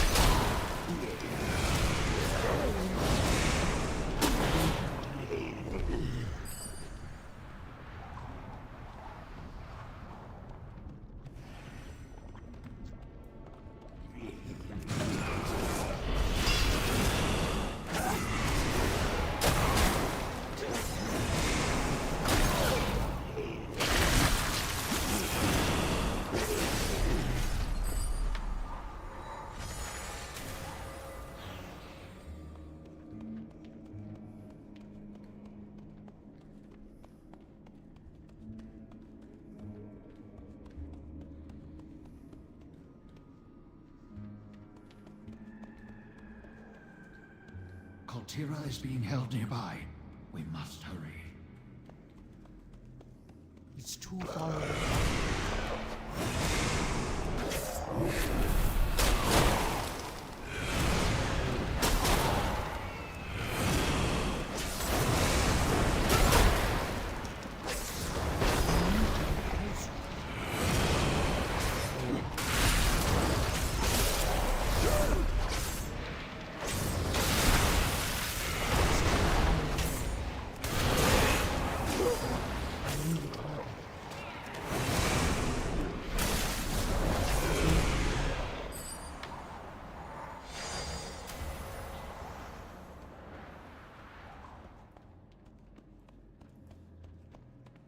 We are here to free you at last, my brother. Bessarion, is it really you? It has been such a long time. Indeed, it has. We must hurry before the guards come.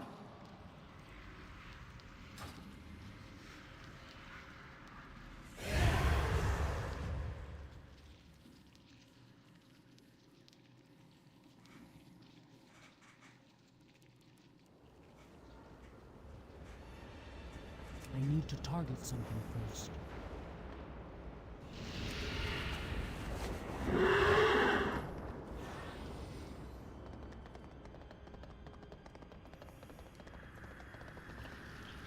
I am yours to command.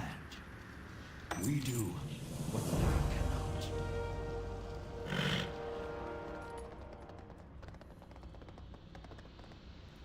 We press on! Leave me! Nothing to see here. Ashes to ashes! Skip.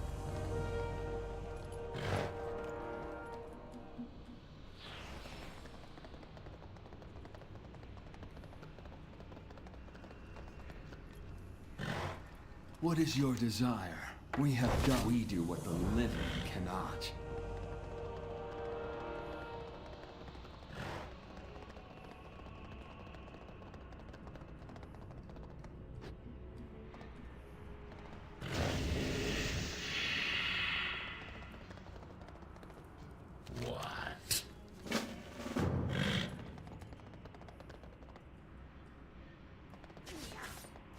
Speak your piece!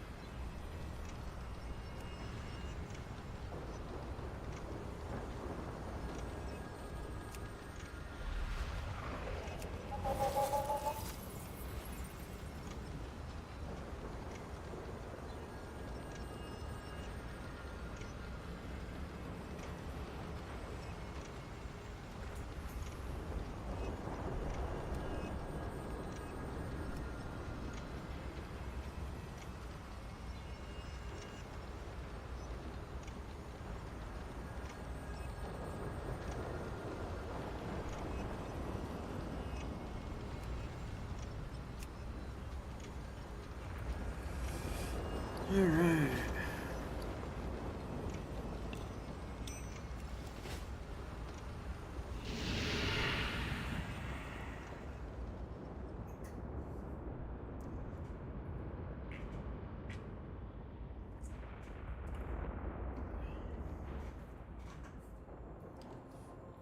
You're doing that too fast. What are you talking about?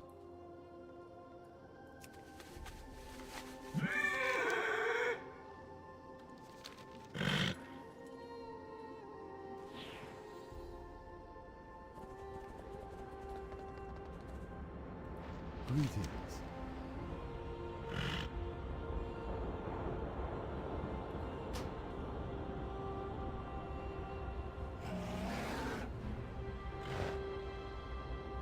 Be careful.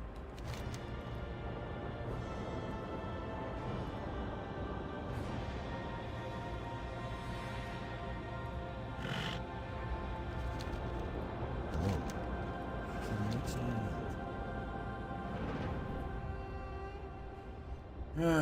Man, oh man. Keep your wits about you. If we noticed that object shooting out from the Fellstorm, so too did the Legion.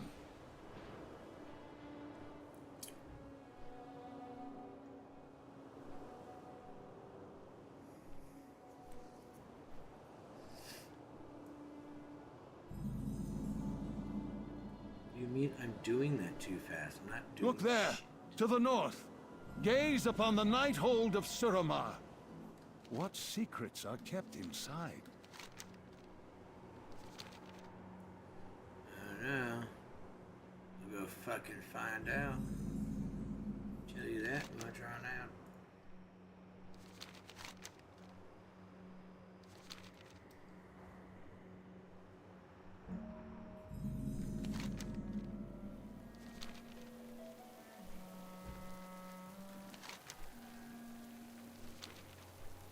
Amazing. Ancient highborn ruins litter the landscape. And there, along the coast, it looks to be a Vrykul settlement. Fascinating.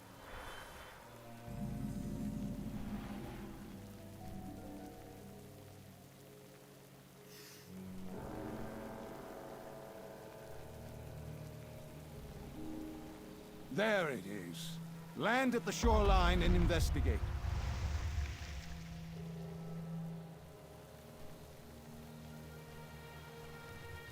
Somewhere in those murky waters is our mysterious object. Time to get your feet wet.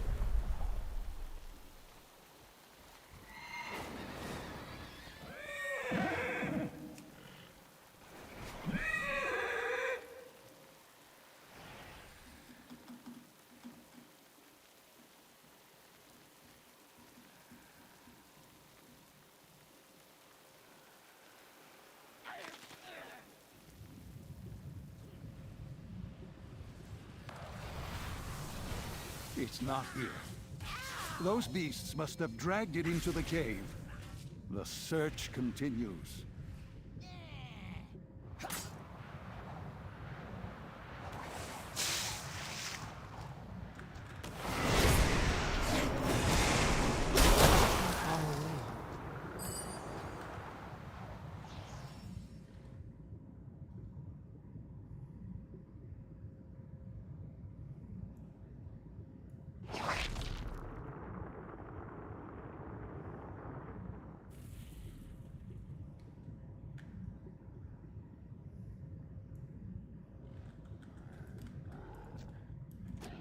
I don't have a target. Son of a bitch. There it is. The giant is holding it. There's only one way to separate a giant from its treasure. You know what to do.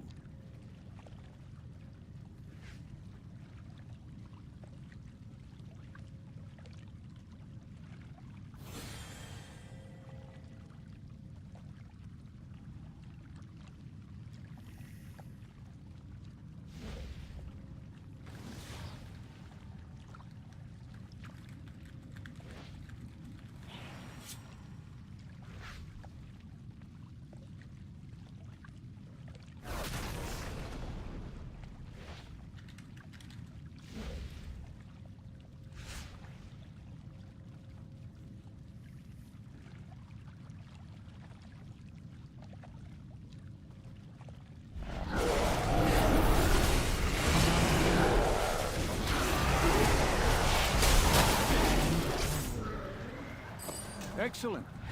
Hurry back to Dalaran and meet me in the Chamber of the Guardian. Safe return, friend.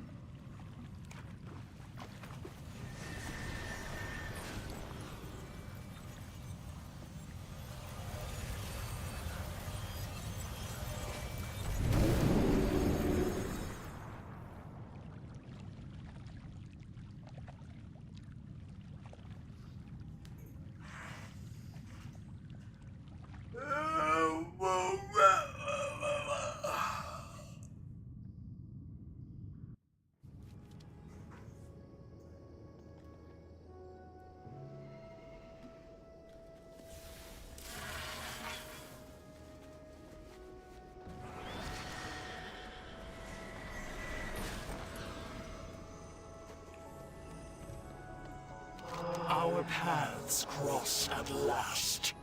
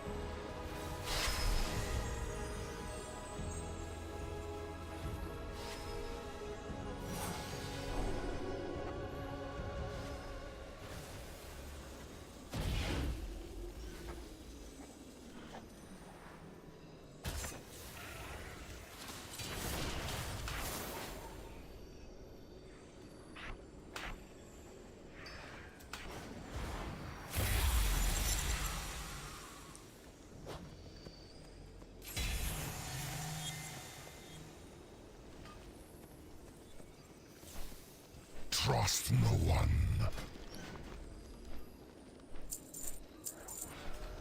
Trust only your eyes.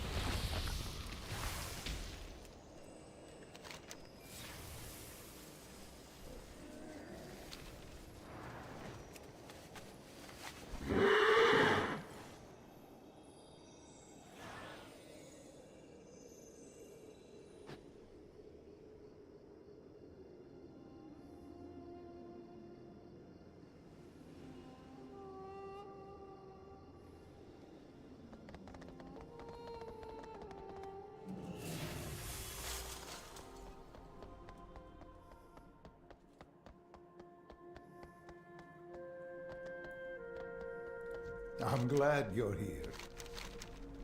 Remain.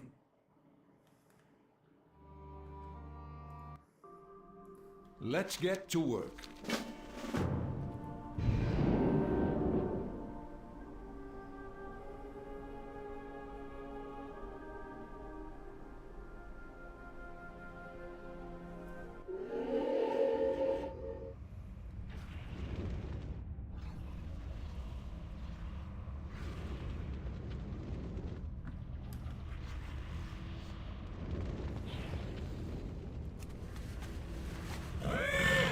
We make our last stand at the Vault of Lights. If you can make your way here, you will find sanctuary. Although I cannot say for how long. Did your vision foretell of this day, Prophet? Did you see our coming? I bring you a message from Kil'jaeden, to be served in the blood of your people. Justice will be met! A coward's death to these traitorous Draenei! Mar their corpses, so the living may see the fate that awaits them!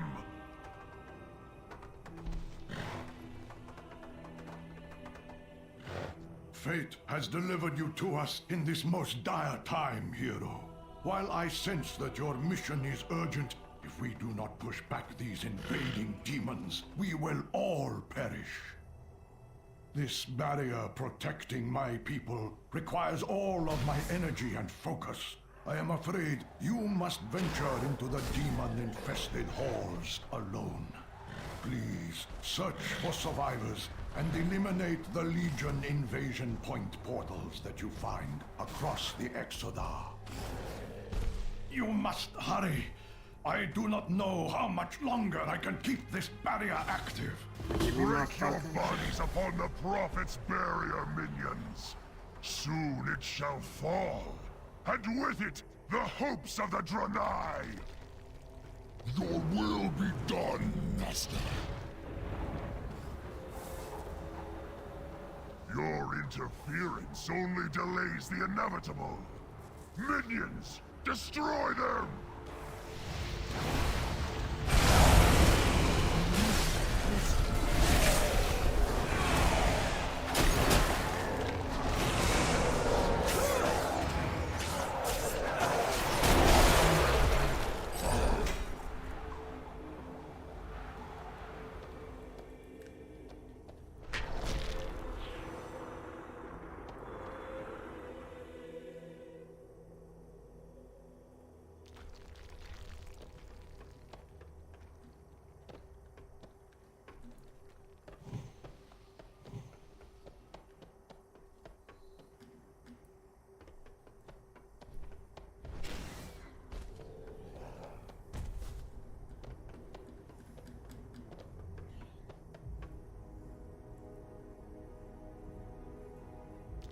Send in the Wrath Lords at once!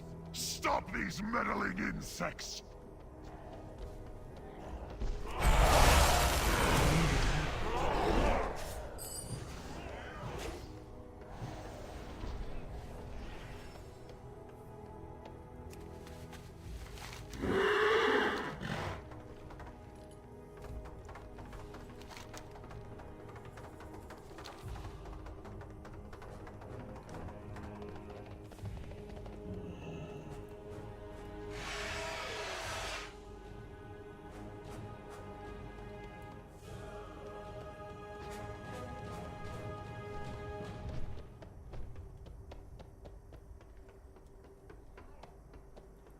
We have retreated into the collapsed shaft on the northern edge of the Crystal Hall.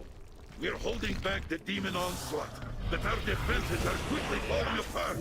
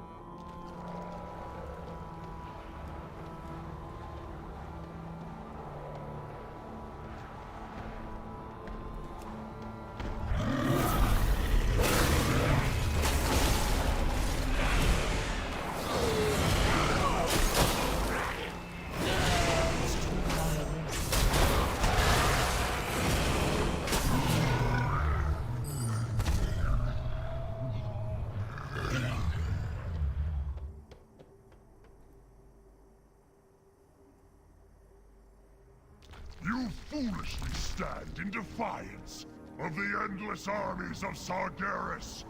Sisters, bring me their head!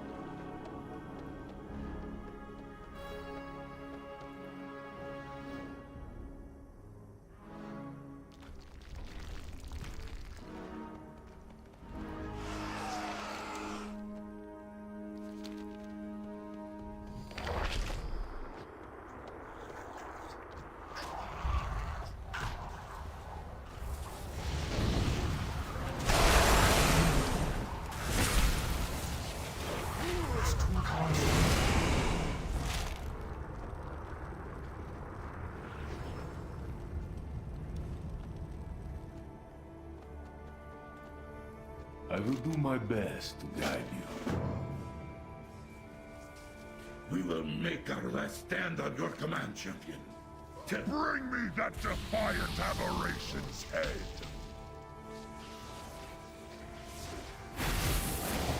Fight as one! We can only defeat them if we stand united.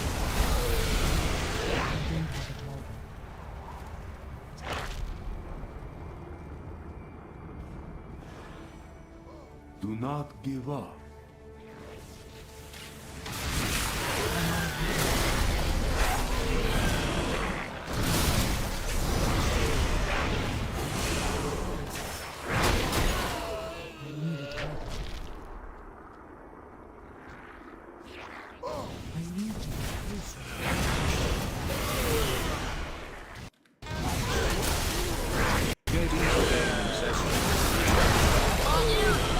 Fuck my butt! Oh, yuck. Make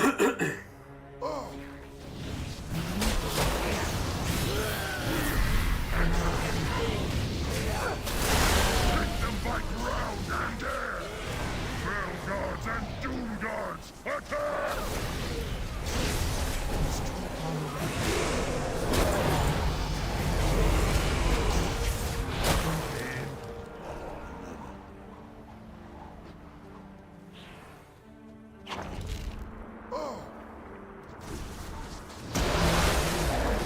Dealt with!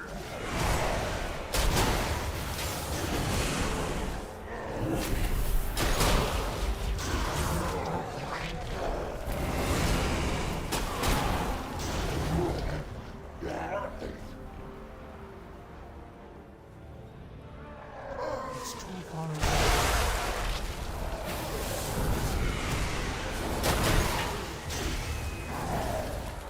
I need to be closer. It's too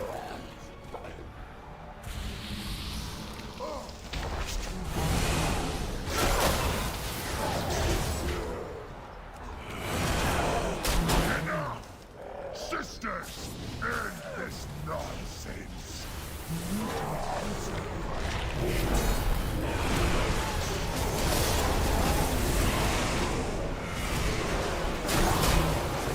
need to target something first.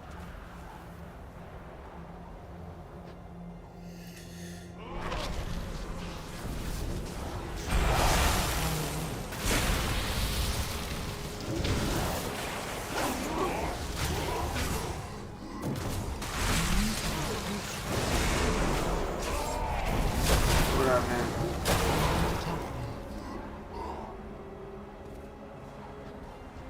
I'm out of range.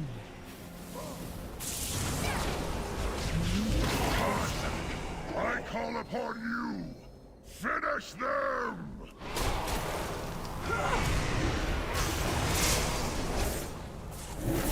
I'm out of ammo.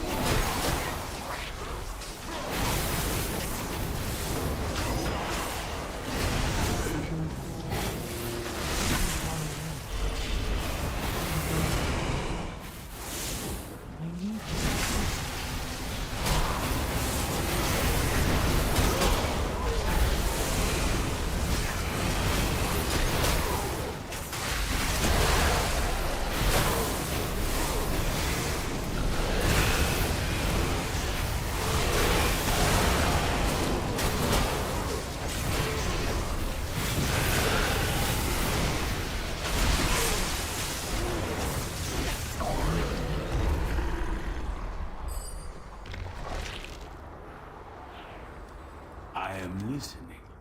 The elements remain the same. Only by working together with these heroes have we won this day. Quickly, brethren, to the Vault of Lights! The Prophet needs our help!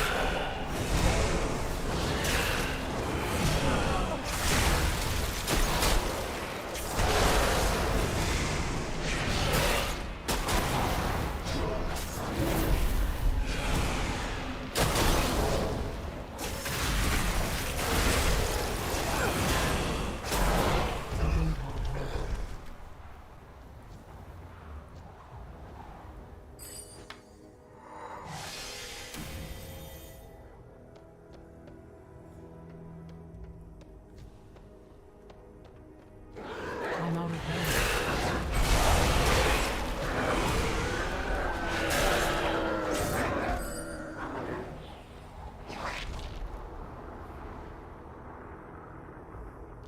You have destroyed most of the Fel portals, greatly hindering Rakish's ability to bring in reinforcements. Focus your attention on finding survivors now.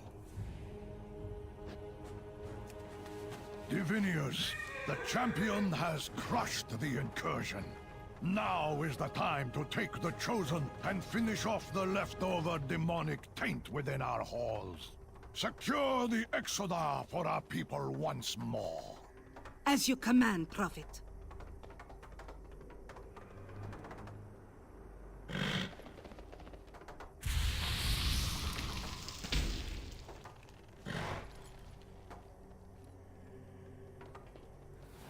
I fear we have but a moment, hero. Rakish is still here. somewhere, and he must be stopped if my people are to find peace again. I know that you have ventured. In your possession is an object of great importance. May I see it?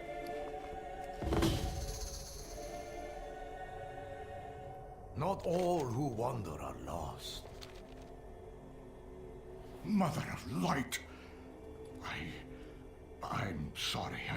I did not know. Champion, we have to go, now! I will explain on the way there. Inform me when you are prepared to leave, but please hurry.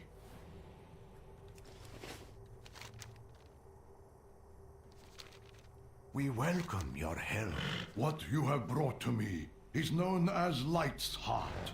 It is the sentience core of the Naru Prime, Zira. Locked away within the core is wisdom, knowledge, crucial to our battle against the Burning Legion. Yet only a Naru born of Zira is capable of unlocking the core. This is why you were sent here. This is the true purpose of the Burning Legion's invasion of the Exodar. The last of Zira's line, Oros, sits unguarded in the heart of the Exodar. If they destroy Oros, the information within Light's heart will be lost forever.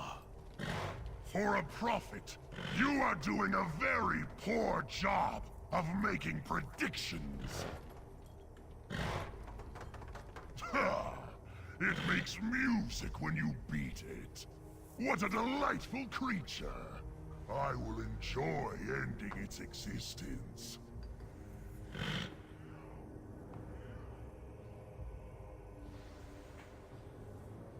Light, damn him! I will guide us to the heart of the vessel. Stay within my protective barrier as I cleanse the fell taint from the pathway.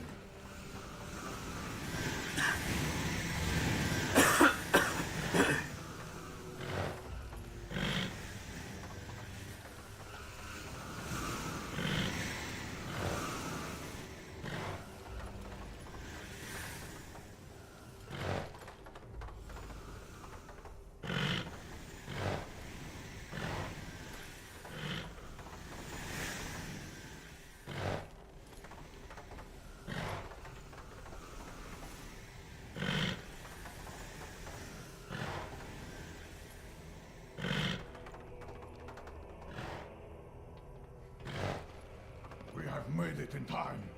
By the grace and glory of the light, I will heal Oros. Then we will deal with Rakish.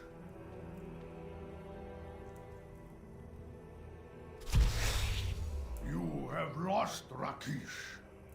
Oros is renewed. And now you must answer for the atrocities you have committed. The fated heroes have arrived. It would appear that you have bested me, Velen. But before I surrender and face the judgment of the light, there is one last thing I must do.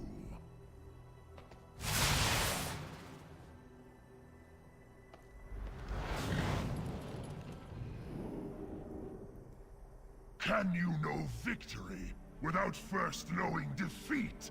Come, fail, die!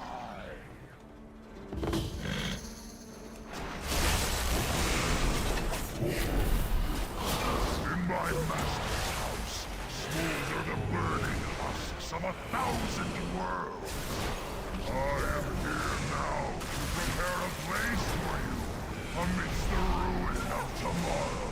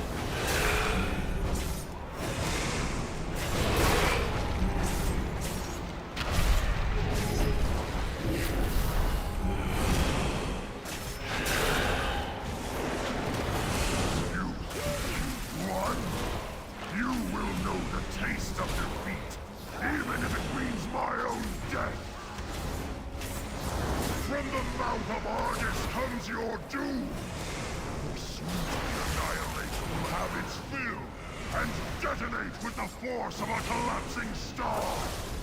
Nothing but ash will be left where we stand! Sure. It will be your faces that I see in my last waking moments. A final agonizing memory before I am turned to ash and cast into oblivion. I welcome it.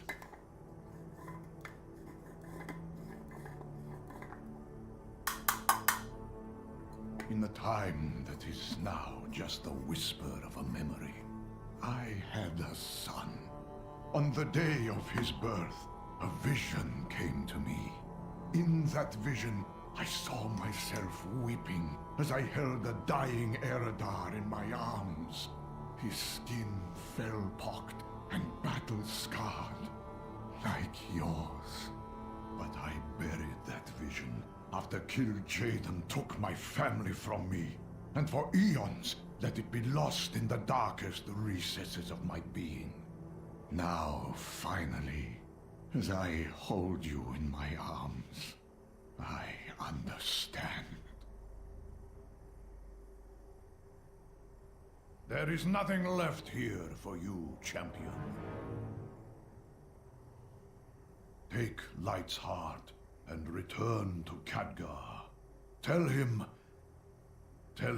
that the Light died here this day. Farewell.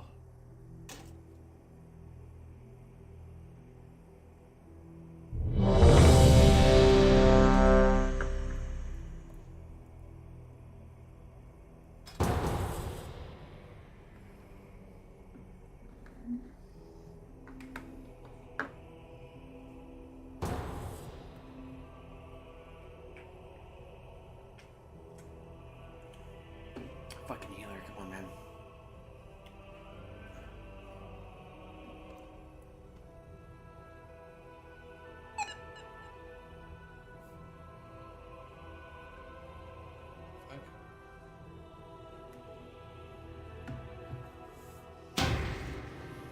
Fucking bitch.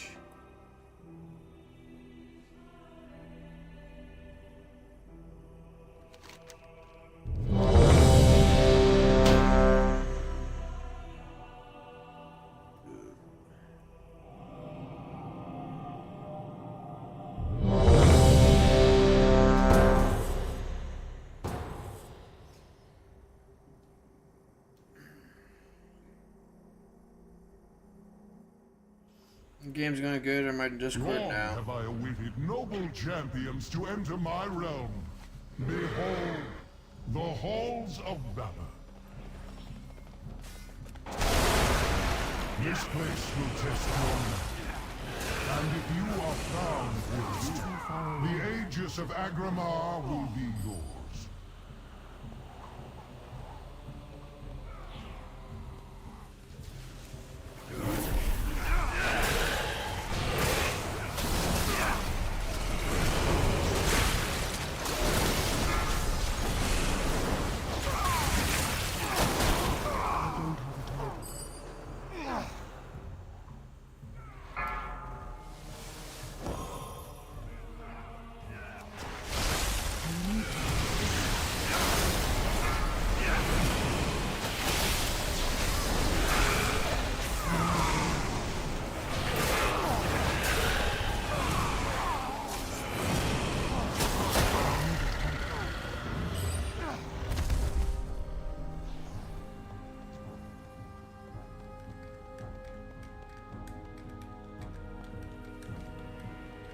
The undeserving will perish.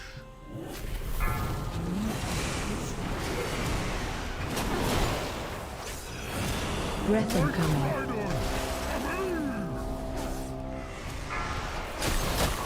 The blood of the unworthy will flow through these halls.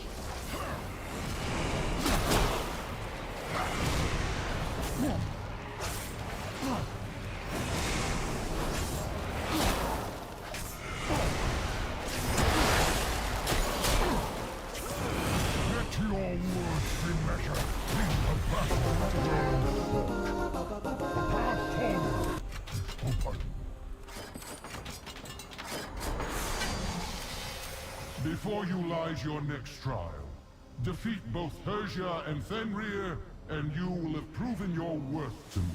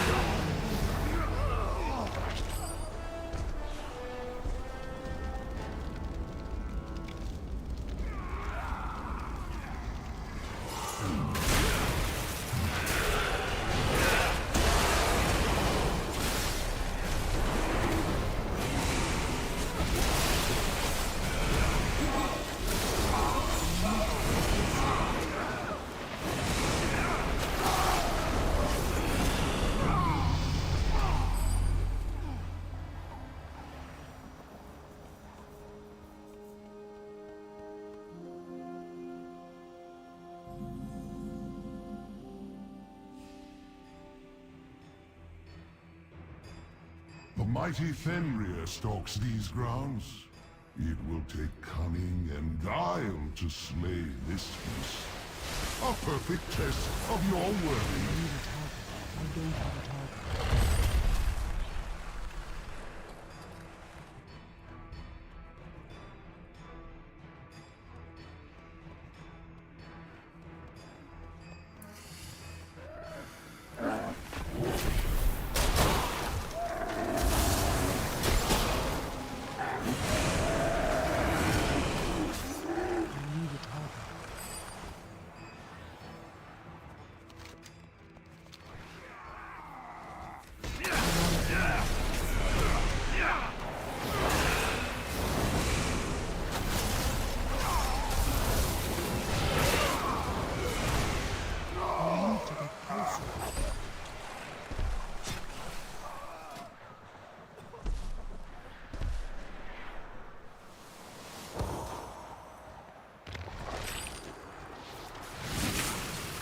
I'm out of range.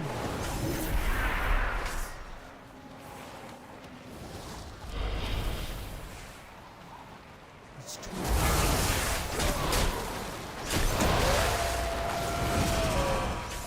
I can't attack that. I can't attack that target.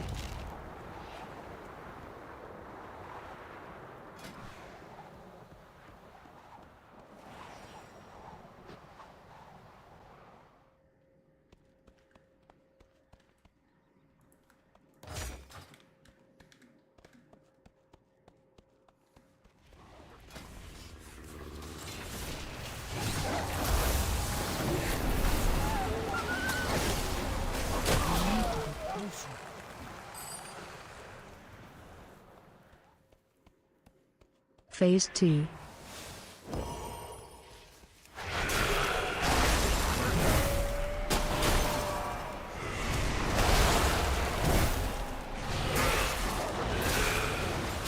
Run out.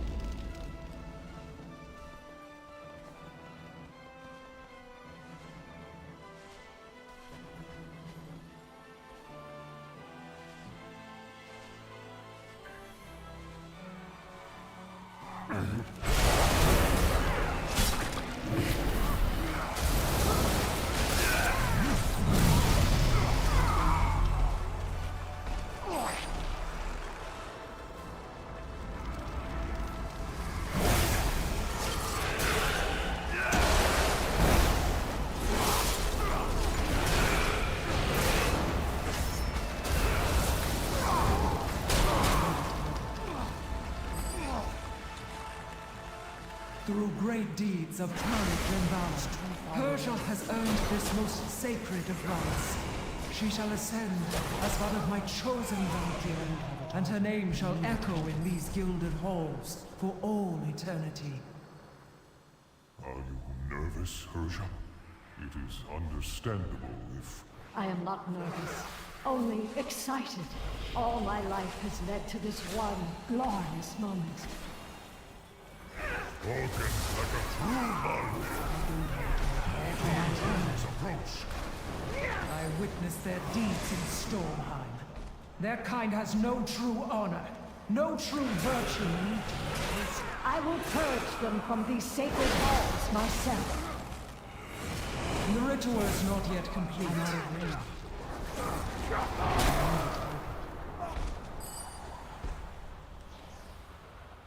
You will not deny Hersha's ascendance! You're sully this ritual with your presence, mortals!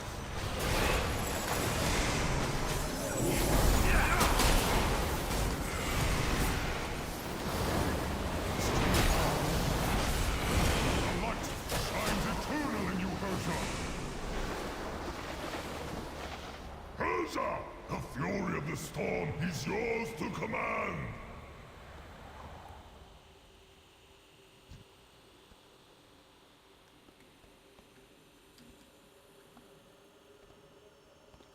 I will not fail you, Aegir! 4, 3, 2, 1. Watch all.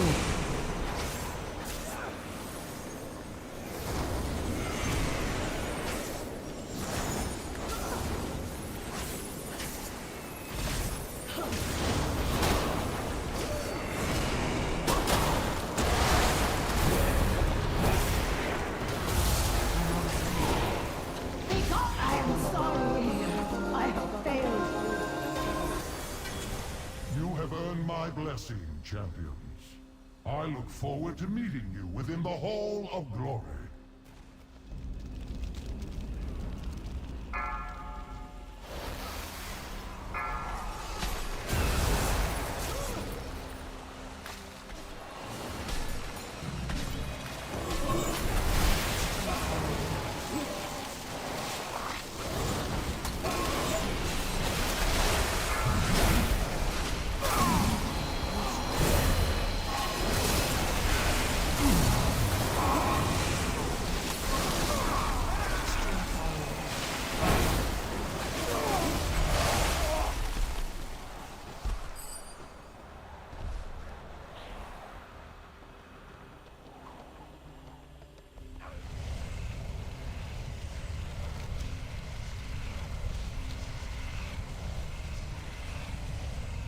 Almost there.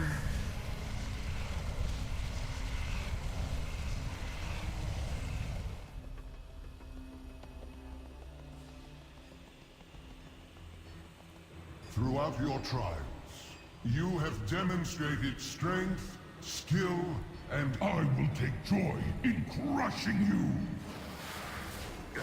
I need to get closer. My strength fails. Your cries of anguish will echo through eternity. I'm out of range.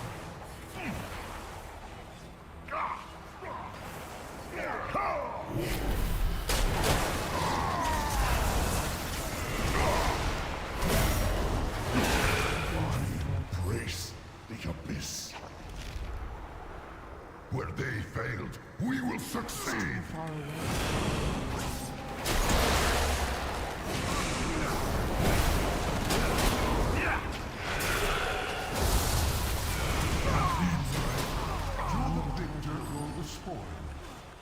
The Aegis of Agrimar is yours for the taking.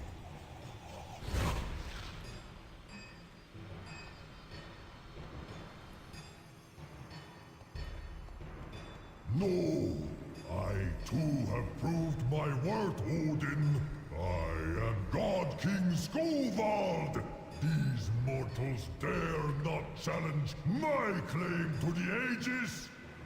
The Vanquishers have already taken possession of it, Skovald, as was their right. Your protest comes too late. If these false champions will not yield the Aegis by 5, choice, 4, then they 3, will surrender 2, it in death. 1. Give up the Aegis or die!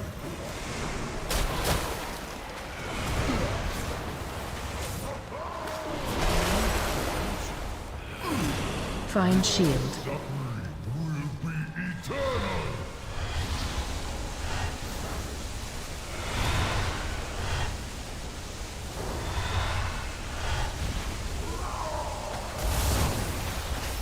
I'm out of room. Now the Aegis is where it belongs! All my plans brought to ruin!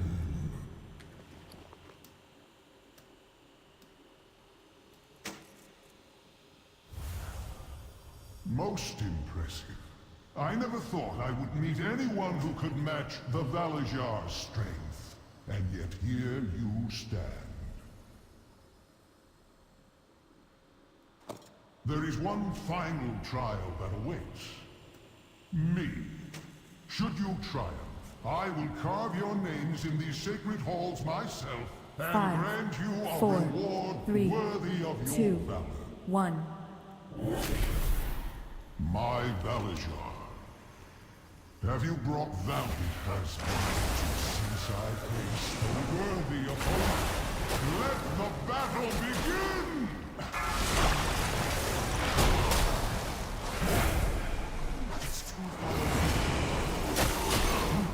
Run out. Yield now, or I will call upon my true power!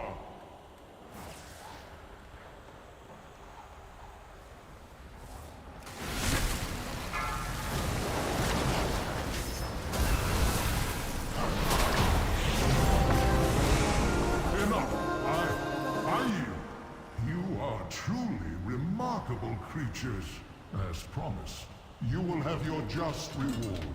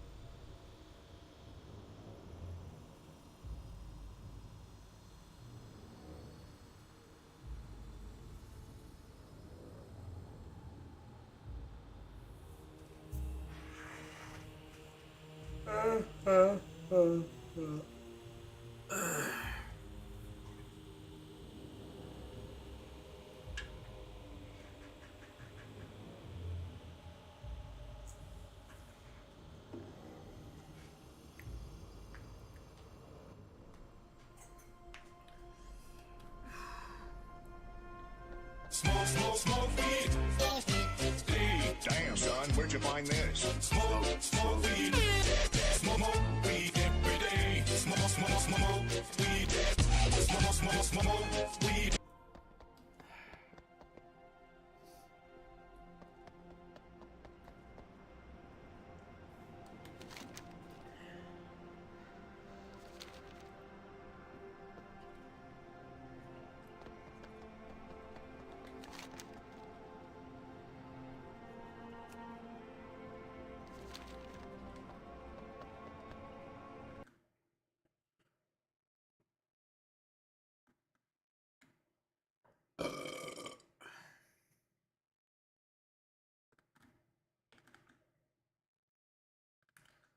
Oh, there was another death. I forgot. Because I fucking teleported to that shit.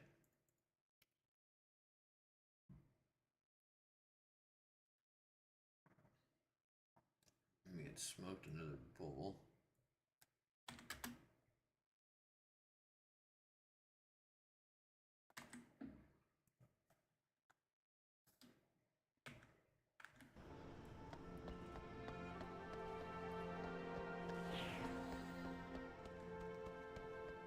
Ah, good to see you. Take care.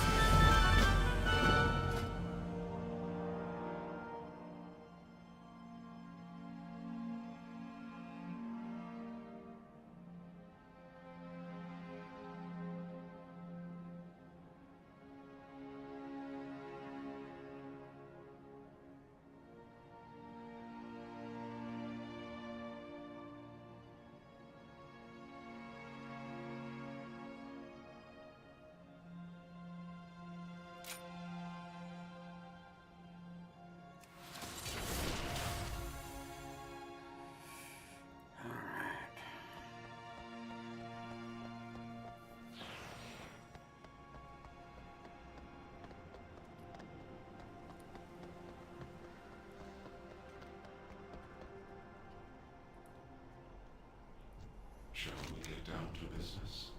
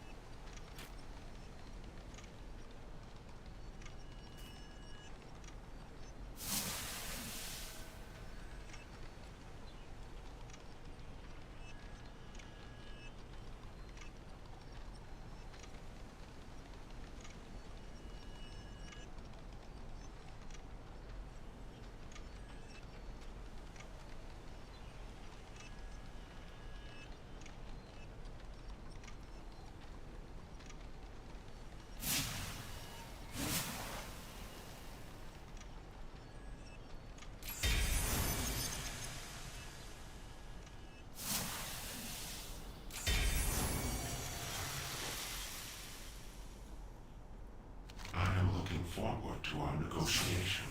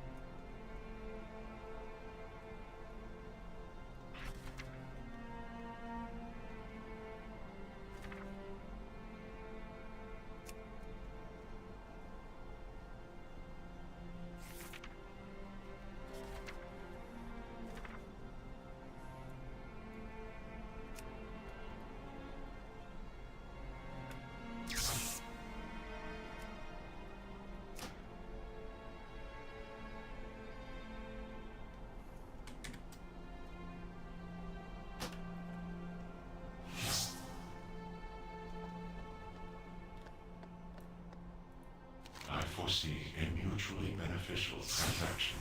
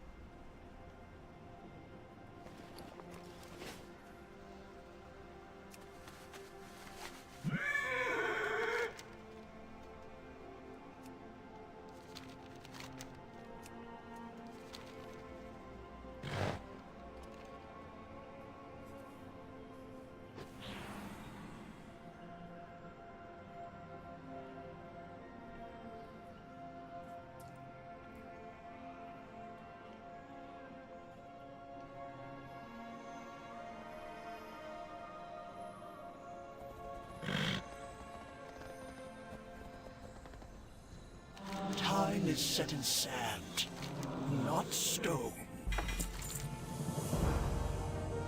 Remember, some rules are meant to be broken.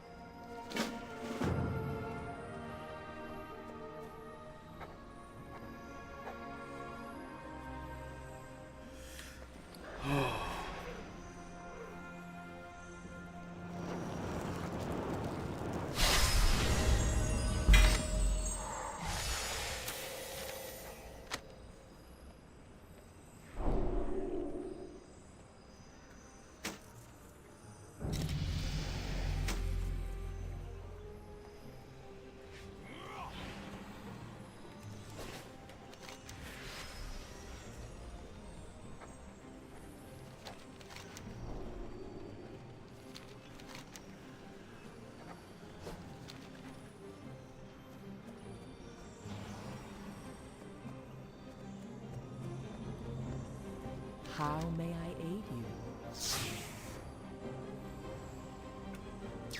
Be careful.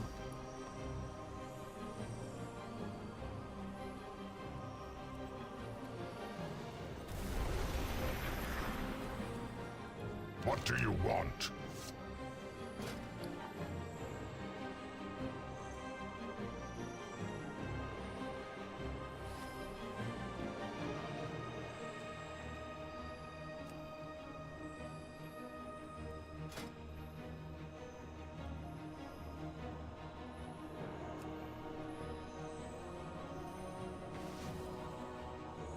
Seek the truth.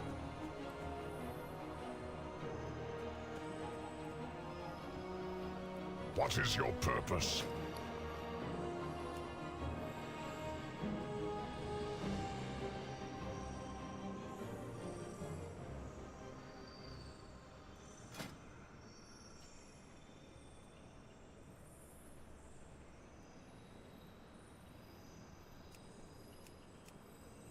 Guard yourself.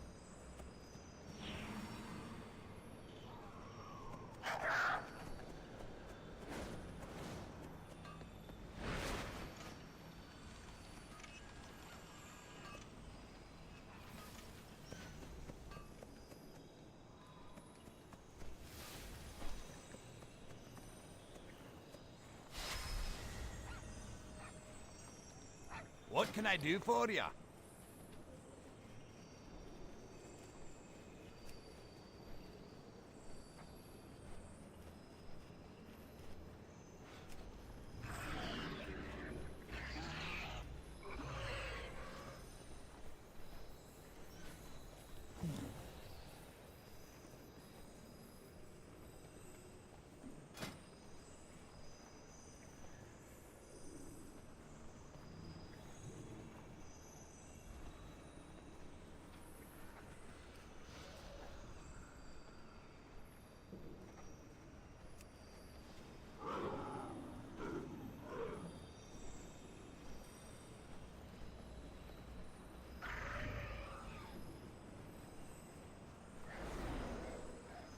Bro, that thing's dope.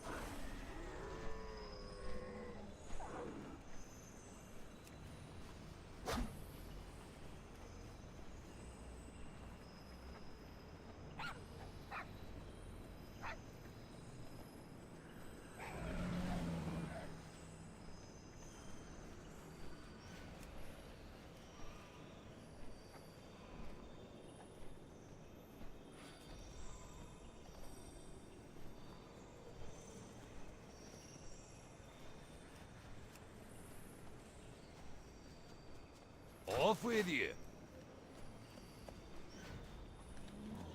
Behold the wonders of Pandaria.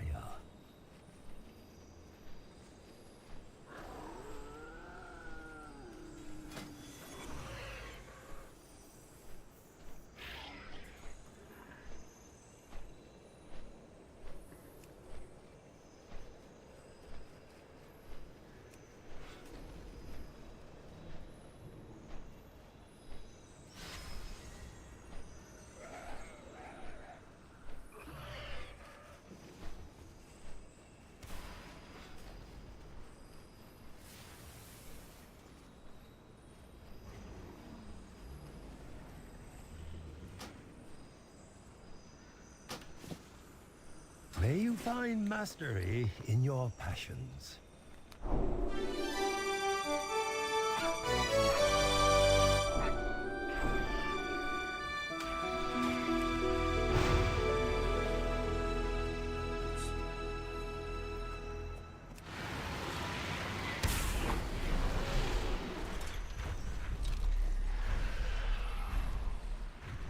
Cool.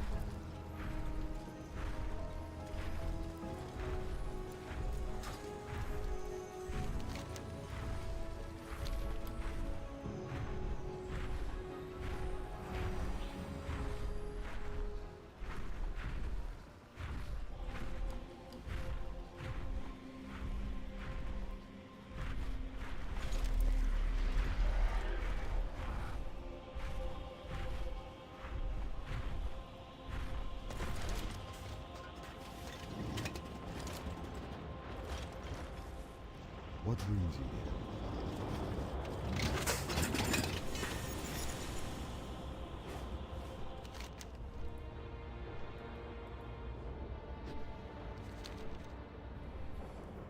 here? Be right back.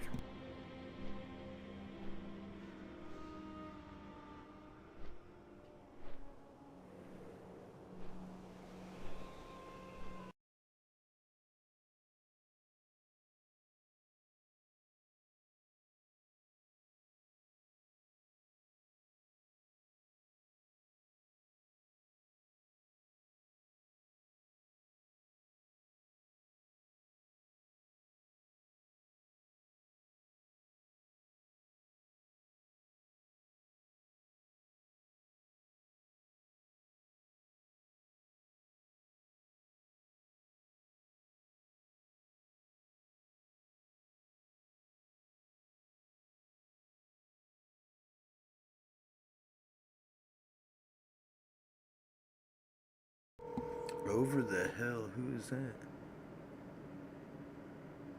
I'm sorry, the person you were trying to reach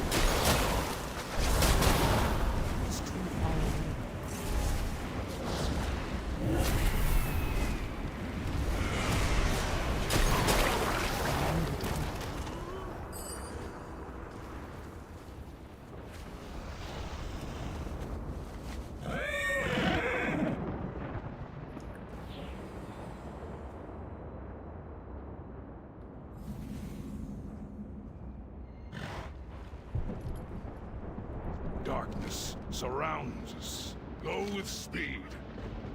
The wrath of nature is upon them. There is little time. Move swiftly.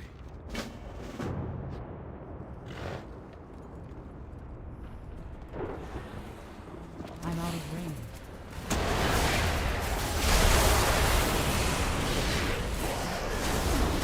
Hey, on you, fool! You've already lost! I guard the wild. Go with speed. Find me when Kagraxis has been slain. I sense an even darker presence here.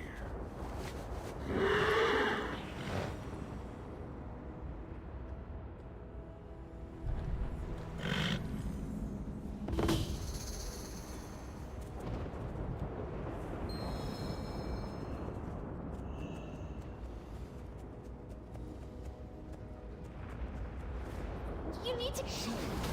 This wretched forest will be bathed in darkness! Darkness will over.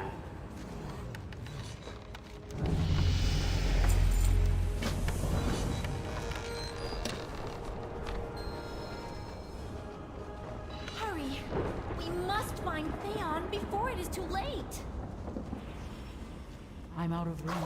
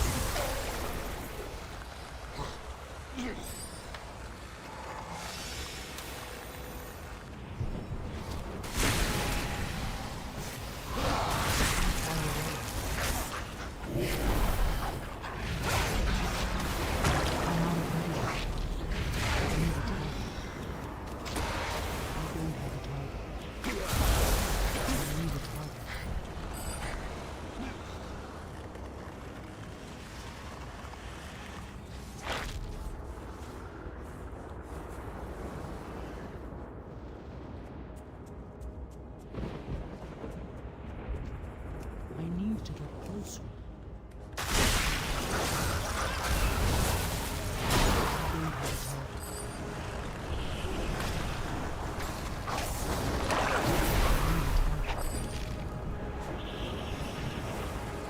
It's too far away.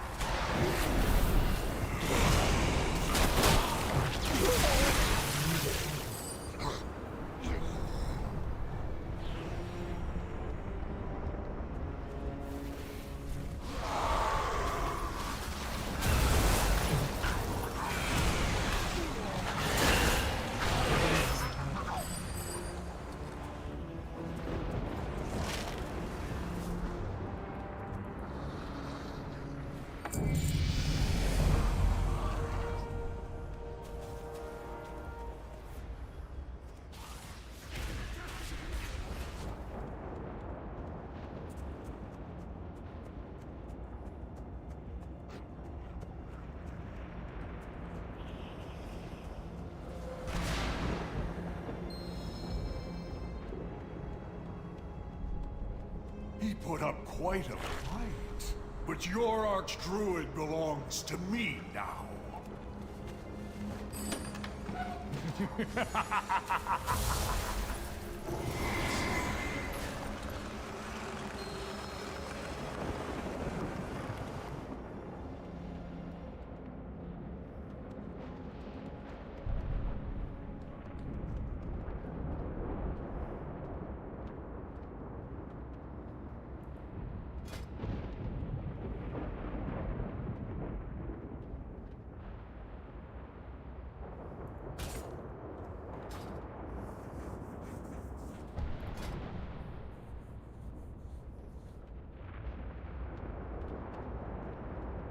The nightmare will consume you.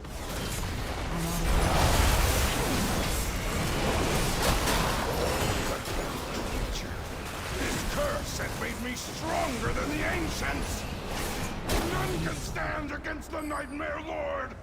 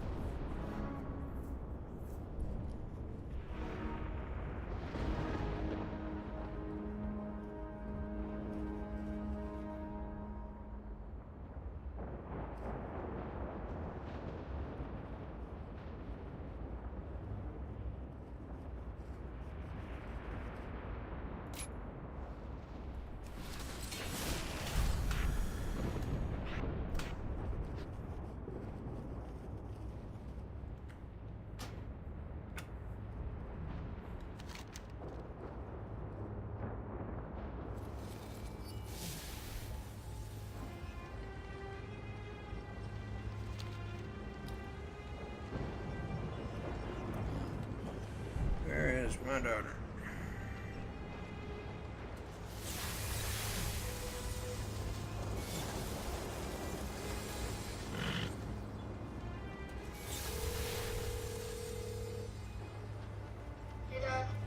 Hey. Fine, I was just making sure you're ready to get out the door, ma'am. I'm gonna know more about it. But she's leaving here soon, and her. What? We're leaving soon. Alright, should we get that, there's the math and the geography stuff done today, okay? If he forgets to call you, make sure you go.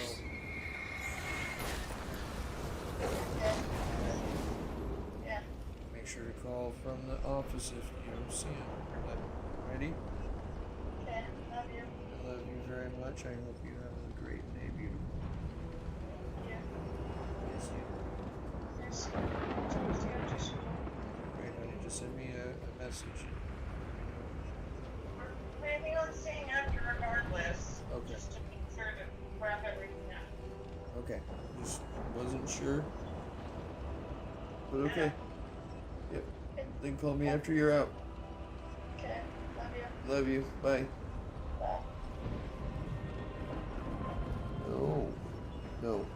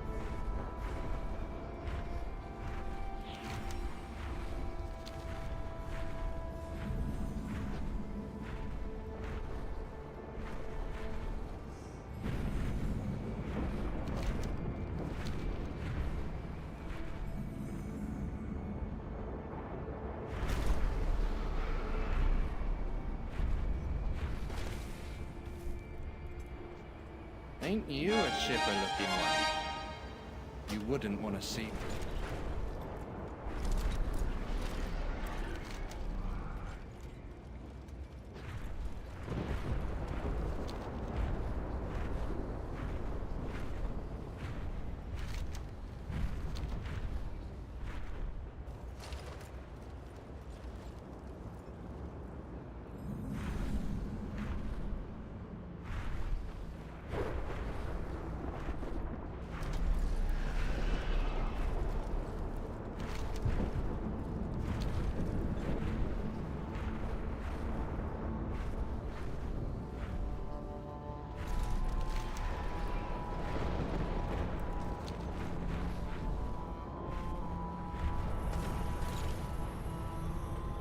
cabin or get going.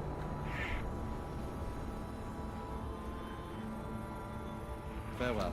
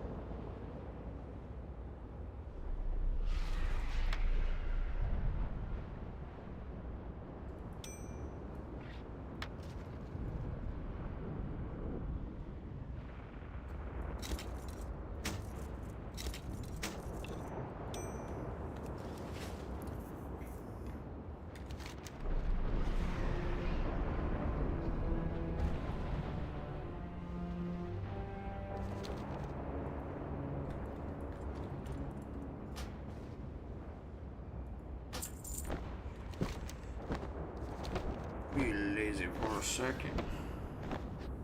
Dabbing. I'll see you, miss.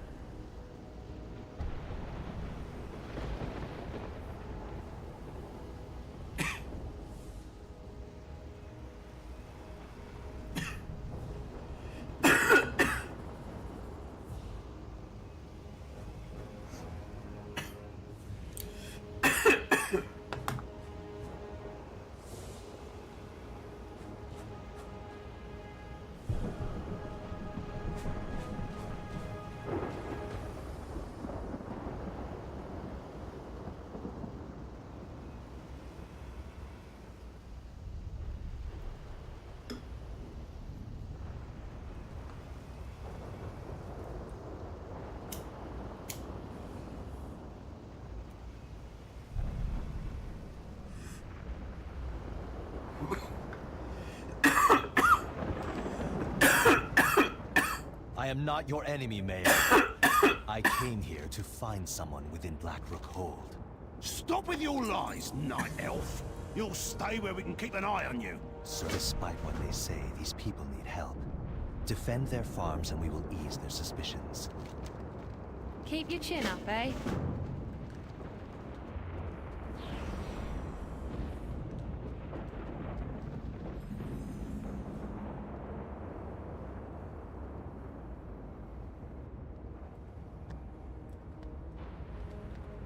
Oi.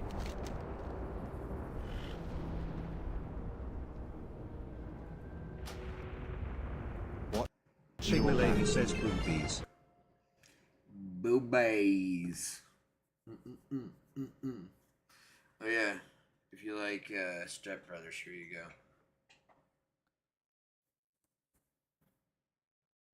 Some boots and hose.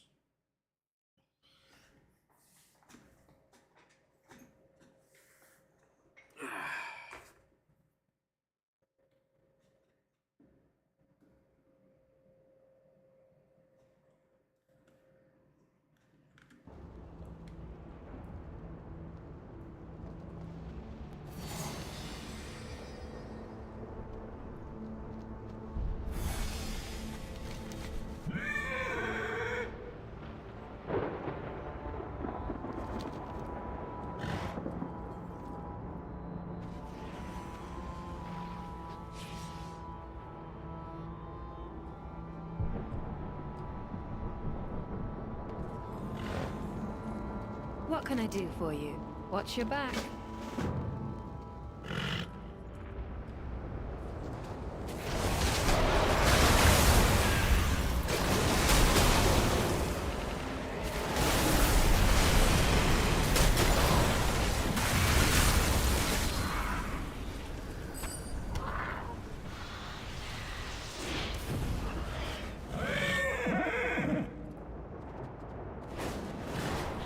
What's your story?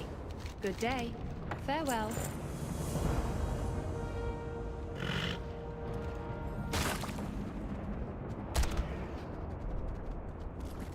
Less yapping, more stabbing. Stay on your toes. Goodbye. Use the flare gun to mark the birds. That'll daze them long enough for me to take them out.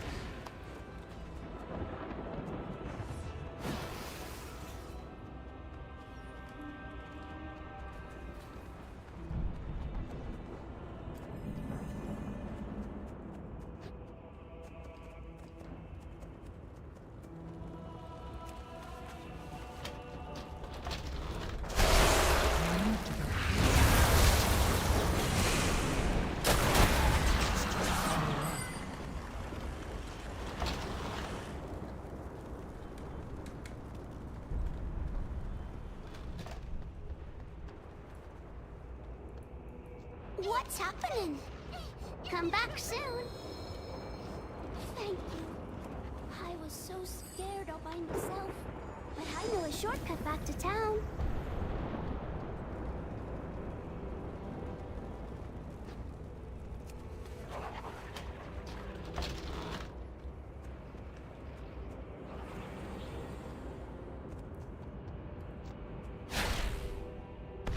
Ow! Right in the kisser!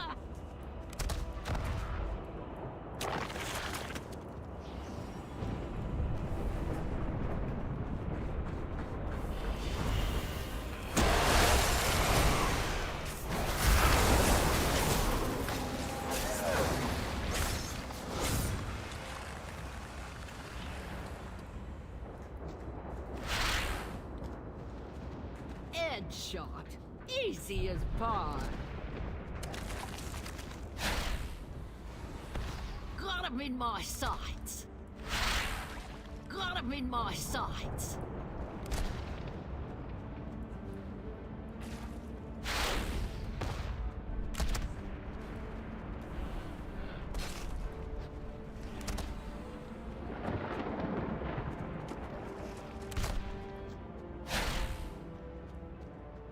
Headshot. Easy as pie.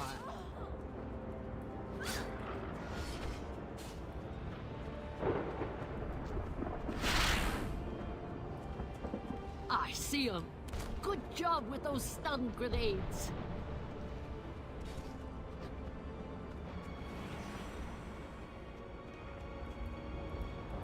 Well, ain't you a chipper-looking one? That's nice, love.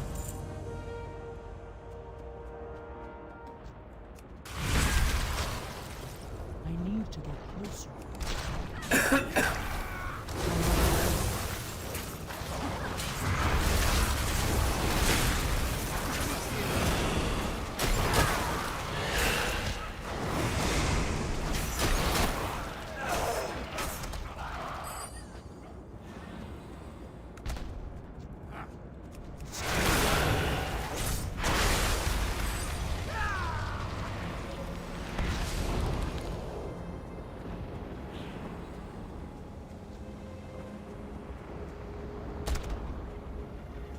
I'm out of range.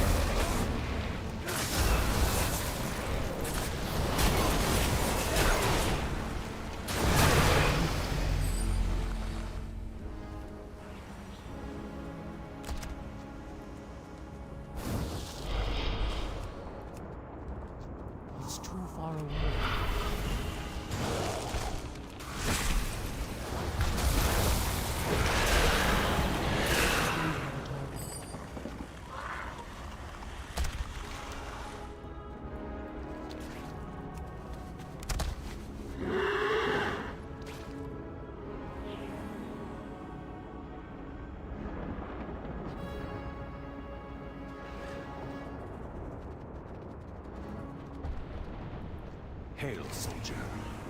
Papa, I'm home! The hero saved me! Penelope! Thank goodness you were right. I was so worried. Ishnu Allah. Lord Shadow Song, I was wrong about you. Everyone, put down your arms. Thank you for finding my daughter. Please, you are most welcome here.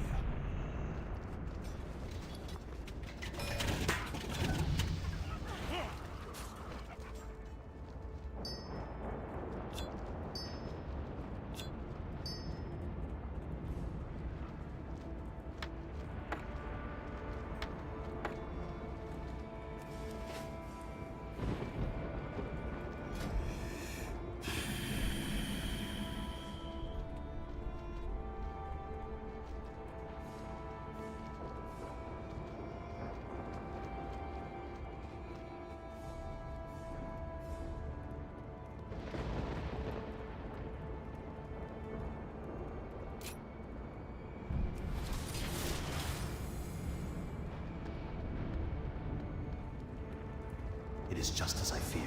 Lord Ravencrest's remains are gone. Serve well, friend. Lord Ravencrest died long ago, but I will always revere him as my mentor. When the ancient war began, we suffered countless losses. Our cities burned. Lord Ravencrest saved our people and rescued our world from annihilation. His loss was tragic for us all. We owe him everything.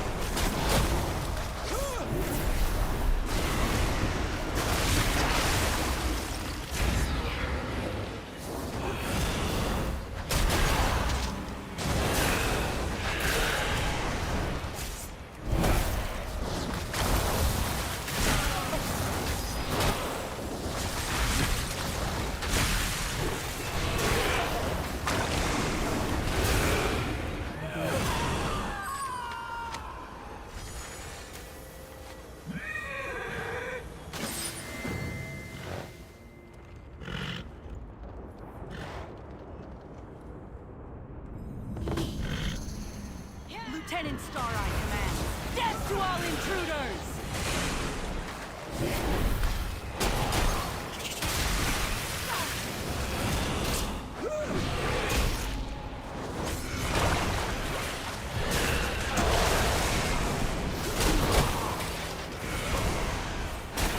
Forgive me, Lord Ravencrest. I failed you.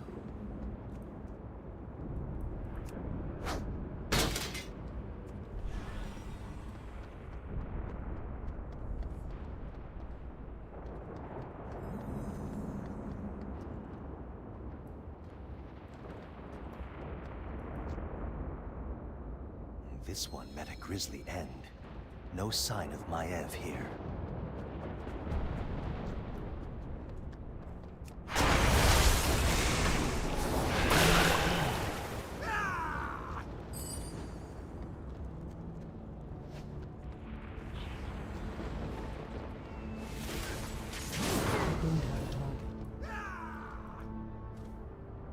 Despite our attempts to extract information, the Warden remains stubbornly resistant.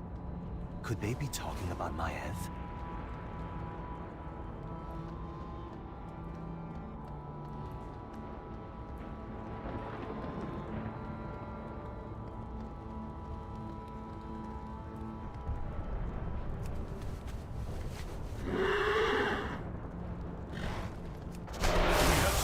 The walls, dear.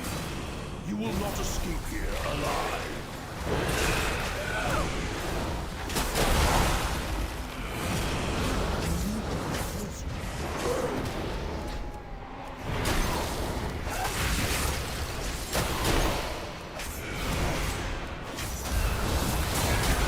I must alert the others.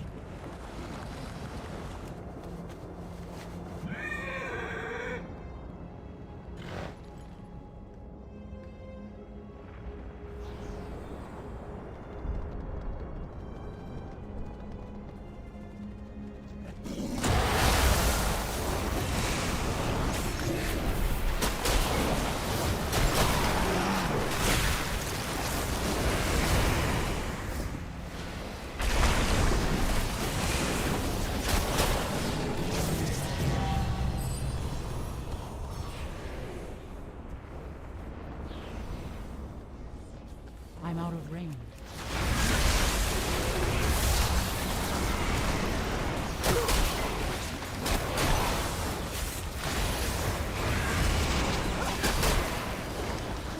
I underestimated your strength.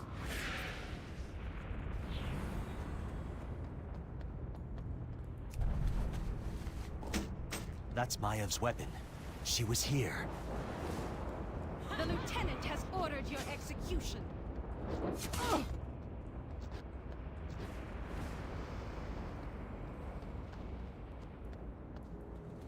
We protect those we love. Safe travel.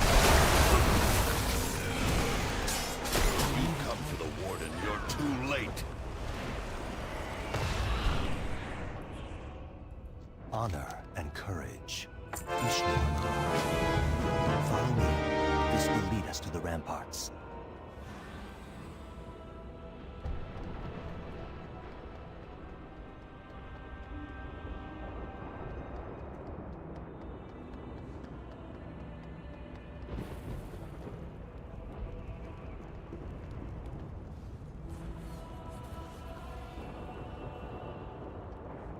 I will take out the guards inside the prison. Get those keys and meet me within the cells.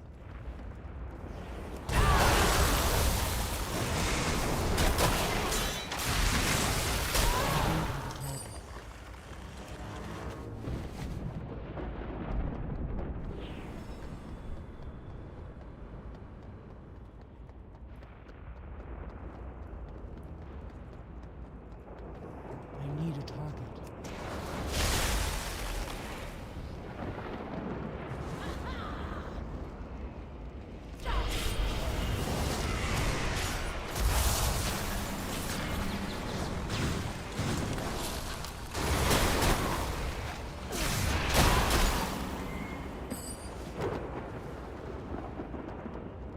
Your kind is not welcome here.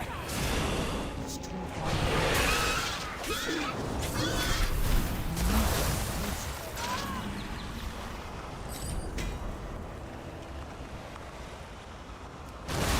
Another prisoner for myself?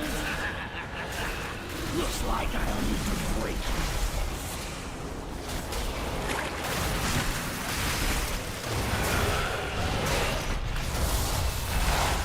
Master, I have failed you.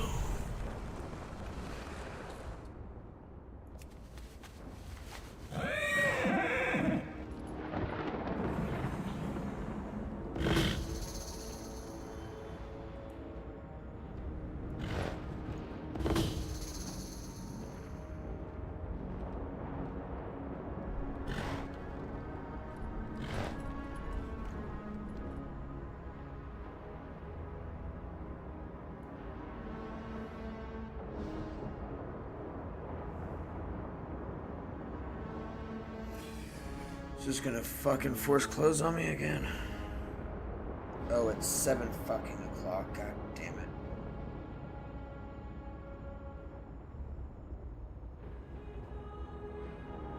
Boats and hoes, that's what I call Sea of Thieves. That's funny.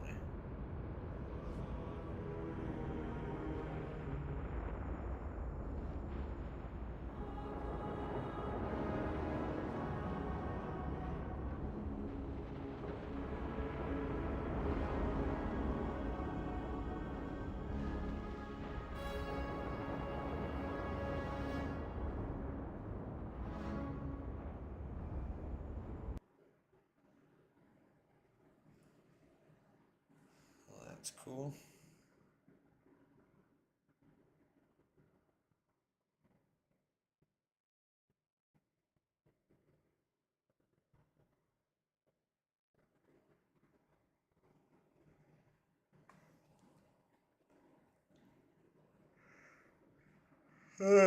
Well.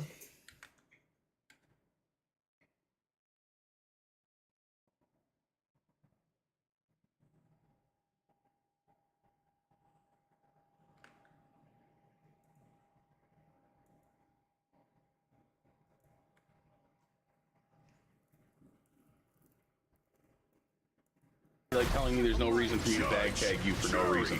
Executioner!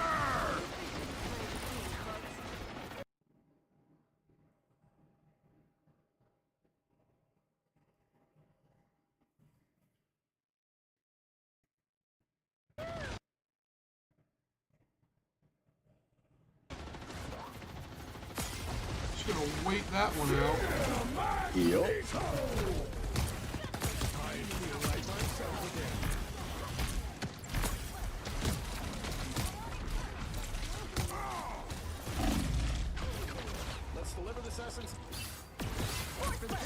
Oh, the jokes I could make. Oh, the jokes I could make.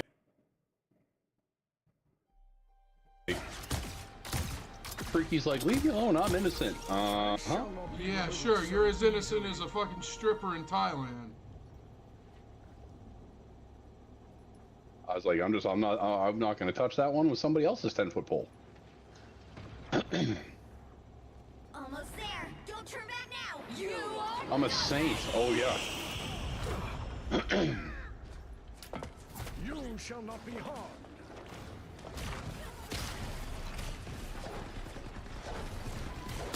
God, these guys are terrible.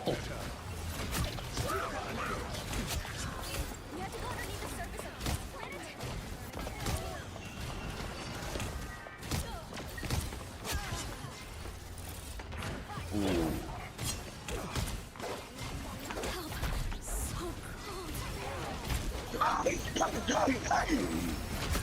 Vehicle reached a checkpoint. Keep up the momentum.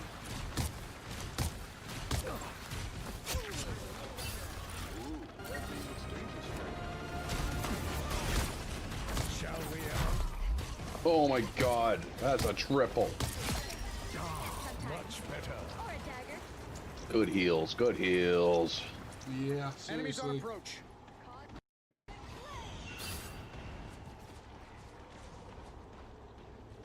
That essence. You need not fear. Nah.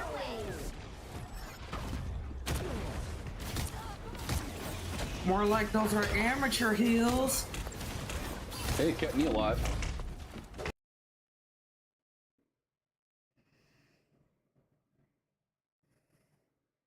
I watched that motherfucker freeze and pause and then decided if he Mutants always rise again.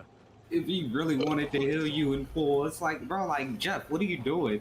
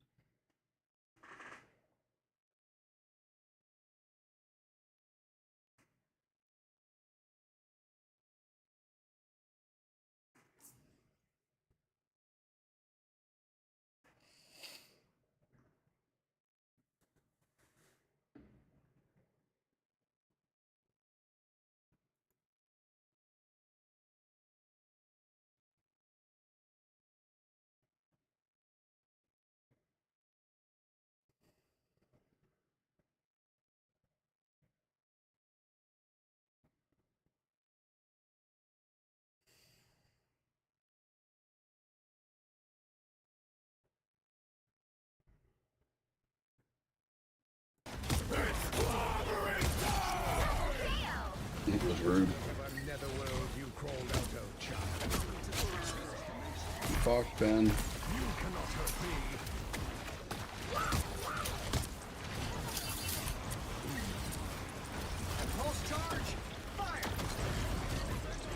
I think it's funny that your hearing gets deafened while you're inside of Jeff. Yeah.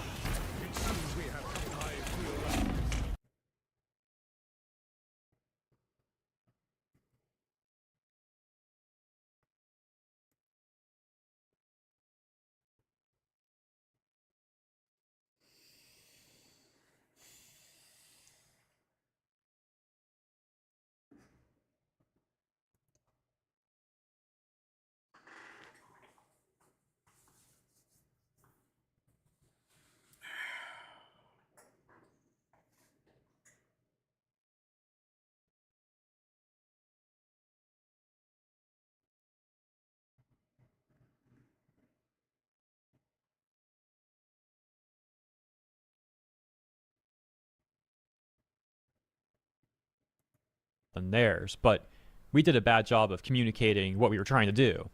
Okay. I understand. Please explain to me why a robot needs pronouns.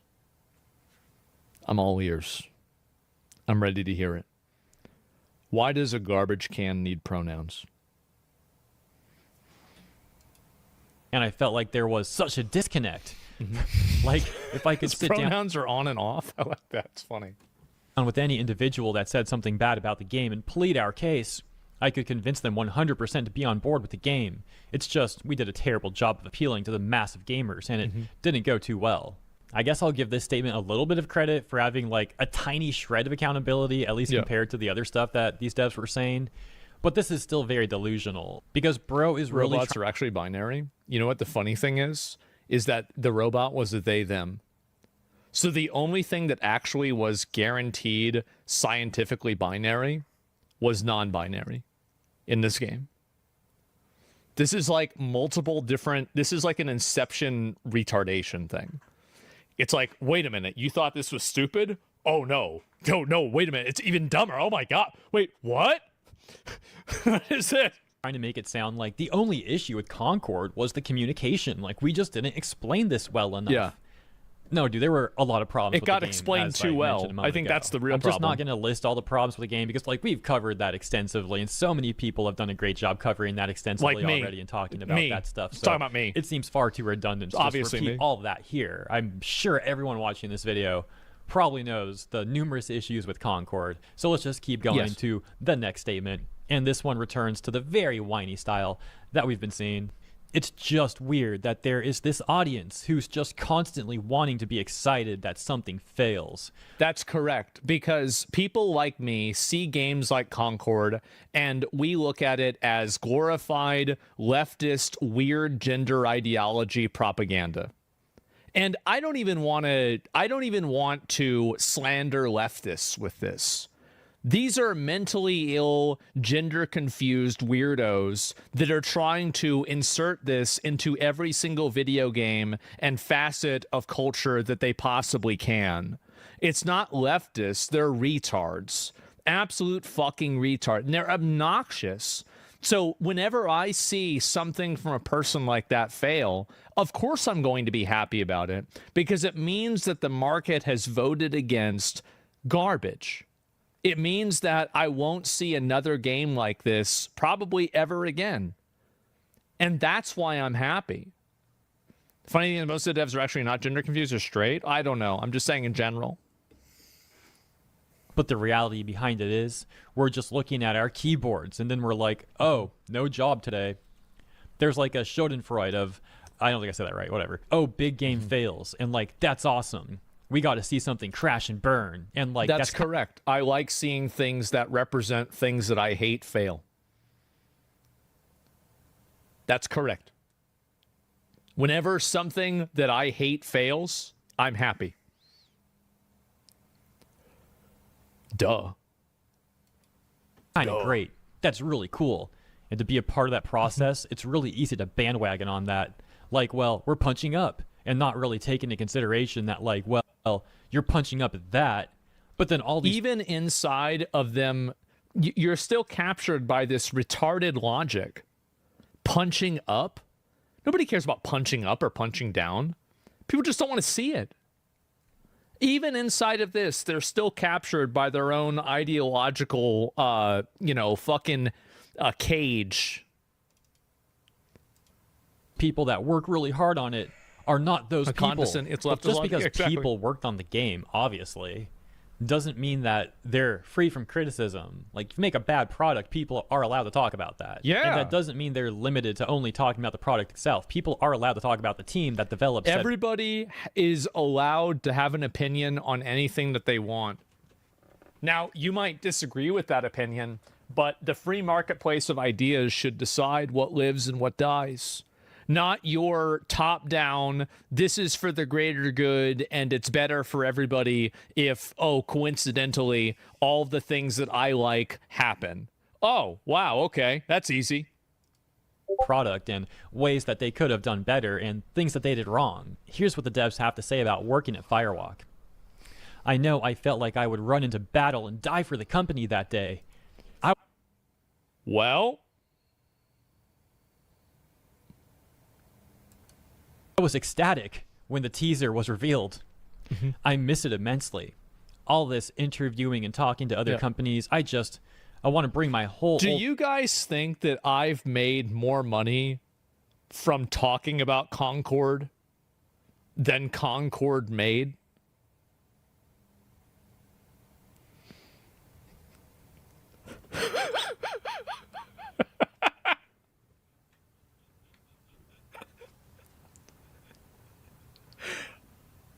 Hey.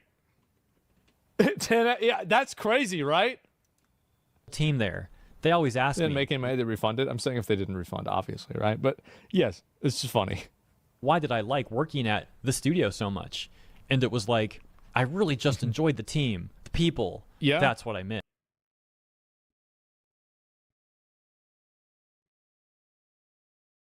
Hassan reaching for something and seemingly shocking his dog to keep her in camera view. But it is emblematic of all of America's much more consequential violence.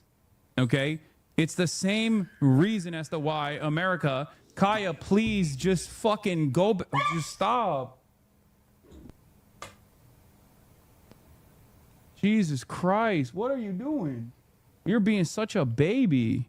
I think her collar's too tight. Well, it's here we can.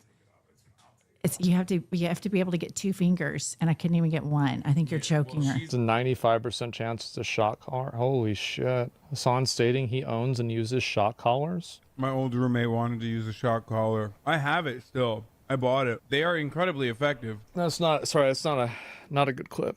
I'll say that. Guys, 99%. 99%. This is why XQC is so sure it's a shock collar. It beeps. It beeps. Association with Israel. So all this does is it beep. Beep. This is probably an AirTag. I'm going to assume. But see, there's a little bump there. Which country shock collars for dogs banned in? Because people said like it's banned in your country. So they're banned in several countries. They're banned in England. They're banned in Finland. They're banned in Denmark, in Austria, in Germany, in Netherlands, in Norway, in Sweden. And holy shit. Kaya, please just fucking go. Just stop. Okay, well, yeah. The mother of an 8th grade girl stabbed 14 times in a Georgia school gym last spring is now suing the school district for failing to prevent the brutal attack. The lawsuit alleges a school resource officer notified administrators of the school of a knife threat, but nothing was done. Let's bring in Ashley Wilson. She is the victim's mother and her attorney, Andrew Gold. Ashley, as a parent, I just can't imagine what you're going through here with this happening to your daughter. My understanding is the background to all of this is that there was some online bullying directed to one of your daughter's friends. But what happened that day in the school gym? My daughter had only been at school for about 15 minutes when she was walking to the gym class, and the attacker approached her, harassing her, and other teachers witnessed the harassment and the bullying and did nothing to prevent it. And that's when my daughter was jumped by 3 students, one of them being the girl with the weapon. and she was attacked brutally in the gym while teachers stood around, and it was all up to a courageous 13-year-old boy that stepped in and saved my daughter's life. She was jumped by 3 students? Yes, sir. Was there any Yes, sir. kind of a provocation, or did they just suddenly attack her? They were looking for the girl that was meant to be attacked. Oh, my goodness. Andrew, let me go to you, because my understanding of this is that there were multiple warnings to school administrators, at least one of them brought to administrators by the school resource officer, that the girl in question here had brought a knife to school, and yet nothing was done. That's correct. So the administrators of Ola Middle School were notified on March 14th that this student had a knife on campus. The police officer notified them that the student had a knife on campus. And the administrators did nothing. Despite their policies and procedures that they're required to investigate, they didn't do any investigation. They didn't go and check the student, and they didn't notify the parents of Ola Middle School students that the police officer had notified them of a child being on campus with a knife. Wow. And then the next day, they're again notified that the same student has a knife on campus, and again, do nothing. And as a result, Ashley's daughter is stabbed at least 14 times. Well, this happened in Henry County, Georgia. I used to live in Atlanta, so I'm quite familiar with it. Here's what the superintendent of schools, Mary Elizabeth Davis, said. Listen here. As your superintendent, I accept the responsibility for creating systems that ensure students learn at high levels and that students have opportunities to succeed. But my first and most significant responsibility is to ensure a safe school for every one of our nearly 44,000 students. Ashley, she says her first and most significant responsibility is to ensure a safe school. That didn't happen in this case, despite warnings. What should have happened when administrators were notified that this young girl had a knife? According to their handbook, they were supposed to act immediately. They were supposed to set out certain robocalls to alert parents of the threat. They were supposed to get the child, investigate it, search. They were supposed to talk to other students, look at cameras, and they did nothing because there are cameras throughout the school. There's cameras in the buses. And once this attack occurred and they started looking in, that's when they found all the evidence of this child having this weapon on campus for a whole week prior to my daughter being attacked. Unbelievable. I know it's been a long road back for your daughter. She's had to go through plastic surgery. She's being homeschooled. Don't know if she ever wants to go back to a public school again. Ashley Wilson, Andrew Gold, thank you for sharing your story. We appreciate it.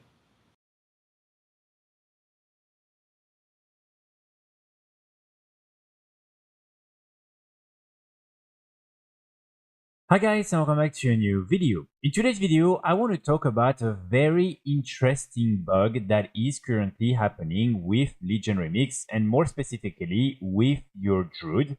And this is something that people have been talking a lot about, simply because basically with this bug you are able to unlock one of the Mage Tower appearances that has been removed from the game and that is not supposed to be brought back through Remix or through any other ways, by simply going to the barbershop. So just as a reminder, again, here the different appearances from the Mage Tower for the Druids are these different space kitties, which are really nice. And then for Guardian Druid, it's these ones right here, which are these big badass bears.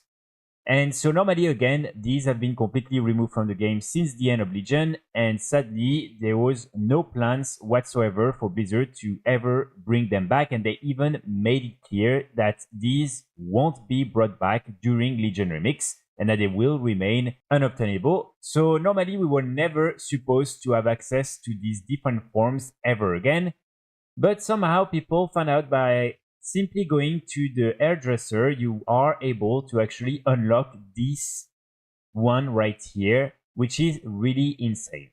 So here, as you can see, when I go in the, again, little hairdresser, I can go and change my bear form. And here at the end, you will have automatically this one that will be unlocked. And then you can just click on accept. I mean, this is the one I have right now. And then basically now each time you change your character, you will be in this Mage Tower appearance for your Guardian Druid.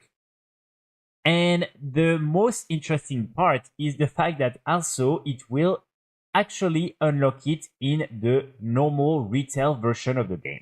So here, as you can see, for instance, with my main Druid, I never did Mage Towers with my Druid, and somehow I now can actually choose to transform my Guardian or my Bear form with this Mage Tower appearance. So obviously this is most likely a bug. It's probably not intended, but I just think it's kind of crazy because Blizzard knows that players have been asking again and again and again to get these different appearances back during Legion Remix. And for them to have one bug like that happen at the launch of Legion Remix is just pretty bad because it will just create even more frustration. There's already one post on Warhead with more than 200 comments with people really saying that, you know, they're annoyed with this bug. So yeah, I just think this is really something they should have made sure that wouldn't have not happened. And again, this is kind of crazy that you can just arrive and unlock one of the Mage Tower appearances just by going to the barbershop. So this is again something that will probably be fixed very soon. Also, I don't think they will let you keep the bear form in the retail version of the game once they fix this. But if you just want to, you know, on your Druid experience this form on your bear form for a few hours before they fix it, then you can just go to the barbershop and use it. Again, I don't think there's gonna have any consequences for players because, I mean, this is definitely not, you know, like an abuse or against US to just go to the barbershop and to use the different options that are there. So yeah, if you want, you can just enjoy for a few hours, but just know that most likely these will be removed after they fix the bug.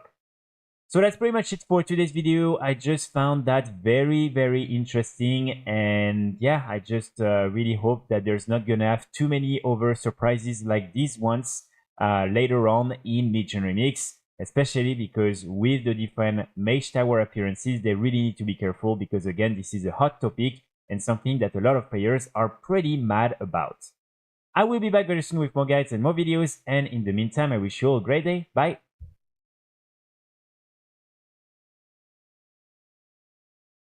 Hey guys, and welcome back to another Legion Remix guide for World of Warcraft. In this one, we're going to be taking a look at the new Infinite Artifact weapon system that will be a major source of player power throughout the Legion Remix event.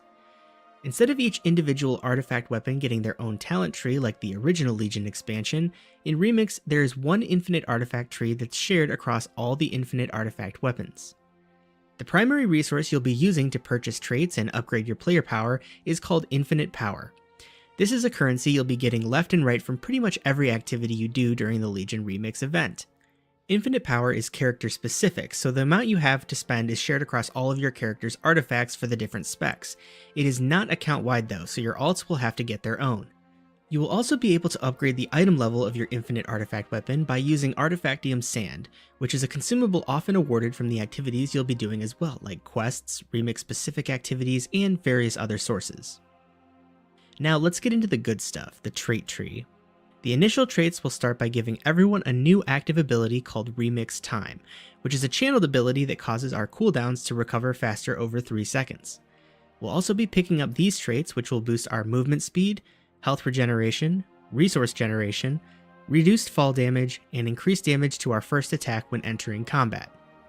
Once you fill up the initial traits, the tree splits off into 5 different branches: Nature, Fel, Arcane, Storm, and Holy. Each of these branches will have 1 active ability and 4 passives that will have a unique impact on gameplay when you choose them. You'll only be able to invest in one of these branches at a time, but don't worry, these traits can be changed at any point, as long as you're not in combat. Now let's take a look at each of these branches individually. The Nature Artifact tree has an active ability called Call of the Forest that summons a stampede of forest denizens that charge forward. Each member of the stampede shields allies and grants 3% attack and casting speed for 10 seconds, stacking up to 5 times, while also inflicting damage to enemies and immobilizing them for 3 seconds. The passive traits are as follows. Souls of the Caw. Spells and abilities have a chance to summon a flock of eagles that heal allies and damage enemies. High Mountain Fortitude.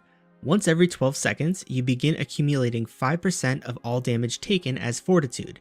After 8 seconds, this becomes a protective barrier that absorbs the accumulated amount for 4 seconds. Waking Frenzy. Souls of the Caw grants Waking Frenzy. Your abilities grant you and your summoned companions 2% increased damage and healing for 8 seconds, stacking up to 15 times. Dreamweaving. Call of the Forest calls upon a Dreamweaver that empowers you and 4 nearby allies, causing abilities to recharge 100% faster and recover 10% of your class resource every 1 second for 10 seconds. The Fell Branch's active ability is called Twisted Crusade, and it summons a Dreadlord for 30 seconds to attack your enemies.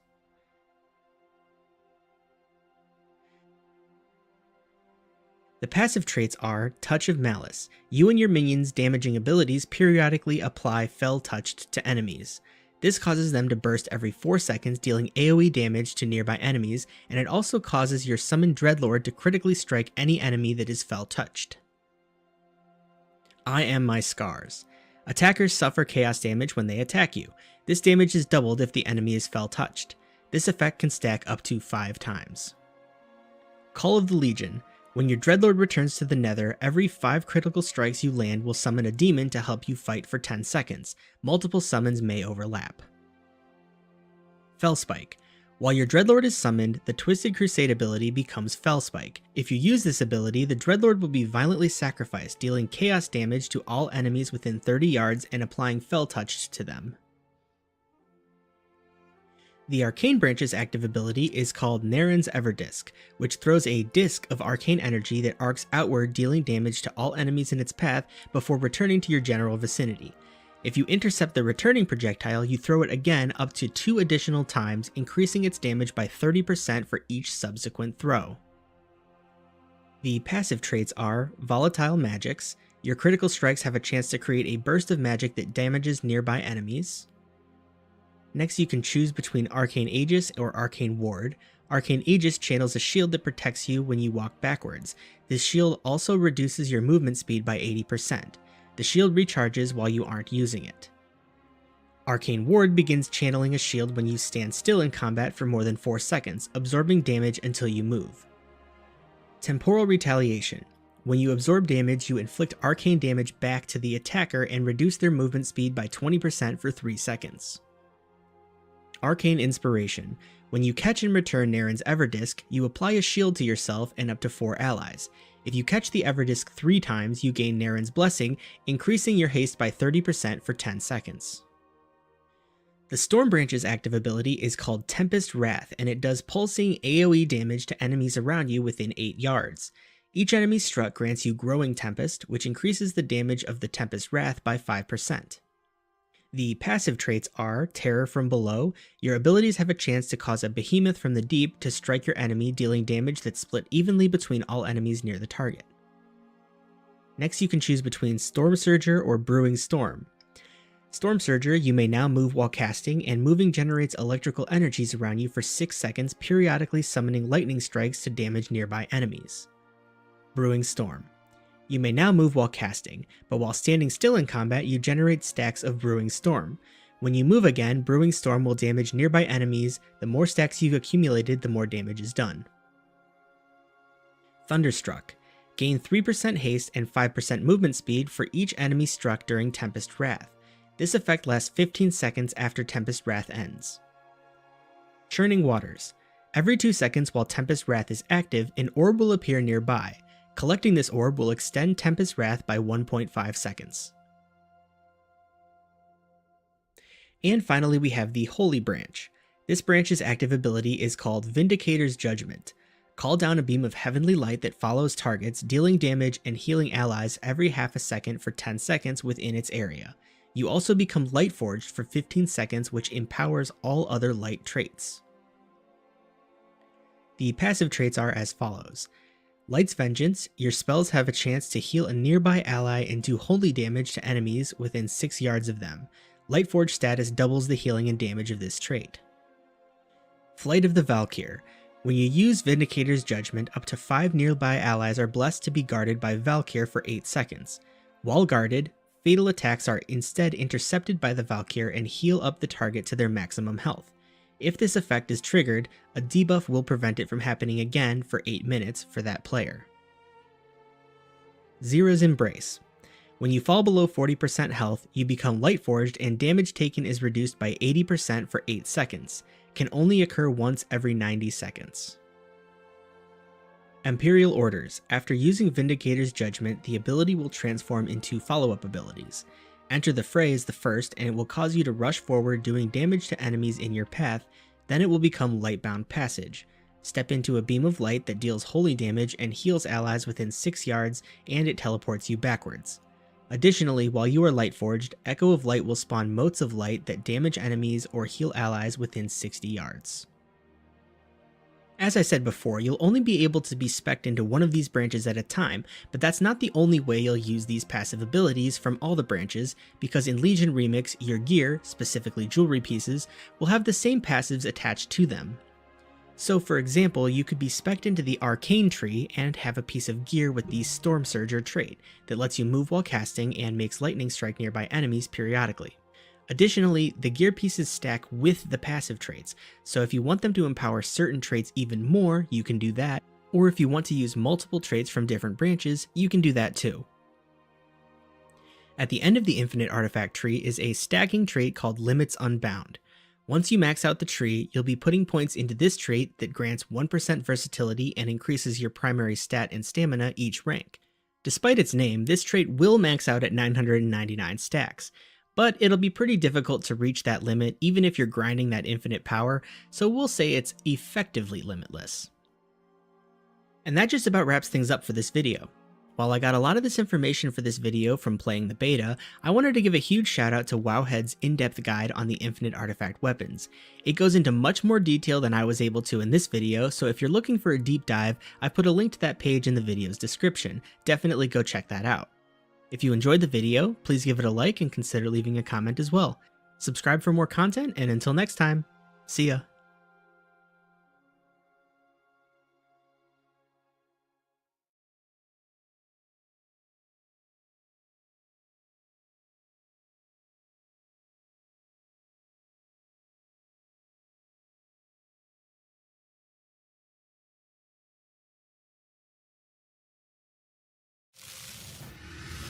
The best expansion for WoW has just been released, the remixed version of it, and I know you still haven't gotten those sweet shoulders or maybe that dope sword, but did you know you can loot possibly the best transmog cosmetics in the game before being taken away? Have no regrets. Don't wait for the trading post to possibly give you recolors in the future. Loot them now, and then you can be the one to tell people they cannot have these exclusive rewards because they should have played Legion Remix when it came out, and they are prestigious enough for them to go f off, f them, f Mage Tower, not coming back. I'm not sad at all. Salty people, eat it. I'ma go get me some Legion transmogs. Number 1, the OGs. These are a set of transmogs that you can still relatively safely collect by doing Legion content on live servers, so not really exclusive to Remix. However, the rarity of these items could very well classify them as exclusive anyway. Starting off with a softie, the Hammer of Vigilance that can still drop from Mother in Tomb of Sargeras. This is still a very iconic one-handed hammer, being the only one of its kind in this type of model in the game to drop from anywhere. But you can get the Hammer of Vigilance way easier since raids will have a daily lockout on Remix. Of course, this applies to all of the items here on this list with an even better way to get them. By purchasing them. Remix adds items, sets, and transmogs to vendors that cost the bronze currency plus a special token that drops from the bosses that you just killed. 20 fell warped slabs and 30,000 bronze later and you are a Hammer of Vigilance richer player. Imagine killing a boss enough times and then getting the item you want if it didn't drop. Almost as if this is fixing loot RNG. This is true for the Scythes of the Unmaker as well. That costs 20 Cosmic Soul Silver and 30,000 bronze. Not sure if each version has to be purchased separately, but either way, much easier to get. Also, by killing all Antorus bosses on the Mythic difficulty, don't worry, it's not that hard, you get a new recolor fell version of the Scythe as well, which doesn't seem to cost you anything. While you are in Antorus, pick up Taishalak from Agromar, also a Titan, with 20 Everflame of Hatred, also again with 30,000 bronze. Note here, not sure what the drop rate for the bronze will be by the end, but as you farm these raids, specifically in this example, you may want to hold off on purchasing any one Antorus Mog until you have currency for all of them at once, since by the time you get the last bit, the previous ones might have just dropped and you could just save thousands upon thousands of bronze. Apparently. And last but not least, let's go back to Emerald Nightmare and get those Xavius shoulders, possibly the most sought after Legion cosmetic in existence, with 30,000 bronze and 20 horns of the first satyr. What? You don't think this is the most farmed Legion Mog? Well, let us know down below which one it is for you, while I take the time to thank our video sponsor, Rested XP, which is the best way for you to actually level in Legion Remix with their guides on leveling. Rested XP is a simple to use add-on in-game that loads up the guide that you want to take you through your journey fast and efficiently. With this guide in particular, you get speedrun routes from levels 10 to 80, event-specific quest guides, all of the story campaigns and more for both factions.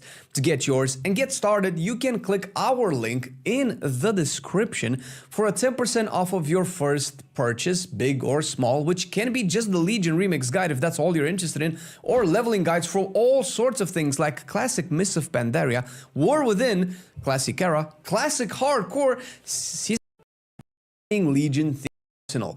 This is a series of transmogs that are pure and simple, Burning Legion themed. The first is the Sinister's Fell Arsenal, which can be obtained by completing 4 achievements in Stormheim, all unlocking 1 weapon, presumably. The 4 weapons are the Sinister Feldirk as the dagger, Sinister Fellstaff as, you get it. Sinister Fellblade as the one-handed sword, and a wand with Sinister Fell Wand. The achievements you want are first finishing the campaign in Stormheim, second is the Tour Stormheim that has you explore the zone fully, defeating rares and collecting treasures, the basic stuff.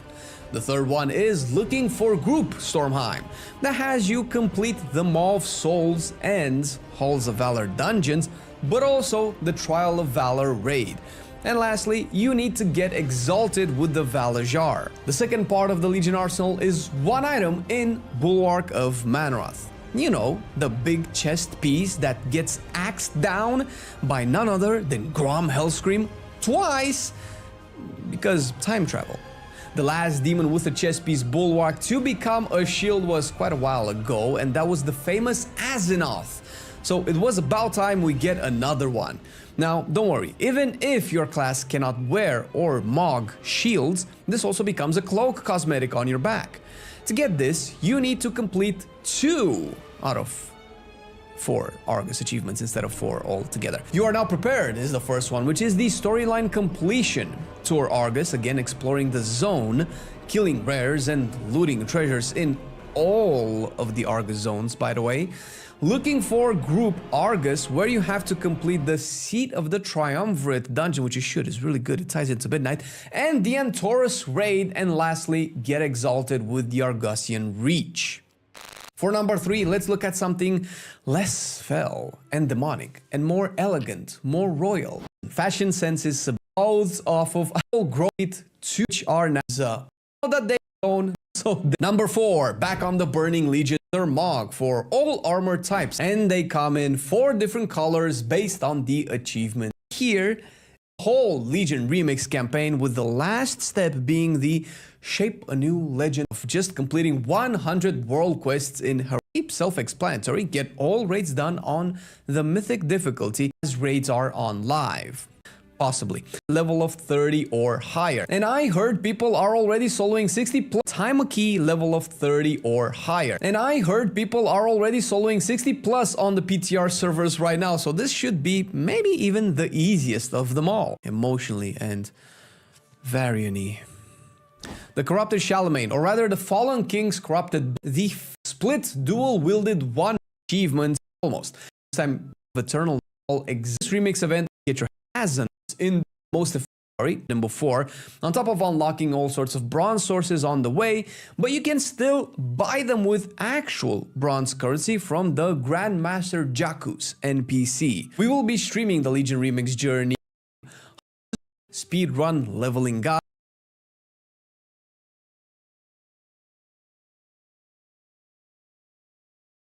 Chairman Cormer invites CEOs of Discord, Steam, Twitch, and Reddit to testify on radicalization of online forum users.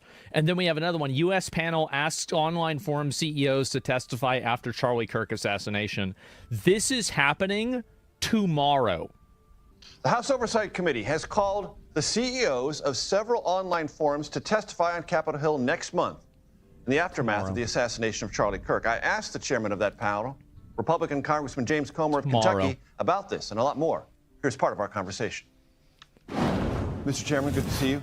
Today, you called the CEOs of Reddit, Discord, Steam, and Twitch before the committee. So it's 10 a.m., so I'm going to have to wake up. I have to wake up early.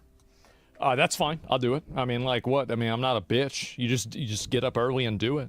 Yeah, I'll be live to watch this for sure.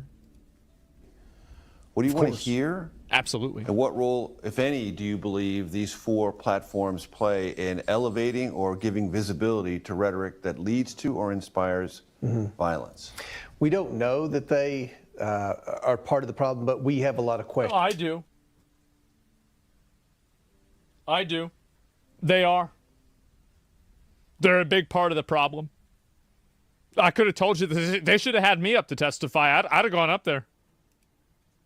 And several members of the Oversight Committee who are a lot more knowledgeable about those platforms than I was prior to the Charlie Kirk assassination. Steam they've users? expressed concern. No, Steam's not that bad. They would like to question them. There seems to be a pattern emerging from that's the form of communication of choice by some of the crimes, the high-profile crimes that have been committed lately, especially Reddit by and the Discord. younger perpetrators. So we have a also, like, they should talk about Twitter as well. Like, Twitter has a lot of really bad extremism also, and Twitter's a massive platform. Like, it's way bigger than Twitch, for example. And I don't know why they don't bring in, like, more, like, awareness or accountability for Twitter. Twitter isn't innocent? Yeah, exactly, right? I mean, like, in my opinion, I think they need to do a much better job getting rid of bad actors. Like Elon Musk, yeah, I don't know why. Like, I get his perspective on, like, freedom of speech, but I think that, like, the people that are, like, advocating for, like, violence and to, like, kill people, I think they need to just get rid of it. Like, if anybody's posting stuff like that, I think you should get perma'd. Like, the only time that I think advocating for violence is okay is if it's in a self-defense situation or you're trying to, like, survive for your life. Other than that, no, you shouldn't be saying that shit at all. questions about that, and hopefully sometimes Elon's a friend of the current admin. That's why. That's a great argument, but Blue Sky isn't being called in, and neither is YouTube. So I don't think that the political, alignment argument works very well. I think that it's a good thing to consider, but I don't think that, like, you can come to that conclusion. It's not. We don't have these hearings necessarily to grill or embarrass the witness, but maybe to find solutions to the problems, because there are a lot of people that are concerned that this You're not going to find a solution unless you legislate it, because the solutions take money, and these companies are doing it for money. They don't solve these problems because it's expensive to solve the problems. It costs them money, time, and resources to solve the problems, so they ignore them. So if you want them to solve this issue, you need to make it a law or some sort of regulation or something like that. Pattern maybe because of some form of business model that they may have. Meaning, if I understand you correctly, Mr. Chairman, some of your committee members fear or have come to believe that communications on these platforms feel to a younger cohort in our country less visible, and so they're more comfortable discussing things that they are maybe contemplating? Well, exactly. Yeah, of course, people talk about shit online they wouldn't say in real life. I mean, it's common sense.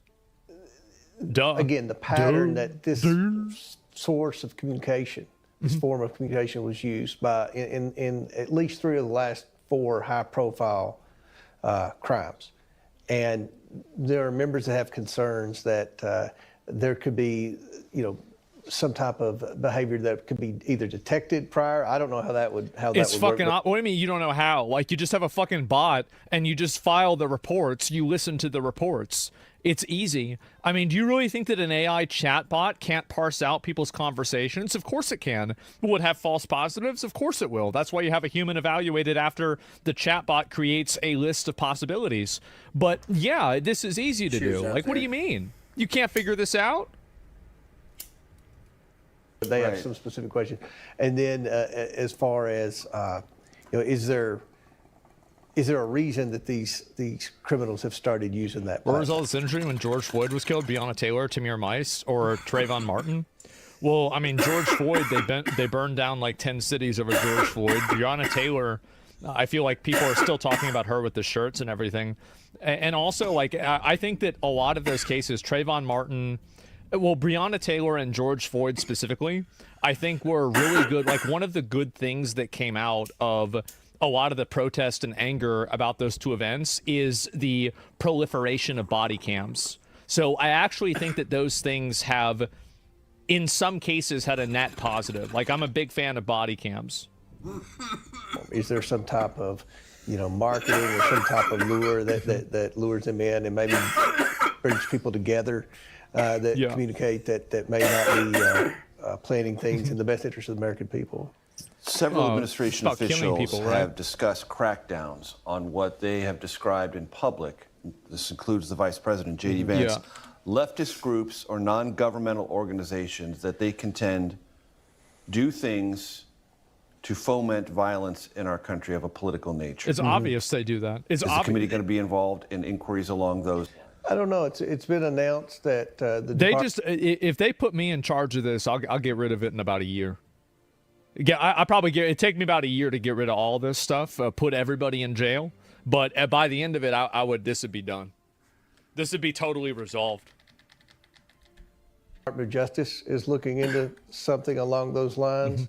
I know that there are several people, including Chip Roy, that have written a letter asking Speaker Johnson to form a select committee on that. Yeah. But there's not been anything from our committee standpoint or from the leadership standpoint that's directed us on the Oversight Committee to do anything. Do you share those concerns, and might you organize the committee in that direction? Well, we know that there's a lot of funding of these indivisible groups. There are a lot of liberal groups. The last 4 of the last 6... You tell me you can't figure out where the money's coming from? You can't figure it out? Public events I had protesters outside, and they were part of an indivisible group that's a subsidiary of a Soros-funded group. And there's concern, I guess, among some. I'm not that worried about the protesters or the organized things, but after it's about the violent people. I guess that's the issue.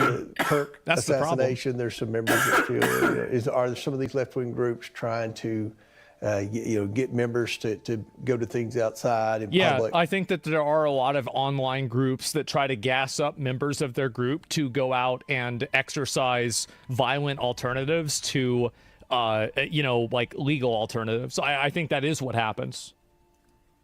Where they can be sitting ducks and things like that. I don't think that, but there are always... You don't think that? Groups such as... I'll give you some examples. Antifa is a great example. I think Antifa tries to, build this stuff up.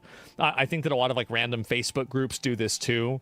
I think that really it's just something that happens on the internet in general, is that you have people that try to create a radicalized environment and then hopefully spawn somebody who takes that radical mindset into reality.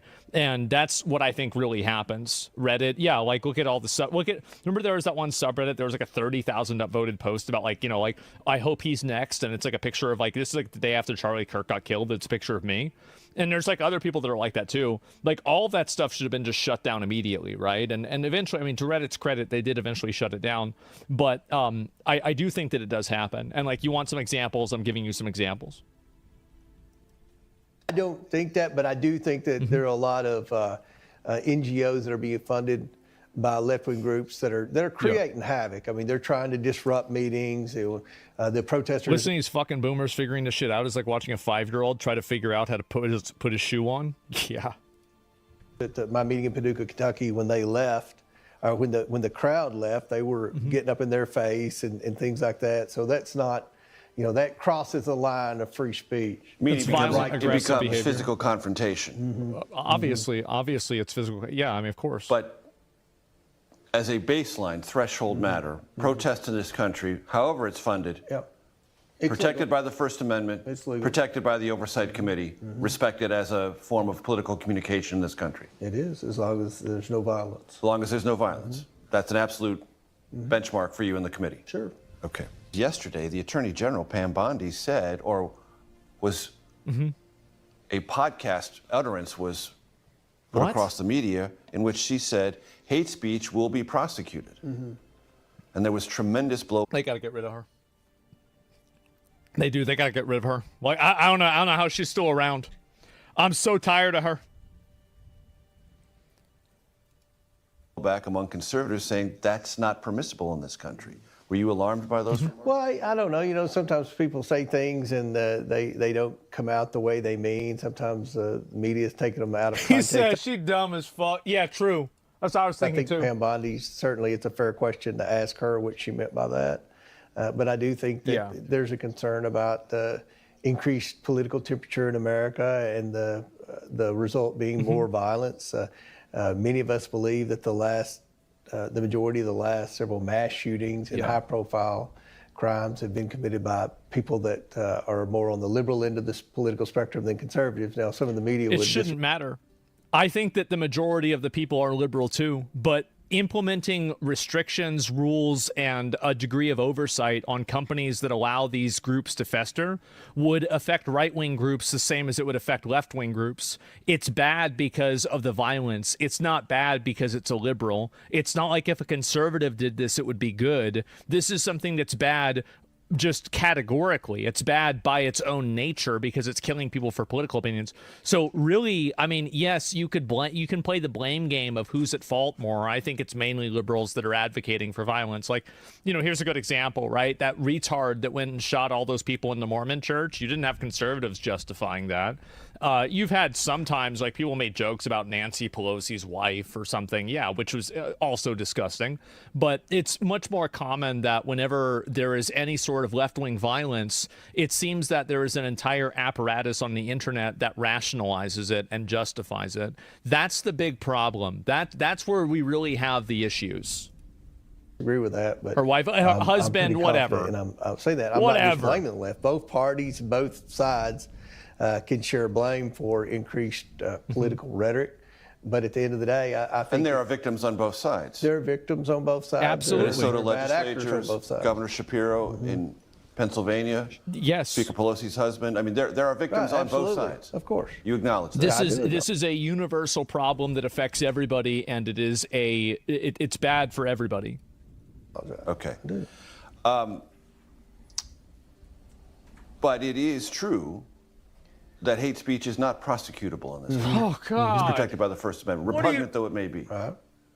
You believe that? I do. I would assume that Pam Bondi believes that hate speech that is directed towards an end goal of violence or criminal behavior would be prosecuted. That's what I would assume she would do. Yeah, duh. But you would have to ask her that. But that's not because of hate speech. Welcome back to The Takeout. Earlier today on Capitol Hill, I discussed the ongoing Epstein investigation and all the controversy. This is some other stuff. And so anyway, let's go back. Yeah, Epstein. Yeah, they're gonna release these files tomorrow, guys, for sure.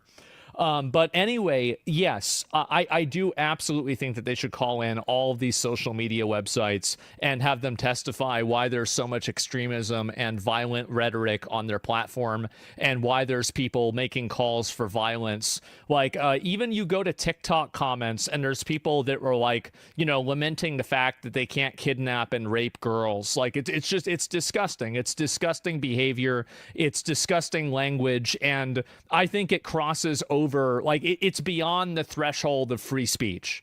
No, really. Like TikTok's the worst? No, I'm being serious. I've read the comments. I see videos on there. That's it. Please stream this. I'm hyped. Yeah, so this is happening tomorrow. I forgot all about this. I didn't realize it's October 7th today, which logically would mean that October 8th would come after that. So, yeah. Why don't they ask you guys what the problem is and call you in instead of the CEO who will just try to hide it? I mean, as I said, if Congress wants me to testify, I would have no problem. I could fly up there for a day, and as long as I could live stream it, I would do it, right? I mean, maybe I can't bring the camera into the fucking building, but, you know, as long as I would do it. Even if I have to do it in like a day, I would still do it.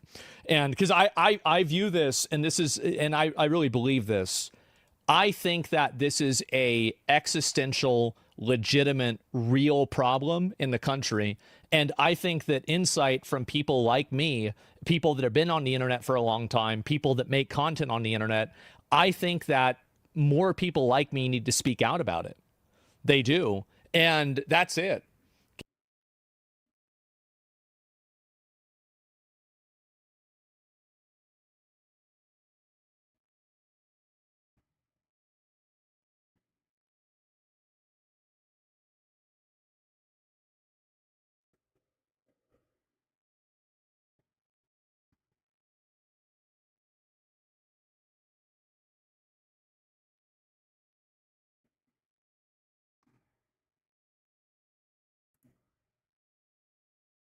Just be content and enjoy my life. Shasta Grown McLean has endured more in her 28 years than most people ever do. In the spring of 2000,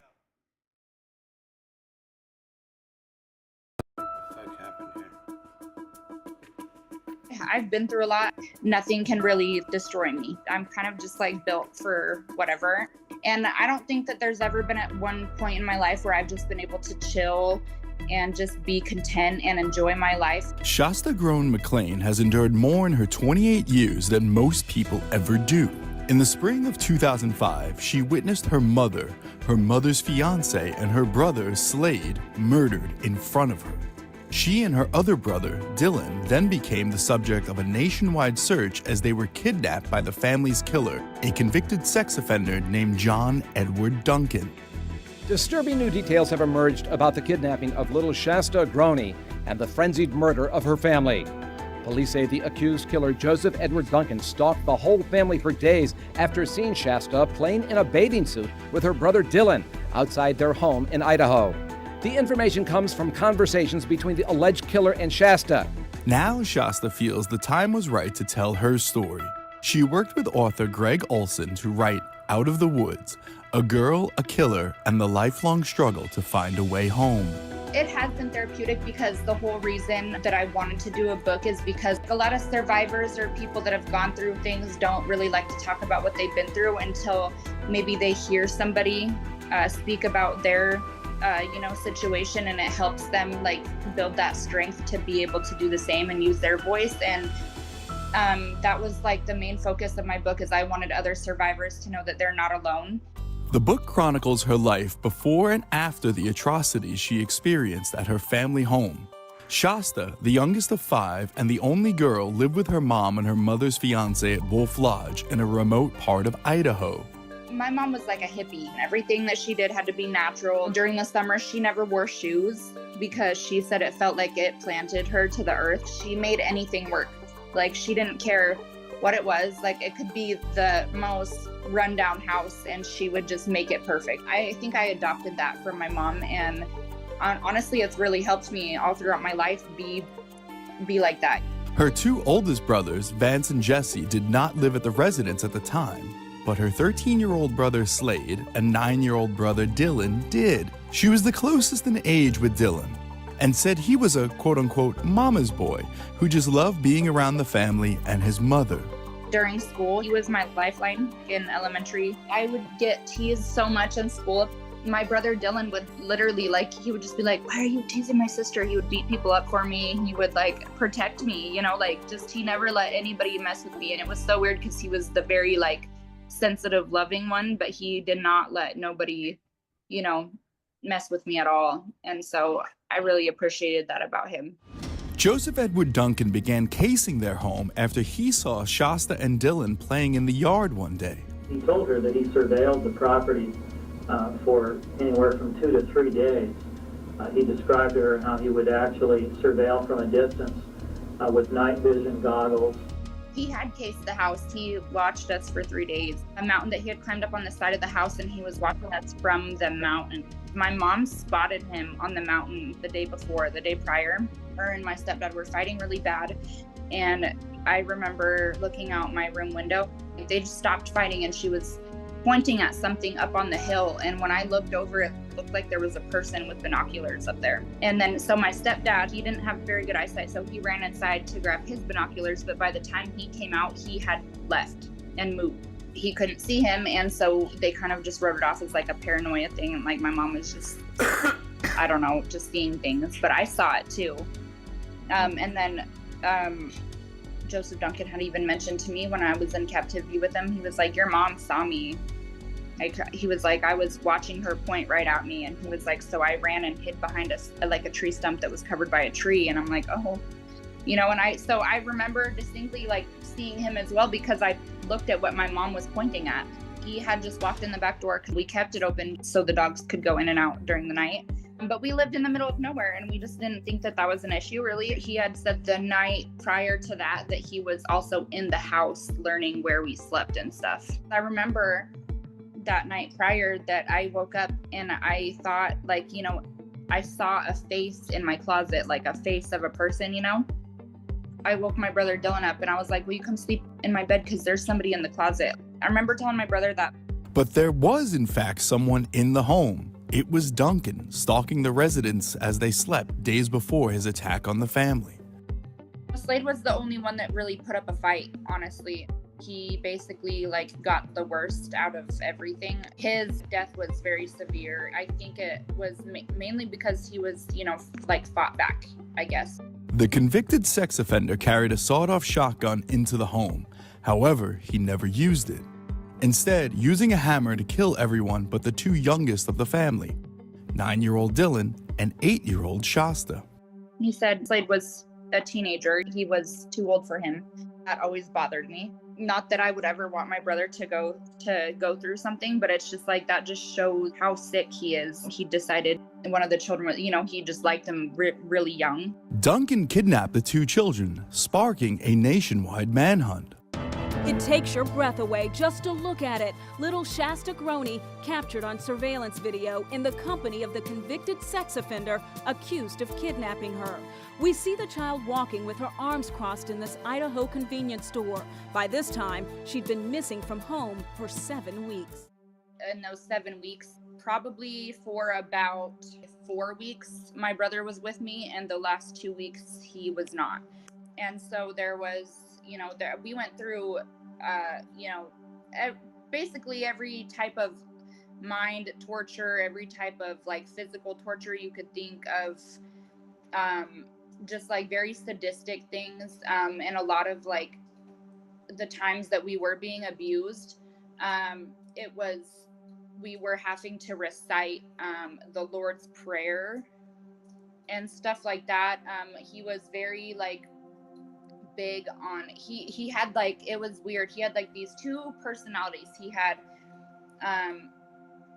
the personality where he was like very sick and twisted, and then like he would snap out of it. It was almost like he was conflicted. You could see it in his eyes, like which personality he was. There was like a moment where I realized that like my brother was getting abused way more severely than I was for the first couple weeks. You know, I had made a promise to my brother Dylan that I would get us out alive, you know. From that point forward, like when I had given my brother my word, I did whatever I could to ease his abuse and make sure it was all put on me. There were times where like I pretended like I was his friend, like that I was listening, and that, you know, like I forgave him for everything that he did. It was almost like I was like pretending to be his girlfriend, basically. Like, and I was 8 years old, you know, but I felt like that's what I had to do so that he wasn't hurting my brother, you know, because I saw a change in my brother Dylan, like where he was just, you know, like you could see his soul, like was not really present anymore, you know, like, you know, he had went through so much that like I think he just gave up, like mentally. Some of the mental head games Duncan would play with the children was he would tell them he was going to take Dylan to town to get supplies. But he would never take Dylan into town. Instead, he took him elsewhere and subjected the boy to horrific abuse while Shasta would be tied up to a tree, sometimes for days. When my brother Dylan had passed away, so he put us up to a challenge, like, and this was the mind games that he would play. He told us that if we caught a squirrel that kept coming into the campsite, if we caught it, we could go home. Okay, so me and my brother Dylan spent weeks and weeks trying to come up with this little trap that we could get this squirrel. And one day Duncan had went to town, and me and my brother caught that squirrel in this trap that we had made. So during that time, we're like, to our, like, in our heads, we're like, oh my God, we caught the squirrel, we're gonna go home. So like, he came back to the campsite, saw that we caught the squirrel, and he's like, all right, we'll start packing up the camp, you know.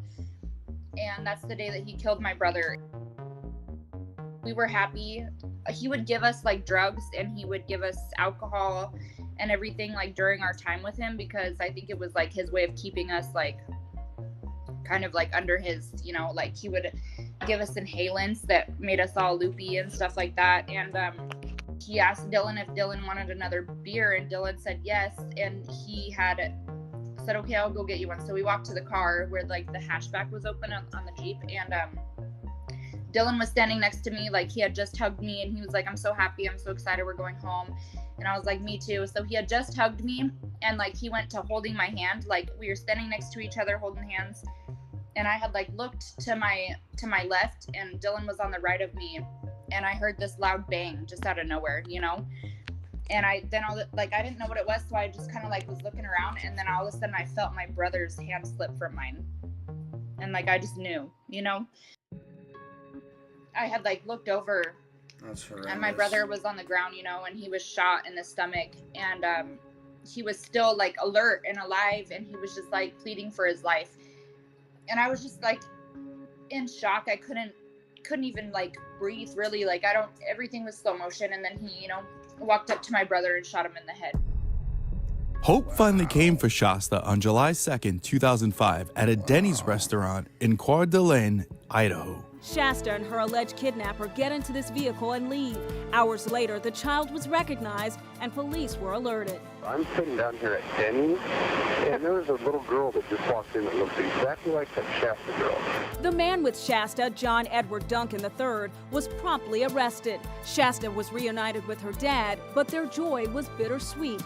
And now the focus is on the alleged kidnapper, whose arrest record dates back to 1980, when he pled guilty to abducting and sexually assaulting a 14-year-old boy at gunpoint. John Edward Duncan is a 42-year-old man who has spent most of his adult life in prison. He actually kept an online diary of his troubled thoughts. One recent entry reads, quote, I am scared, alone, and confused, and my reaction is to strike out toward the perceived source of my misery, society. My intent is to harm society as much as I can, then die. He also wrote, quote, I have been asking God to help me defeat the demons. In fact, last night I was on my knees begging him, crying out loud to him to help me. He didn't answer again. But many people are outraged because Duncan was charged with molesting a 6-year-old Minnesota boy in March and released on only $15,000 bail. It's a nightmare for all of us. Prosecutor Joe Evans. If bail were set at a level that he could not reach, we wouldn't be here today. But in the midst of it all, a miracle of sorts, the safe return of little Shasta Groney, long after many had just about given up hope. She's doing very well and is being very happy having her father there close by. In October 2006, Duncan pled guilty in a Kootenai County court to all state charges against him. He was immediately sentenced to 3 consecutive life sentences without the possibility of parole. He was later sentenced to death by a federal jury in 2008 for the kidnapping and murder of Dylan. Duncan died of brain cancer in 2021, which infuriated Shasta. It was weird, like hearing that actually caused a relapse for me, just because I didn't know how to feel. Like I was just very numb, and I ended up relapsing. And it was just a one and done time, like one and done situation for me. But it was just kind of like, I think I needed to self-medicate, after hearing that, just because I still felt so let down by the system, because it was just like I kind of just felt robbed of everything. They had told me that once they do the death penalty, I could go and watch, and that's something I wanted to do. And then I also wanted the chance to go and see him in prison so that I could tell him, that he didn't affect my life. He didn't make it impossible for me to have kids, because I wanted him to know that, like, he did not control my life. And I felt robbed of that. And I also just felt like it was just such miscarriage of justice that he was allowed to live for so long with a roof over his head. He had 3 meals a day, something that my family didn't get, and medical care and all this stuff. I always hated the fact that during trial, I hated seeing the fact that he was getting out of the transport vehicle with a bulletproof vest on, because it's like, why are you guys protecting him? If somebody wants to shoot his ass, let them shoot his ass, but that's always just kind of how I was raised, street justice kind of, I don't know. I've always just felt like they protected him so much, but like when it came to our family, like the system is basically the reason why, because they let a level 3 sex offender out on house arrest, Shasta's life after getting rescued was far from easy. She and her father had a relationship that she described as, quote, chaotic, and would eventually live in and out of foster care.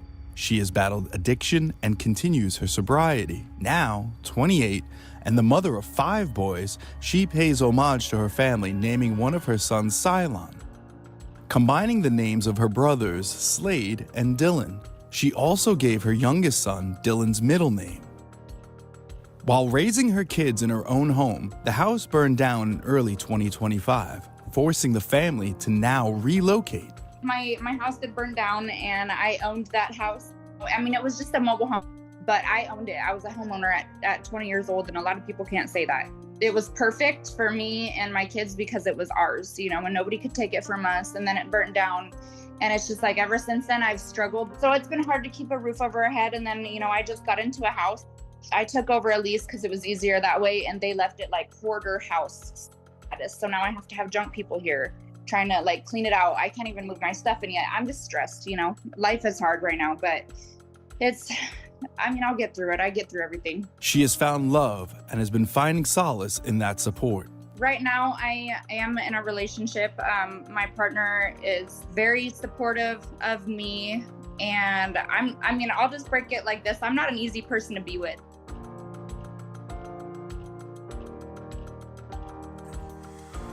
Oh, that's wild.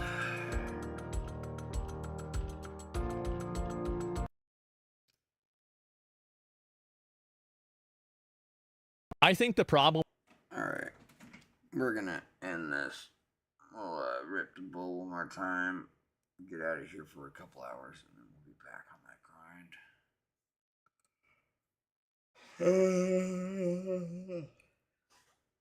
Hope you guys have a beautiful day, and if I don't catch you later, good morning, good afternoon, good evening, and good night. Cheers out there.